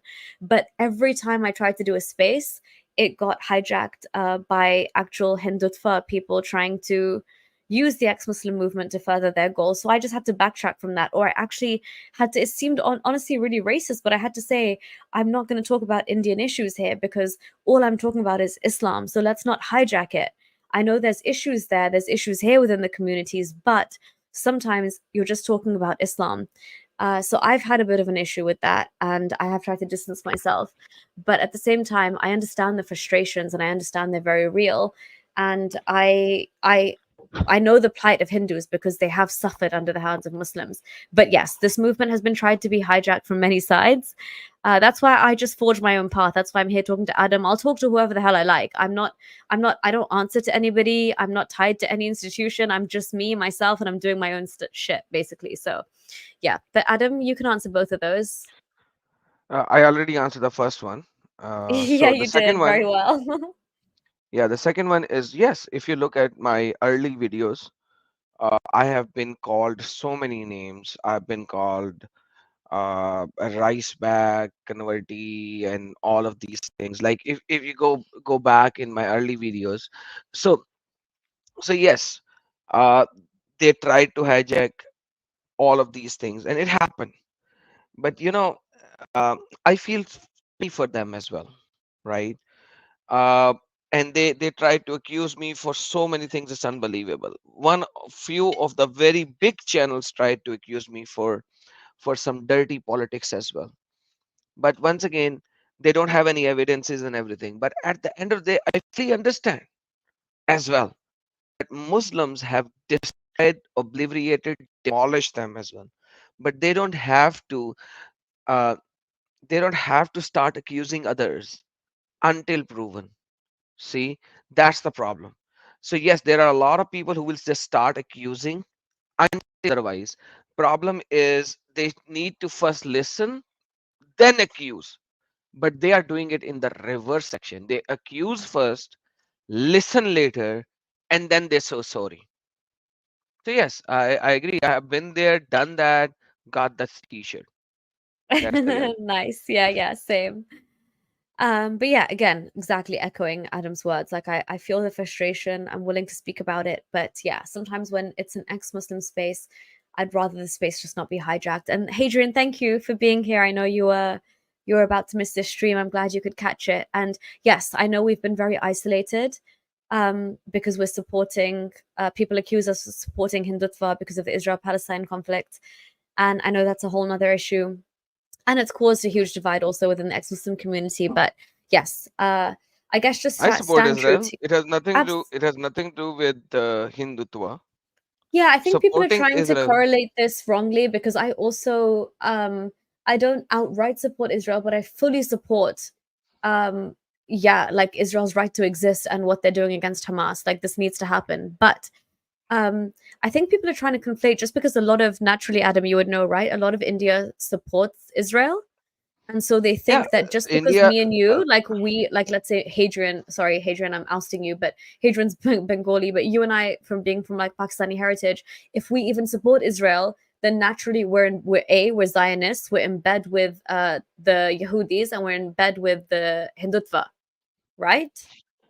Do you want to do a stream on Israel? Yeah, I mean, we can for sure. I've been called And like a I will show you Zionist, far right, Israel coconut, from, no, sellout. forget Zionist. I don't care about Zionist. I don't care about anything. I will show you Israel and Palestine from Quran, from Tafsir, from Old Testament, and the history of the last 2000 years. How about that? Yeah, I mean, people are getting super excited. Yes, Israel stream, and yeah, Hadrian saying no. I'm talking about atheists who conflate both of them. No, I agree. I agree. If they conflate them, they're so mistaken. Because look, Adam's not even from this sphere. Adam's not an atheist. He also supports Israel. So again, like I said, yes, of course you can be in that stream, Hadrian, and yes, potentially, I think it would be cool to have a non-Israeli perspective discuss this from an ex-Muslim perspective, because I've heard Rebecca's views, Yaron, but definitely up to see what she has in the future. Lucky Singh, we need to get our freedom back. Yeah, definitely. I can see India's struggle in this. I genuinely am sensitive to it, and I'm sure Adam obviously Adam's definitely sensitive to it for sure. But yeah, Adam, we have so many streams in the pipeline. Okay, this was just like a trailer, guys, for what's to come. Clearly, there's too much here. I can't take much of his time. We've exhausted so many random topics, and I'm so lost here for the super chats. Where okay, You have to Zahra. unstar the one that you actually read so that I know. it No, will they're not done. come They're to you again. unstarred. So Zara was saying, thanks so much for the invitation. Oh, yeah, because I asked about the Shia expose. I'm so terrible in interviews and my English is not that great, but I would love to have a discussion with you, Nuria. You're most welcome on my live streams. Okay, sick. I don't know how to reach out to you, but my email is holyhumanist@gmail.com. If you're still listening, please reach out to me, Zara, because I'm interested in Shia scripture. I just want to know what your sources say compared to our Sunni sources. Like, are they worse? Are they as bad? Like, They're what's worst. going on? Are they, Adam? Really? They're Oh my God, worst. I really want to They're see. worst. Really? I've done a debate in I think that was News Nation India, and I didn't know that I was debating a Shia scholar. So I was invited. Like that's how I go. I go in. I was given a topic, and I don't know whether this is a Sunni or a Shia. 20 minutes, 18 minutes down the road to be precise, I gave him a Bukhari hadith, and he said, "Oh, okay, no, give me. I don't know, give me Najul Balagha." And I was like, "Damn, man, this guy is Shia." And I was like, "Okay, there you go. Yeah. This is Najul Balagha." Now, and like Wait, I Adam, studied wait, stop. You're Sunni. So how did you have this on tap, like this Nabul Balagha, and how did you know that you were to counter what from? because there was like I skipped that part in my early stream. I when I had issues with Sunni Islam, I actually started studying Shia Islam. You can't just leave Mm-hmm. Islam. You need to explore all possibilities, right? And I went to Shia Islam, and I was like, let's see, maybe Shia Islam is correct because obviously hadith is mentioned that that goes into Shia Islam as well, right? And I was like, maybe Shia Islam is right, and let me move into Shia Islam. I studied Shia Islam, and the problem is that Islam is incorrect no matter where you go to. It's impossible to protect Islam, Yeah. Good point. Yeah. right? And one of the major debate that I had with the Shia Islam, and I didn't even know, and I wasn't even prepared. And I did this debate with a Shia Muslim, and it was I'll bring it up. I'll bring it up for all of you. And he said let's go to Nahjul Balagha, and I went into he's like, you have never studied Nahjul Balagha, and I was like, really? I moved on my right, and there was on my right side where I do my live stream. On the right side is my bookshelf, and I picked up the Nahjul Balagha and I showed him live. I like, there you go. This is my Nahjul Balagha. Like, here you go, Nahjul Balagha. Now tell me, you have Nahjul Balagha right here. Which page do you want me to open? And I'll open it for you. And this guy was like, I know nothing. I know nothing. I know nothing. It's just unbelievable. A lot of people But love Adam, that debate how did you know so much about Shia Islam? because I studied it. How did you have the time I to study Sunni and Shia scripture? because once I left Sunni Islam, I had to study the Shia Islam. Maybe that Shia Islam is right, so I studied Shia Islam. Oh, so you did go down that route, huh? Of exploring Shia Islam before you left. Yeah, check this out. This is my video on क्या कहता है Islam in India. Check this out. Bring it up. Which basically means, what does Islam say in India? Yeah, and What this does is Islam say? Shia Muslim. This is Will Shia the Muslim, Western, and I had no idea. will English people Sorry. understand this? No, I'll translate it. Okay. Translate it. Just a second. ही इस्लाम को जो उन्होंने समझाई ही नहीं है। कुरान मजीद में आपकी जबान में नहीं उतरा है। Mohammad Like this is That's and so he's like, true, by the way. He's so right. Yeah. he's like, Quran Sorry. did not come in your language. You need to study Quran by Nahjul Balagha, and this is where it happened. Let's check this out. रहा हूँ कि यही तो बात कर रहा हूँ आपसे कि अगर जितना भी कुरान में जो शुकूक हैं, शक पैदा होता है, डाउट पैदा होता है, उसको जो है वो उन्होंने नहजुल बलागा में क्लियर किया है। Now that is the time when I realized this guy is a Shia Muslim. Shia. Now I you had have to no switch idea. your everything, Adam, that you prepared for. You have to switch it to Shia sources. What are you gonna do? And I was like, man, I know. And that is Shit. when it was Shia. He was a Shia Muslim, Shia Mufti. And then I was like, But dude, you Nahjul seem so बलागा cool इन्होंने still. Are पढ़ी you नहीं है। freaking out inside? Like, be honest no, no, with us. Are you no, freaking no. out inside? It Like, was shit. it was about jihad. I already knew these things, right? That, like, basically, Adam, like all of your learnings about Sunni Islam can pretty much be applied to Shia Islam for jihad, right? Absolutely the same. Absolutely Yeah, the same. yeah. And the Okay. book Nahjul Balagha, if I may be able to show the bookmarks on it. Let's see if the book shows the bookmark in the video. तो ये कैसे I'm not prepared with the mask and everything right now, so I cannot turn on the camera. Otherwise, I could have shown. वो No, सही please Islam don't. बता Yeah. सकेंगे? There you go. एक second रुकिए, ये Give me a आज second. तक Just जो give उन्होंने me. सही And I इस्लाम को went जो off है, and I सही picked up इस्लाम Nahjul को Balagha. समझा ही नहीं है। नहजुल बलागा कुरान है, मजीद कुरान मजीद में आपकी जबान में I went on the right side and I picked up the book and I was like, there you go. This is Nahjul Balagha. Tell me Oh which my page do you want me to open. Oh shoot! Now he's नहीं probably उतरा like है। shitting his Mohammad pants. वाले Mohammad This is Nahjul Balagha. I was like, there you go. Which page do you want me to open? And then the beautiful part here is when he said, I don't know anything. I think why he Wait, wanted sorry, excuse me. How dare him, as a Shia scholar, ask you about that and then say, I know nothing? How the hell? मैं आपको बता Yeah, that sorry, please repeat. I was just gonna say how the audacity, like to like be a Shia cleric or whatever, and then to say like we're not going to discuss this when you've just pulled out the book from your bookshelf. But listen, Adam, what do you say to this? Zara saying Najul Balagha is not one of the 4 authentic books of Shia Islam. So you still had that. I have to laugh about it. Now I know who Zahra is. Zahra, are you the same Zahra whom I blocked 2.5 years ago on my channel when you were going left, right, and there was Sham Shamon as well there? Are you the same Zahra of the 2.5 years ago? Please tell me if you are the same. Just say yes or no, and then I can answer this question. बता चुका हूँ। Okay, because Adam, मुनाफिक far तो as- वो मुसलमान sorry. होता है जो कुरान और हदीस पे मुकम्मल तौर ढंग से बात करनी है, सामने आके बात करनी है, तो आप ऐसे बात नहीं कर सकते। This is such a cop No, out, by the way. The guy that's is very like literally you have just to come in. he's like, if you want to speak, come in front of me and speak. Like literally, Adam, like according to his view of Shia Islam, Adam's just brought out the book that he's got to literally refute the guy with his own source. And he just fast forwarded loads, as you guys could see. And he just literally said, if you want to speak, come speak in front of me. And by the way, Adam, just to say, Hadrian has been around in this space for a good few years. He's a good friend of mine.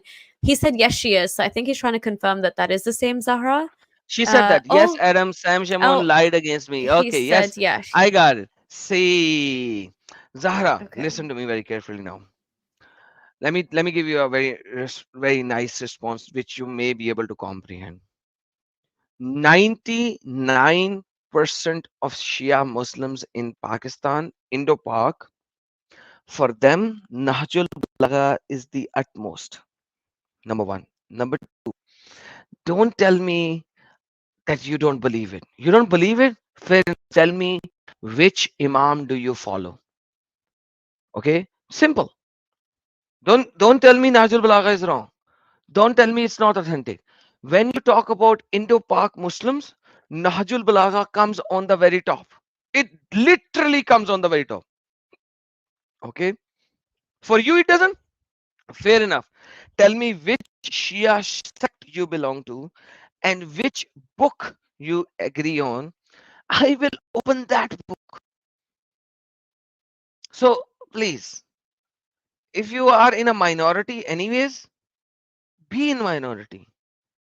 I don't care. Minorities are already being killed in Pakistan. You should be on our side, not on the other side.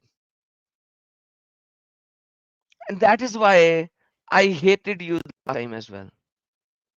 You are next year now. Perfect. That is good. You are next year now.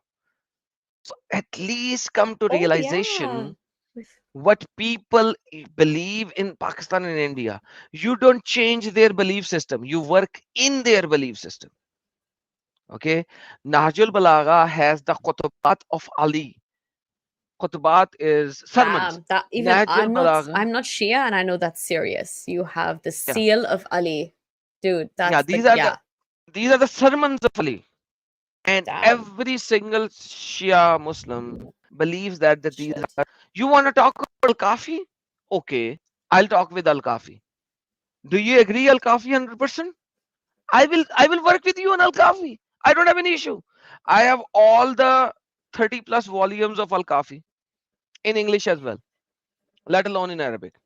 We'll talk about that. Okay, yeah, no, yeah, definitely. I'm sorry, Zara. Yeah, I guess that's a crazy claim to make that that's not got any part to do with Shiism. I mean, even from my literally ignorant knowledge, I know that that is a massive book when it comes to Shia theology. But thank you for your other messages as well. It's an absolute pleasure to tell you about Shia Islam. But I'm just slightly concerned now because if you tell me about Shia Islam and you'll miss out that book, then maybe I'm not learning about Shia Islam really. So Zara is saying I'm also helping Shia Ismailis to leave Islam and recently using a Shia Ismaili site for the Quran. Adam, I'm sure you have some comments. Islami, you're Shashimamiya. So please tell us if you are Shashimamiya. I'll work with you as a Shashimamiya. I will not work with you as a Shia Imam. So Shias believe in the 12 Imams. If you're Yeah. Shashimamiya, we'll talk with you as a Shashimamiya. So you need to tell us what you believe in. Shias has their own sects, just like Sunnis have their own sects. So Yeah. you do not believe in do not belong into the major in 80+% of the Shia Islam. Fair enough. And Zahra, I'm sorry if you got hurt because of something that I said, and I apologize for that. But at the end of the day, we work with the majorities, not with the minorities. And if you are in the minority, I'm willing to work with you on your route, on your path, based on if you tell me what is your path or what path did you left or did you leave, sorry. So what path, like, that's not a problem. We are an ex-Muslim. We have open brain, open mind now. We communicate and we talk in a different manner as compared to what Muslims were. And yes, I know sometimes I come in really harsh. I know No, that. I was just about to give my 2 cents and say, look, I know that Adam, like deep down, he's not unapproachable. Honestly, Zara, if you wanted to like level with him, like look, like honest, this is the first time I'm speaking to him, and I know it's easier because we both left Islam, so I know he's not going to attack me. But if I wanted to attack Adam, like I really would, I think I could, but I wouldn't do it as much because I know he's going to clap back just as hard. But he is approachable when it comes to these things, like if you've watched his streams, he does not get riled up until the other person disrespects him.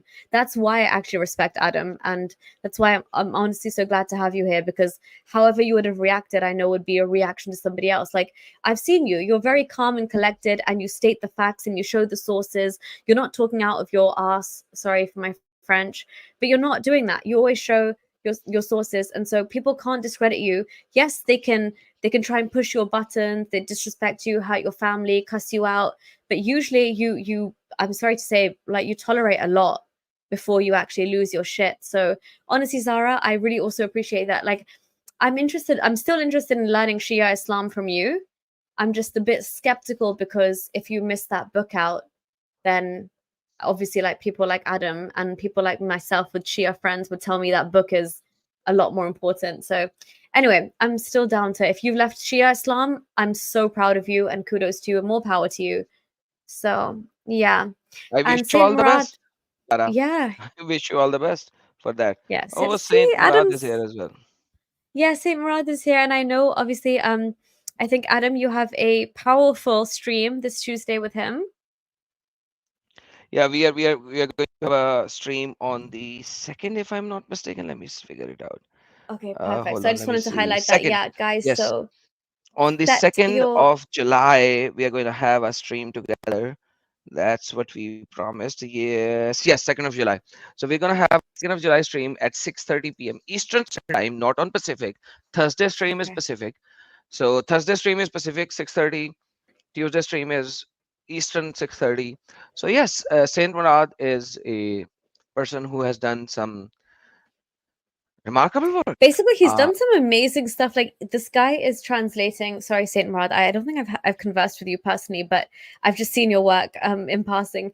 But I feel like he's done some amazing work in terms of translating the Quran verbatim from a very Arabic perspective, and I guess even countering some of the claims that people like myself might make, like, oh, this says this in Arabic. No, he can actually fix that and say, no, it doesn't say that, but it could still be problematic in another way. So, like like I'm saying, I know this is ridiculous and Islam does this, but I'm going to be honest. Like, I read Islam in Arabic and I read Islam in English and I left. I've never read it in any other language, so I don't know what it means in Arabic.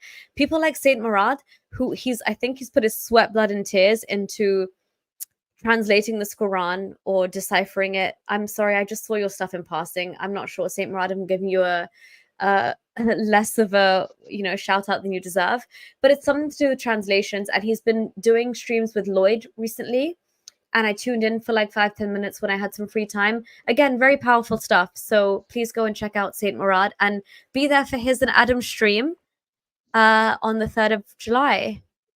2nd. Oh, 2nd, sorry. 2nd of July. 2nd of July. Be there or be square. Shocking Kafir again. Thank you so much for your super chat. He's saying you both should do more streams. Very good combo. Thank you, sir. Appreciate it. We will. I had a delightful time here working with Nuria Khan. Like, this is the first time we ever, like, I know you, I have seen your streams. I've seen your streams with other people as well, and I've seen your streams as well.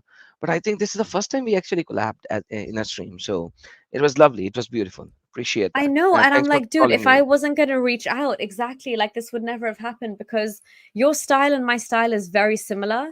It just, in the beginning, I was a bit more like PC and a bit more woke. And then when I realized like what's happening in the UK and how things are going, and the fact that I actually am independent, and if I have a voice myself that is actually going somewhere, I can stick on this route and I should be able to keep it as free. And, like that's what I was trying to say to you today. Like, I didn't want to censor you that much, but like just enough for me not to get cancelled off YouTube. But like, this is the vibe that I'm going with. Like, I can speak to whoever I want. I'm not bound. I can say the worst things about Islam. We can show the sources. Like, I'm not here scared. I'm not here doing like a half-assed job. If I'm here to talk about how bad Islam is, I'm going to talk about that. I'm going to talk about that with everybody who knows it, Absolutely. The only thing that you will face is, as soon as the YouTube recognize my voice, they will put your video in limited monetization. That's fine. That's fine. People can still hear it, right? That's fine.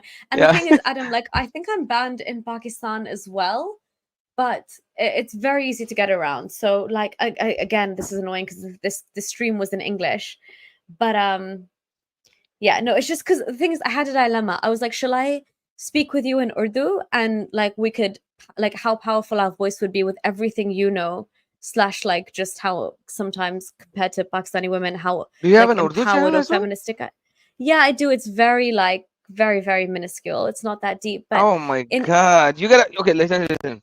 Come to my Saturday stream, promote your Urdu channel. Okay, come Friday, this Friday on Sahil stream, promote your Urdu channel, and then come this Saturday, promote your Urdu channel, and we'll do a stream on your Urdu channel as well. So the thing make is, a stream Adam, for next week. This is the private conversation I want to have with you, because I met Sahil. I did my Urdu stream with him, Zafar Heretic, everybody. My Urdu channel was going very well. It's called Noor-e-Ilm. It's still on YouTube, but after the stuff that was happening, like, and the blasphemy like allegations here, I just gave up. Like, I don't know if you know Madi. Anyway, I'll talk to you about this privately. Yeah, but as soon as you speak in Urdu, that threat increase like tenfold. That's the reality. So if you're ready for it, then so be. If you're not, then don't do that, because you're killing, and that will increase tremendously as soon as you start speaking in Urdu. That's the reality. Actually, to be honest, if you're down, I'm willing to do that with somebody like you, because people keep saying, oh, like, yeah, you're right, the death threats, the rape threats, blah blah blah. Like, I need, everything's different when it comes to that sphere, but because I don't care about any of their laws, I don't care about what they put on me, they can't touch me basically from there, and I've got nothing to do with Pakistan for them to you know, like I'm not their concern. I'm not part of that country. So I can say all of the things about Islam. The thing is, my Urdu is not that great. I try as much as I can, but yeah, I'm willing to explore that because people keep telling me to come back to my Urdu channel. I'll be honest with you, and I didn't want to say this live on air, but I really have given up on Pakistan as a country. That I was just like, let me just focus my efforts on saving right now. Like my concern, London, my own city, is being overwhelmed by Islamists. So yeah, and I just feel like the Pakistani mentality is, I'm sorry to say, Adam, but like at least half a century behind what's happening in the West. I was joking to you about that guy who came on trying to defend polygamy, and they just said back, "What if a woman has sexual desire?" And he couldn't believe it. You know, like the Taliban, the Minister of Education, he said, "Why do women need degrees?" Like these people are a joke. If they weren't so sad, this is a joke. It's hilarious. You don't have to speak with them. That's the idea of it. Yeah, That's why yeah. StreamYard has a block policy as well. Start making small videos and remove the idiots. There are few idiots, and the whole idea is the ones who gets banned from my channel and channel. They actually start to find the channel which are new, who doesn't know about these people, and who would take them. So they try to go to those channels. So the whole idea is they get destroyed on me and my Sahil channel, and then they go to other channels, and that's fine. From then they will be blocked from their channels as well, because they have nothing to show except to just to stupidity. But you know, I you cannot give up on Pakistan. There are approximately 300 million Muslims living in Pakistan. 300 million, and approximately 300 million Muslims are living in India. So you have 600 million Muslims reach out that you can do if you are speaking in Urdu. So that's just my point of view. Okay. If you feel comfortable, do that, because in Pakistan and India, there are a lot of Muslimas as well. And you being a female, showing your face specifically, man, I think that impacts a lot. So just think about it. And that's all what I'm going to say about it. No, for sure. And thank you, because genuinely, like, I lost faith and I let that channel, like, you know, somebody asked me today in my YouTube comments, like, what's your Urdu channel? And I was like, shall I even bother posting it for them? And then I did, but I was like, whatever, I'll just leave this channel to die. But like, you have given, like, injected a little bit of hope that, you know what, even if I speak in Urdu for like 15 minutes about half the things we speak here about passionately, if it changes, I know you're, like you said earlier in the stream, Adam, this is why I think it's so hopeless. Like, even if we do this, can she get out of her house? Can she get her kids? Can she fly away? Can she be abroad? Can she be safe? Can she just be somewhere where she can be religion free? Can she say her own thoughts? Can she get married again? None of these things are possible in Pakistan. So it just, I Who are know the you're largest ex-Muslims in Iran? What's the largest number yes, of ex-Muslims? I know, women, of Females. course. Females. Yes. So you need to understand this, that when the revolution comes into play, and like I said before, are you willing to take the blame that because of you, hundreds of women will be killed, but then you will be able to save a million of Muslims? See, that's the whole idea. When the revolution started in Iran, you see hundreds of women were killed. They were raped. They were demolished. They were destroyed. You know, everything happened. Yes. But the largest ex-Muslim community in Iran are women. So Absolutely. every revolution needs blood, and that's what I am scared of always. But you know, somebody has to find the guts to do that. And if I cannot, then maybe you can. That's all Yeah, what I know. And again, this is obviously a separate conversation. And I would pose the question to you that, Adam, do you not think that sorry, not most, that's very wrong of me to say, but most of, I think we'll do this in the women's stream a lot more, but with the Pakistani society, you get the hardcore feminists who I back to a certain extent. You get the Women's March. You also get women who are very much, well, as somebody mentioned it earlier in the live chat, a lot of Stockholm syndrome. You know, there's a lot of internalized misogyny. They will also like, they will cuss me out. Like, who am I? Look at me. Like, look what I'm wearing. My head's not covered. I have tattoos. Like, who am I to even speak on this? I'm not even Pakistani. Do you know what I mean? I always like, I'm not even as close to, like, how do I know how a Lahori woman feels every day when she goes to, I don't know, freaking Liberty Market? Like, I don't know how she feels. I live a very, very different life. All I'm saying is that Islam will screw you over as a woman wherever you are, but a bazillion percent more so in Pakistan. But yeah, no, thank you, because you have given me some food for thought. And you know, like, there's people like Madiha Talks, who does do this a lot, and I think maybe I should give a bit more Yeah, attention to I this. spoke with her. I spoke with her on that. She's just Yeah, too sweet, too soft, too sweet, too soft. She's yeah, doing a nice job. Her way of speaking is good for the West. For Pakistan and India, they'll eat her alive. Like, but that's what yeah. I think. What, so you so I need to bring like half my Pathan, half my Punjabi blood to like deal with the Pakistani sphere when I come and speak on, because I've never like, I know she has conversations. There's never been anything really confrontational, but what you and Sahil experience, it's like, it's next level. Like you, I understand why you have to be the way you are, Adam. Like, I know a lot of people give you a lot of stick for it, maybe in the English world, like today, even when you got passionate, some people were like freaking out, but they were loving it. They're like, wow, like this guy, his passion. But they have no idea how hard you go on that side. But it's just because that's what's required, because they are literally saying things to you which are the absolute extreme, which nobody, like you said, they don't understand Islam the way you will in that way. So anyway, Thank you so let's, very much. okay. Appreciate it. No, you're welcome. Okay, we really need to let Adam go, guys. So please start a charity for Marissa Kennedy, thank you so much. Please start a charity for Muslims' freedom of speech and buy white boys to whiteboards, not white boys, that's so rude. Whiteboards to hand out to free Muslimas in the UK. Yes, absolutely. This was a pun, I guess, a joke on Ali Dawa and his video with somebody in an abaya writing on a whiteboard.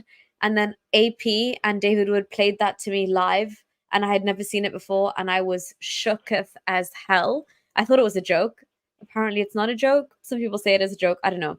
Anyway, that's the whole thing with whiteboards. It's messed up. You can go check it out. Circuit, thank you so much as well for your support. Circuit saying, Adam, when do you plan to start hunting like Sahil?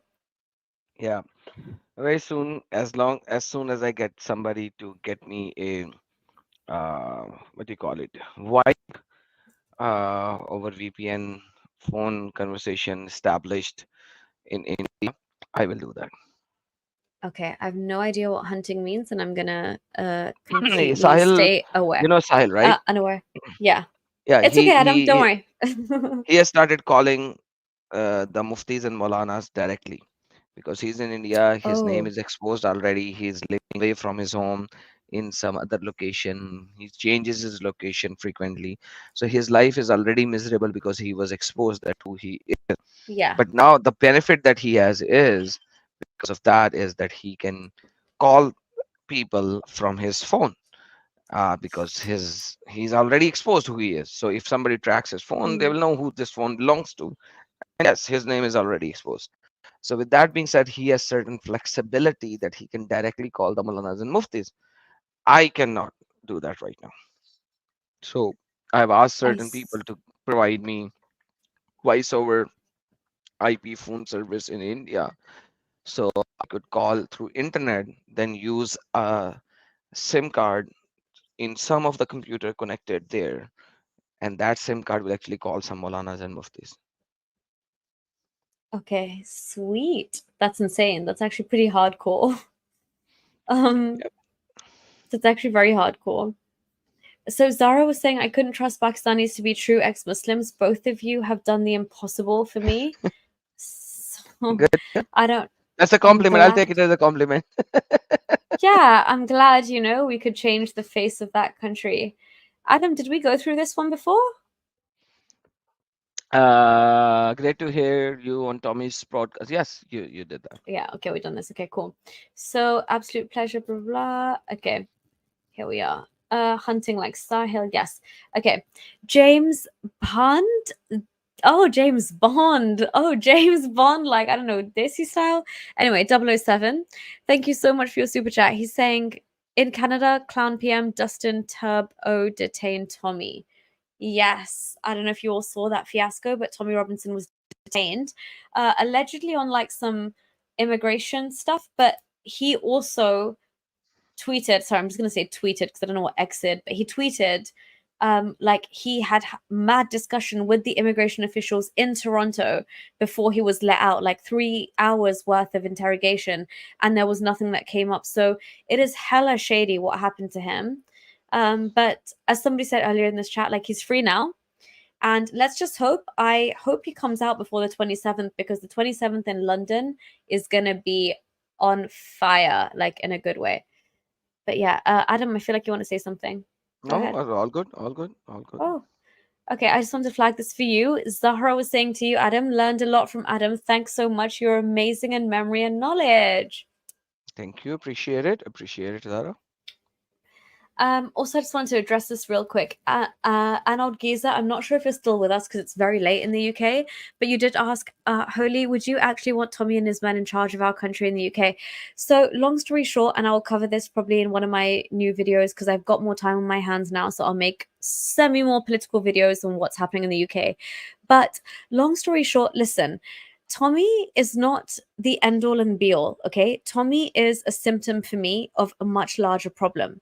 But like I said earlier to Adam, Tommy is the only person that I have seen in the foreseeable real time that has been calling out Islam and every single byproduct that most lefties and most woke British, I don't know what to call them, like bend over backwards to bigotry of low expectations people think.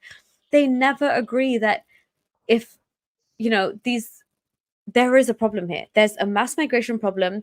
If many immigrants come to your town or city, it will no longer be the same. Grooming gangs, that scandal, every single thing that is happening, which you can link back to Islam, a lot of them you can't. But the ones that you can, only Tommy has so far been putting that spotlight on. And let me give an answer from the go main on. political view. Right now in United States, who's the president? That stupid idiot. What's his name? Biden. Yeah. Biden. Now, if the elections happen and you have to pick from between Biden and that Donald Duck guy, which one will you pick? I think by default you will pick up Donald Trump. So sometimes you have to pick the lesser evil. That's it. And to be honest, like if the malignment against him is racism, then that can't stick because, like I challenged somebody earlier, find me something. I'm not saying the guy is an angel, okay? Nobody is. And I don't back everything he says. But as I'm saying right now, again, he's just rallying the masses. The guy who's actually in political power, who is echoing his sentiments, is Nigel Farage. So that's also who you've got to question and have your eyes on. But in terms of me getting together with Tommy, that is purely for me coming from a British Pakistani background, supposedly to hate him, thinking he was racist AF. I just had to, after everything I researched, after everything I found out about the grooming gangs, about Anjum Chaudhry, about how they're radicalizing the youth, how the Pakistani majority in this country think, I have to be different from my community. And if that makes me side with Tommy in terms of fighting against radical Islam and turning London into Londonistan, then by all means I will. And that's exactly what I'm doing. So again, as I have mentioned, yeah, no, and Adam, we're also from different worldviews, and you still understand that this is our biggest threat, right? Exactly. So you need to know exactly what you're fighting with. So, and I would always pick a lesser evil from the two. Exactly. That's what it is. And it's not great. Even if you think, yeah, even if you think Tommy is evil, you wanna side the Muslims? Like that's something outrageous right now in my brain. If you side the Muslims versus Tommy. Absolutely, you're doomed. You're doomed. But Zahra, again, I think she's really enjoyed the stream, Adam, even though you guys had this like beef from before. Zahra, thank you again for your super sticker. I can't see it, but I imagine it was cute. And again, and please be safe because of your currency. I hope you're watching me through a VPN. But yeah, thank you. And like I said, my email's open for the Shia sources. Yeah, hit me up.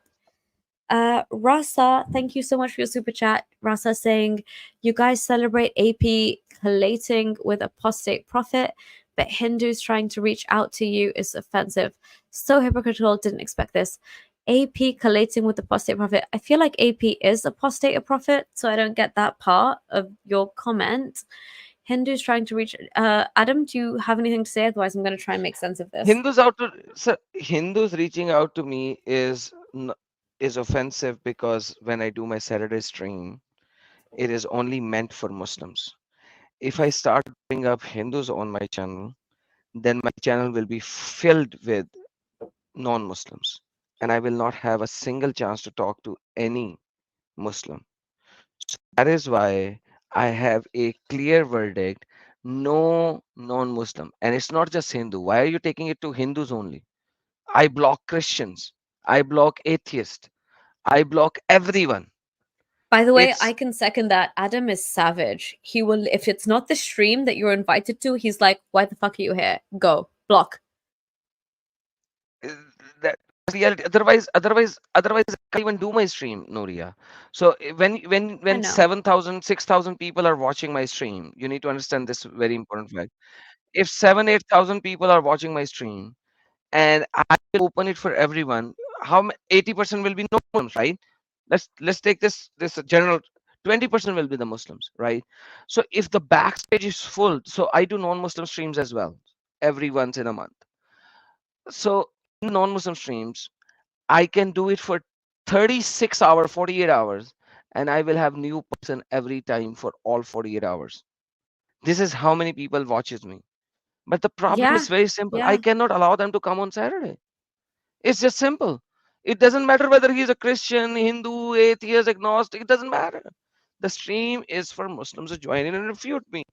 I allow Hindus and everybody else to come up. Then I can't do my stream. It's not possible. So, man, Rasa, please don't be hypocritical. If I block you, I block everyone, not just you. So you need to understand that.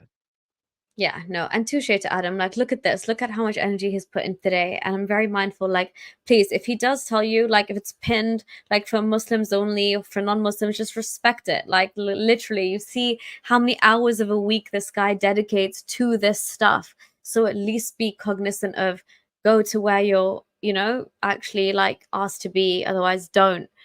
Anyway, GR saying if Adam says he's leaving in 2 minutes, it means 2 hours. I guess he's a typical desi. This is Brown. Like, yeah, this is what I've been saying to him for the last 2 hours. That I feel so bad. I'm so sorry, That's Adam. standard operating procedure. No worries. So by the way, you talked about this guy. Is this guy you are talking about versus Tommy? Let me put up this guy. Hold on. Is this the same guy we are talking about? Oh my god.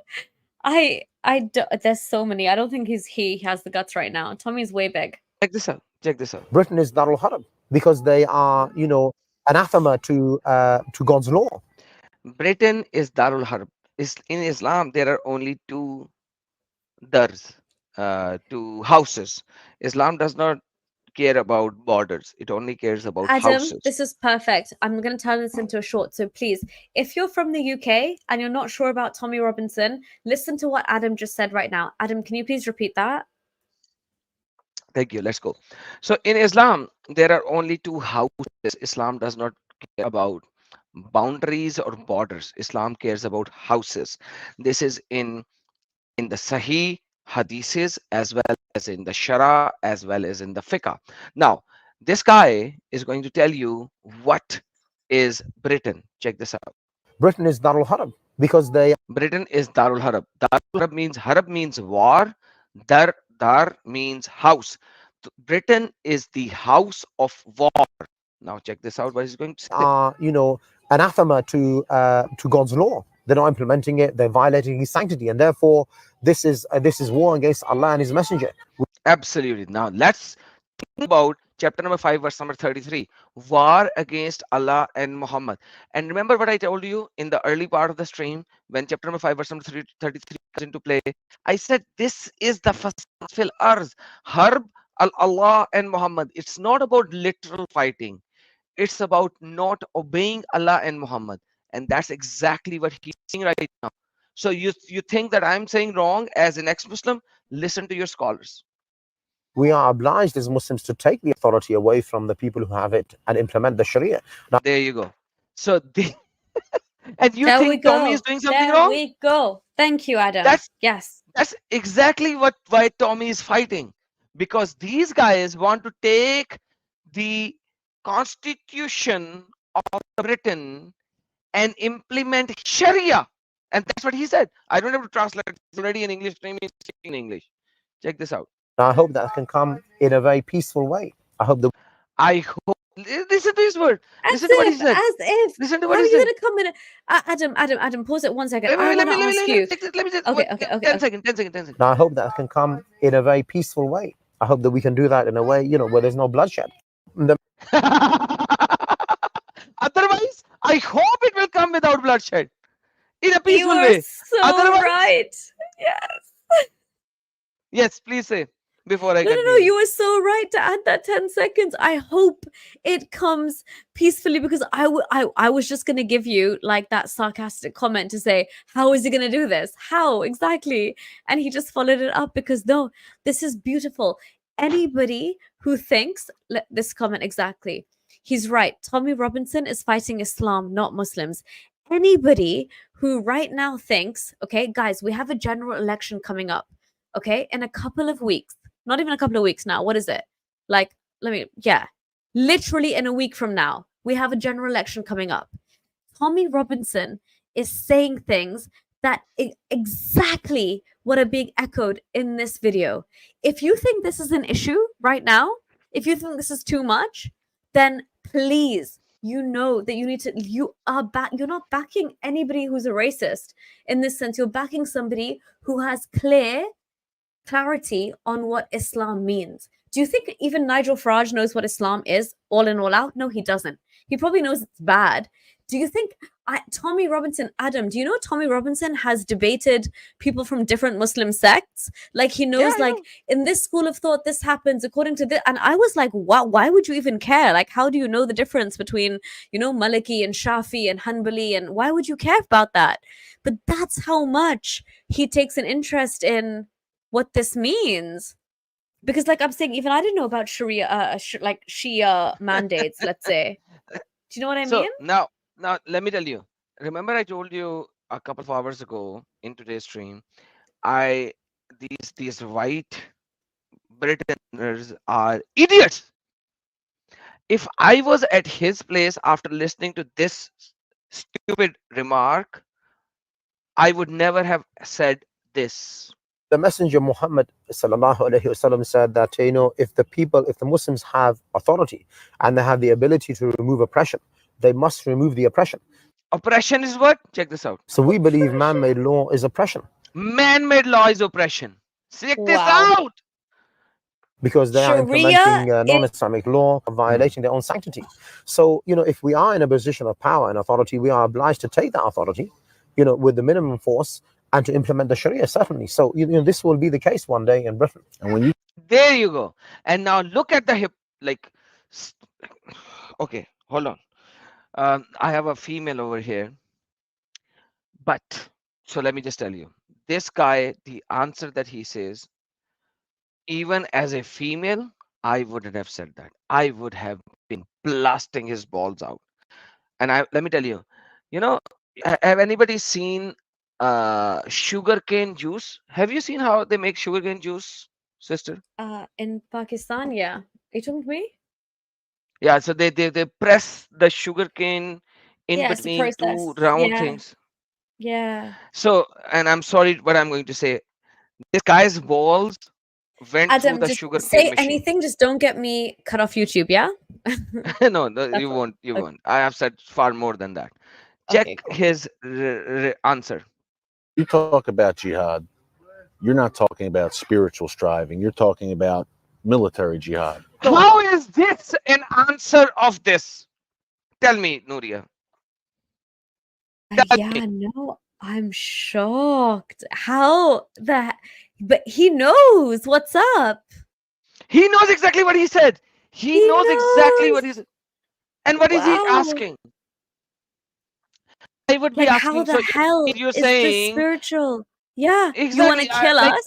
You want to yeah, implement this supposedly by non-violent means, but wink, wink, nudge, nudge. There's no other way, you know, unless we get into our droves into which. Adam, we'll do this in our jihad podcast, but you know what I mean, right? They're already trying to infiltrate the houses of Parliament, the House of exactly. Commons, you know, right? Yes. So this is, And he's they're saying that trying we are to going to build a do it Muslim peaceful. bloc. I hope. Yeah. And he said, I hope we can do it peacefully. Yeah. And this guy is not asking, so if it is not done peacefully, what would you do? That's the question. And he's talking about spiritual. Look, show me one single verse in the Quran which talks about spirituality. One. So you have the whole Quran, which is revealed from Allah. It's made before the humanity was made. Can you show me one verse in the Quran which talks about spirituality? Thank you. I give you exactly. 10,000 years and you will not find one. So Unless you create a new Quran. Adam, question. I agree. I fully agree. I looked in the Quran, front to back to find this, okay? Cover to cover. But I want to ask you a quick question. The fact that these ulama or let's say imams or scholars have the audacity to tell us that no, it's not just jihad of like actual waging war. It's jihad of nafs, like jihad bin nafs, whatever. Can you give me an example, like what do they mean by that? Like what do they think that we're supposed to do to fulfill that jihad? Have you ever seen anything in Islamic sources about that? The hadith talks about 3 jihads. Okay, let's go to the hadith. Quran doesn't mention that. Hadith mentions that. Man ra'i al munkar. If you see a munkar is the person who does the rejection of Allah and Muhammad. Man ra'i al munkar. Yes, exactly. And all the kafirs. So man ra'i al munkar. If you see a munkar, stop it with your hands. Means punch him, kick him. Yes, don't this let is him Sharia. do that. By the way, this is also in Sharia. Yes. And in hadith, Sunan Nasai. And if you can't stop it with your hands, stop it with your tongue. That is called the jihad bil lisan. Stop it with your means say, you idiot, you BSTRD, you this, you that. Don't do it, etc. And if you can't even stop it with your tongue, then think in your heart that he is doing a bad thing. That is the lesser of the iman. That is the smallest of iman. That is the smallest of faith. That is what is Allah talking about when you say jihad bin nafs. That's it. And I will do a full detail on jihad bin nafs. So that's it. That's it. Or can I find more? That's it. You cannot find more. You just can't find the exposition of it. Jihad bin nafs is the jihad with the shaitan, with the devil, which gives you waswasa. And that's it. You can't find anything more than that. So Adam, based on that little bit of, let's say, commentary, that's what they're trying to say. Jihad of fighting against the infidel is the same as this, what you just described. Exactly. Wow. Exactly. Wow. Check this out what he's going to say in the spiritual. He's going to give you the answer, not me. Let him answer on the spiritual jihad. Check this out. I think there are two types of jihad in which people are engaging in today. One is the jihad of the word, and the other is jihad of the sword. So in Britain, we are engaged in the jihad of the word. And, he did not mention the jihad of nafs, because in Britain, you are now beyond the jihad of the nafs, jihad of the heart. Now you are in Britain, you have only 2 jihad. Jihad with the mouth and jihad with sword. That's just 2. The third one is not even Britain, because they are over 20% now. Check this out. As important to remove the ideological foundation and, if you like, the pillars of Western civilization, like democracy and freedom and secularism, and to expose them and to bring back people to worshipping the one true Lord, which is Allah. There you go. Democracy, freedom, secularism, all of these laws are stupid, idiot. We have to bring the law of Allah. Literally. And I'm not saying that. He's saying that. Yeah, and Adam, we will touch on this because this is our entire jihad stream. But what he is saying right now, by the way, if you read between the lines, he's talking like immigration jihad, political jihad, like childbearing hijab, you know what, like jihad, sorry, you know what I mean? Like all of these kind of jihads that are lending themselves to infiltrate a population, take over, get into the system. Because if you take away violence, how else do you do it? You infiltrate from within, right? Exactly. And there's a guy in the live chat saying, unheard voice saying, Munkar means doing wrong. Oh la la. There we go. Yeah, I just highlighted that. Sugar-coated Yes. translation of Sahih International. You don't even know the basics. Munkir, the one who does the nakir, who's the nakir, who's the rejecter. That is the munkar, the one who does the, it's a verb, the one who does the actions of nakir. You idiot! I'm sorry to say that to you. Go That's okay. search on That's it. okay. Yeah. Check this out. And Check what he's so saying. Adam, essentially, world domination is what he's talking about. Yeah, like that's it. Sharia That's everywhere. what Khalifa. Muhammad preached. That's what Muhammad preached. Yeah. Exactly. He's gonna tell that. He's gonna tell that. Allah. As much as it is important to remove the physical obstacles, which is the non-Islamic regimes, the occupying forces, the the Republican Guard, which support those leaders in our own countries. There you go. Republican Guard, non-Muslim regimes. What do you think the timetable is for implementing Sharia in Great Britain? Do you feel like you're getting Great Britain close? I would point towards Tunisia and Egypt and these countries to show you how quickly things can change. It could be in a year or 5 years where people could be rejecting the kind of liberal democracy. They're unhappy because the basic needs are not being met. They're looking for alternatives, and revolutions happen very quickly. So I don't know how like quickly Sharia and the Sharia jihad. will All come. right, Perhaps mate. in 5 years, perhaps in 10 years. Oh my God. Demographically speaking, even within the next 15 or 20 years, Islam could be the major religion of countries like Britain and Belgium and France and these other European nations, because of the rate at which people are reverting to Islam. So basically, in 1 to 5 years, in 1 to 5 years, they plan to implement Sharia in Britain. If you do not support Tommy, let me tell you this again. If you do not support Tommy right now, Britain will be Islamic Republic of Britain. So I don't care who you are. And I don't care whether you are Hindu or Buddhist or atheist or secular or Christian or whatever you are. If you do not support Tommy right now, you are going to have Sharia in Britain. And I'm not saying that. He just said that. Islamic scholars. So think about what you are supporting. Just think about it. Just know Islam. And we're gonna tell you what Sharia is in the next stream. There's so much to tell you guys over here. You guys have to go to my English channel, look at the Sharia streams. You have to go to my Urdu channel, look at the Sharia streams. Like so much I can expand, and it's going to take, like, seriously, I can speak for hours and hours, and I will tell you a new thing in every single minute, and it will not be the same. And I can speak for days, and I guarantee you it will be different, because I have worked on at least 40 plus books cover to cover, and so many other books that I've just studied with the major points. I have so much data in my brain. I wish sometime there will be a time come that I can just download each and everything and put it into an AI, but that time is not here yet. Like, seriously speaking, if you go to the playlist, this is my channel you're showing. So if you go to the playlist, go to the playlist. So if you go to the playlist, if you go to playlist and scroll down, there's a Sharia playlist there somewhere. Sharia and fiqh? Yes, watch these videos if somebody has not watched it. It's just, you gotta watch these Sharia videos. Hello everyone.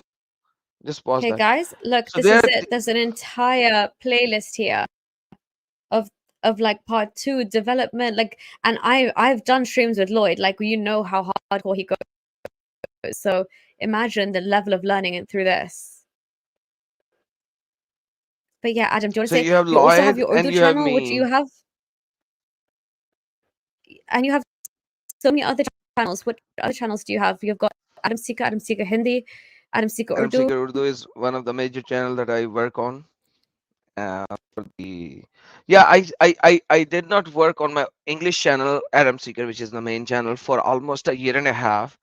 And because I was focusing on my Urdu channel, once I pushed it, reached it, then I came back to my English channel because I saw that the West is going down the drain faster than the Pakistan and India. So I had to come back into my English channel. So this year I started, I in March, I think I started to make one stream a week, and then I started to make 2 streams a week. And I came back to my English channel because, the West needs me as well.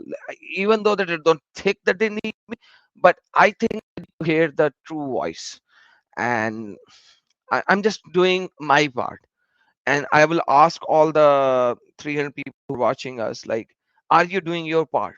Are you doing your part? Please do your part. If you can't speak up, share our videos. Share these videos. That's Absolutely. And I don't know who's lying to me, but like my eye symbol is showing 1,460. I don't know if these people are on X or if my actual technology is just lying to me. I don't know where that figure comes from. But anyway, whoever's watching, please subscribe to Adam Seeker English. If you had no idea that he ever spoke in English, this is the point of this stream. I wanted the English audience to know him a bit more. I know he's known in the Christian scene, but I wanted him to be known a bit more because, as you can probably tell, like, insane, like he is insane to speak to. Like, I didn't even get to the topics that we had to talk about because we have so much to just generally talk about, and we could probably go on for hours. Again, I feel so bad. I asked him for 2 hours of his time and I've taken double that. What was I going to say? I'm so sorry, Adam. The last super chat we have is from Rasa, and then we're done. Rasa, thank you so much, and I'm sorry if we hurt your feelings at any point He's a during the very old stream. subscriber of mine, of mine, but I haven't seen him for some time. But yeah. I see. Okay, so he's saying AP collabing with David Wood is celebrated by you guys, but you both were saying negative things about Hindus hijacking and all. That's naked, I guess you're trying to say, hypocrisy. That's not negative hypocrisy. Go watch what I just said. And then go watch my early streams, Rasa. You need to understand. There are good Muslims, then there are bad Muslims. Just like that, there are good Hindus, and then there are bad Hindus. And if you think that each and every single Indian Hindu is a good Hindu, then you are a fool, my friend. And if you don't want to see the reality, man, you are living in a lie. Okay, not me.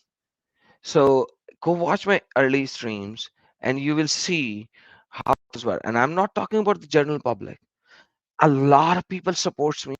A lot of Hindus support me. They love me. They love me to death. I know a lot of people have said they will even die for me. They said that if a bullet comes to me, they will come in front. So you need to comprehend not everyone is equal. All 5 fingers are not the same. There are good Hindus and then there are bad Hindus.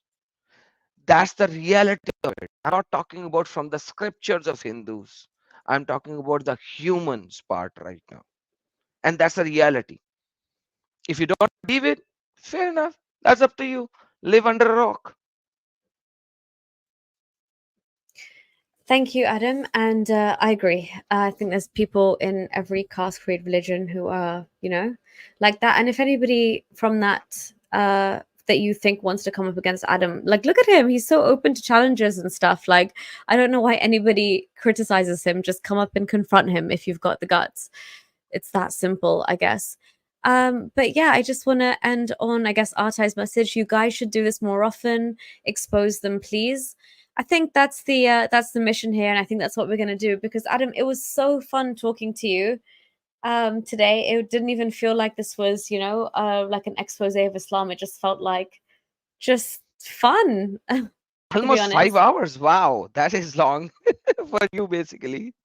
Yeah, this is like one of the longest I've done. People have commented. But yeah, thank you so much for joining, Adam. And let's do this again, okay? We'll be in touch via email. Absolutely. Absolutely. You take Yaron care is of saying yourself, was amazing. and I would thank each and everyone in the live stream watching. And if somebody got hurt because of what I said, I'm sorry about that. I'm just a human. And at the same time, I'm learning and understanding and adopting. When it comes to Islamic point of view, you can challenge me. I challenge each and everyone, whether he's a Hindu or a Muslim or Sikh. When it comes to Islamic scriptures, whatever I said, it is absolutely true. When I gave a point of view of mine and it is not backed up by Islamic scripture, it's just my point of view, you can challenge me on that. And I'm always open to listen to your point of view as well. In my non-Muslim streams, not in my Saturday streams. All right. Thank you so very much. Yeah, guys, just respect the rules and he will respect you. Like, it's as simple as that. Like, can you imagine the frustration of I deliberately don't deal with debating Muslims in every single live stream because I would lose my mind. Like, my mental health would go, pfft. Like, I just don't think it's worth it. Adam is that foot soldier. He's doing that like pretty much day in, day out. So cut him some slack. And when it says non-Muslims, only join if you're a non-Muslim. Like, it's not that difficult. But yeah. Again, I just want to say thank you to everybody who's listened. I don't know why it says 1,440 people. I don't know who you Yeah, are, but on the X as well. So I was just looking wow. at the YouTube. If you are that many people watching us between X and YouTube, then I salute you. Thank you for being here. I hope you enjoyed this chat. Yeah, and all these are saying, Adam, love your chat, bro. Adam, I think we definitely need to do this again. Yeah, this was just like a trailer for the masses. What do you say? Absolutely, absolutely. We have to cover women rights, we have to cover jihad, we have to cover the Islamic invasion, we have to cover Sharia, and we have to cover a lot of stuff. So yes, we can do maybe a couple of streams every month, and Yeah, we no, will for just sure. try this Because through. I don't go easy on them. You know how your complaint is that people go too easy? You finally found someone like I maybe I won't use the exact same words, but I'll kill them with kindness. Okay, trust me. Kindness? Okay, not my way. No, but when I say kindness, it's like hardcore. Like it's not the kindest of kindness. Don't worry. Not when it comes to Islam. But anyway, Adam, thank you so much for your time again, and we will do this again because by popular demand. So thank you. Any final words? Otherwise, I'll end the stream. Thank you so very much, everyone. Have a blessed day, evening, or night, wherever you are. Appreciate it. God bless you all. Bye, guys. Take care.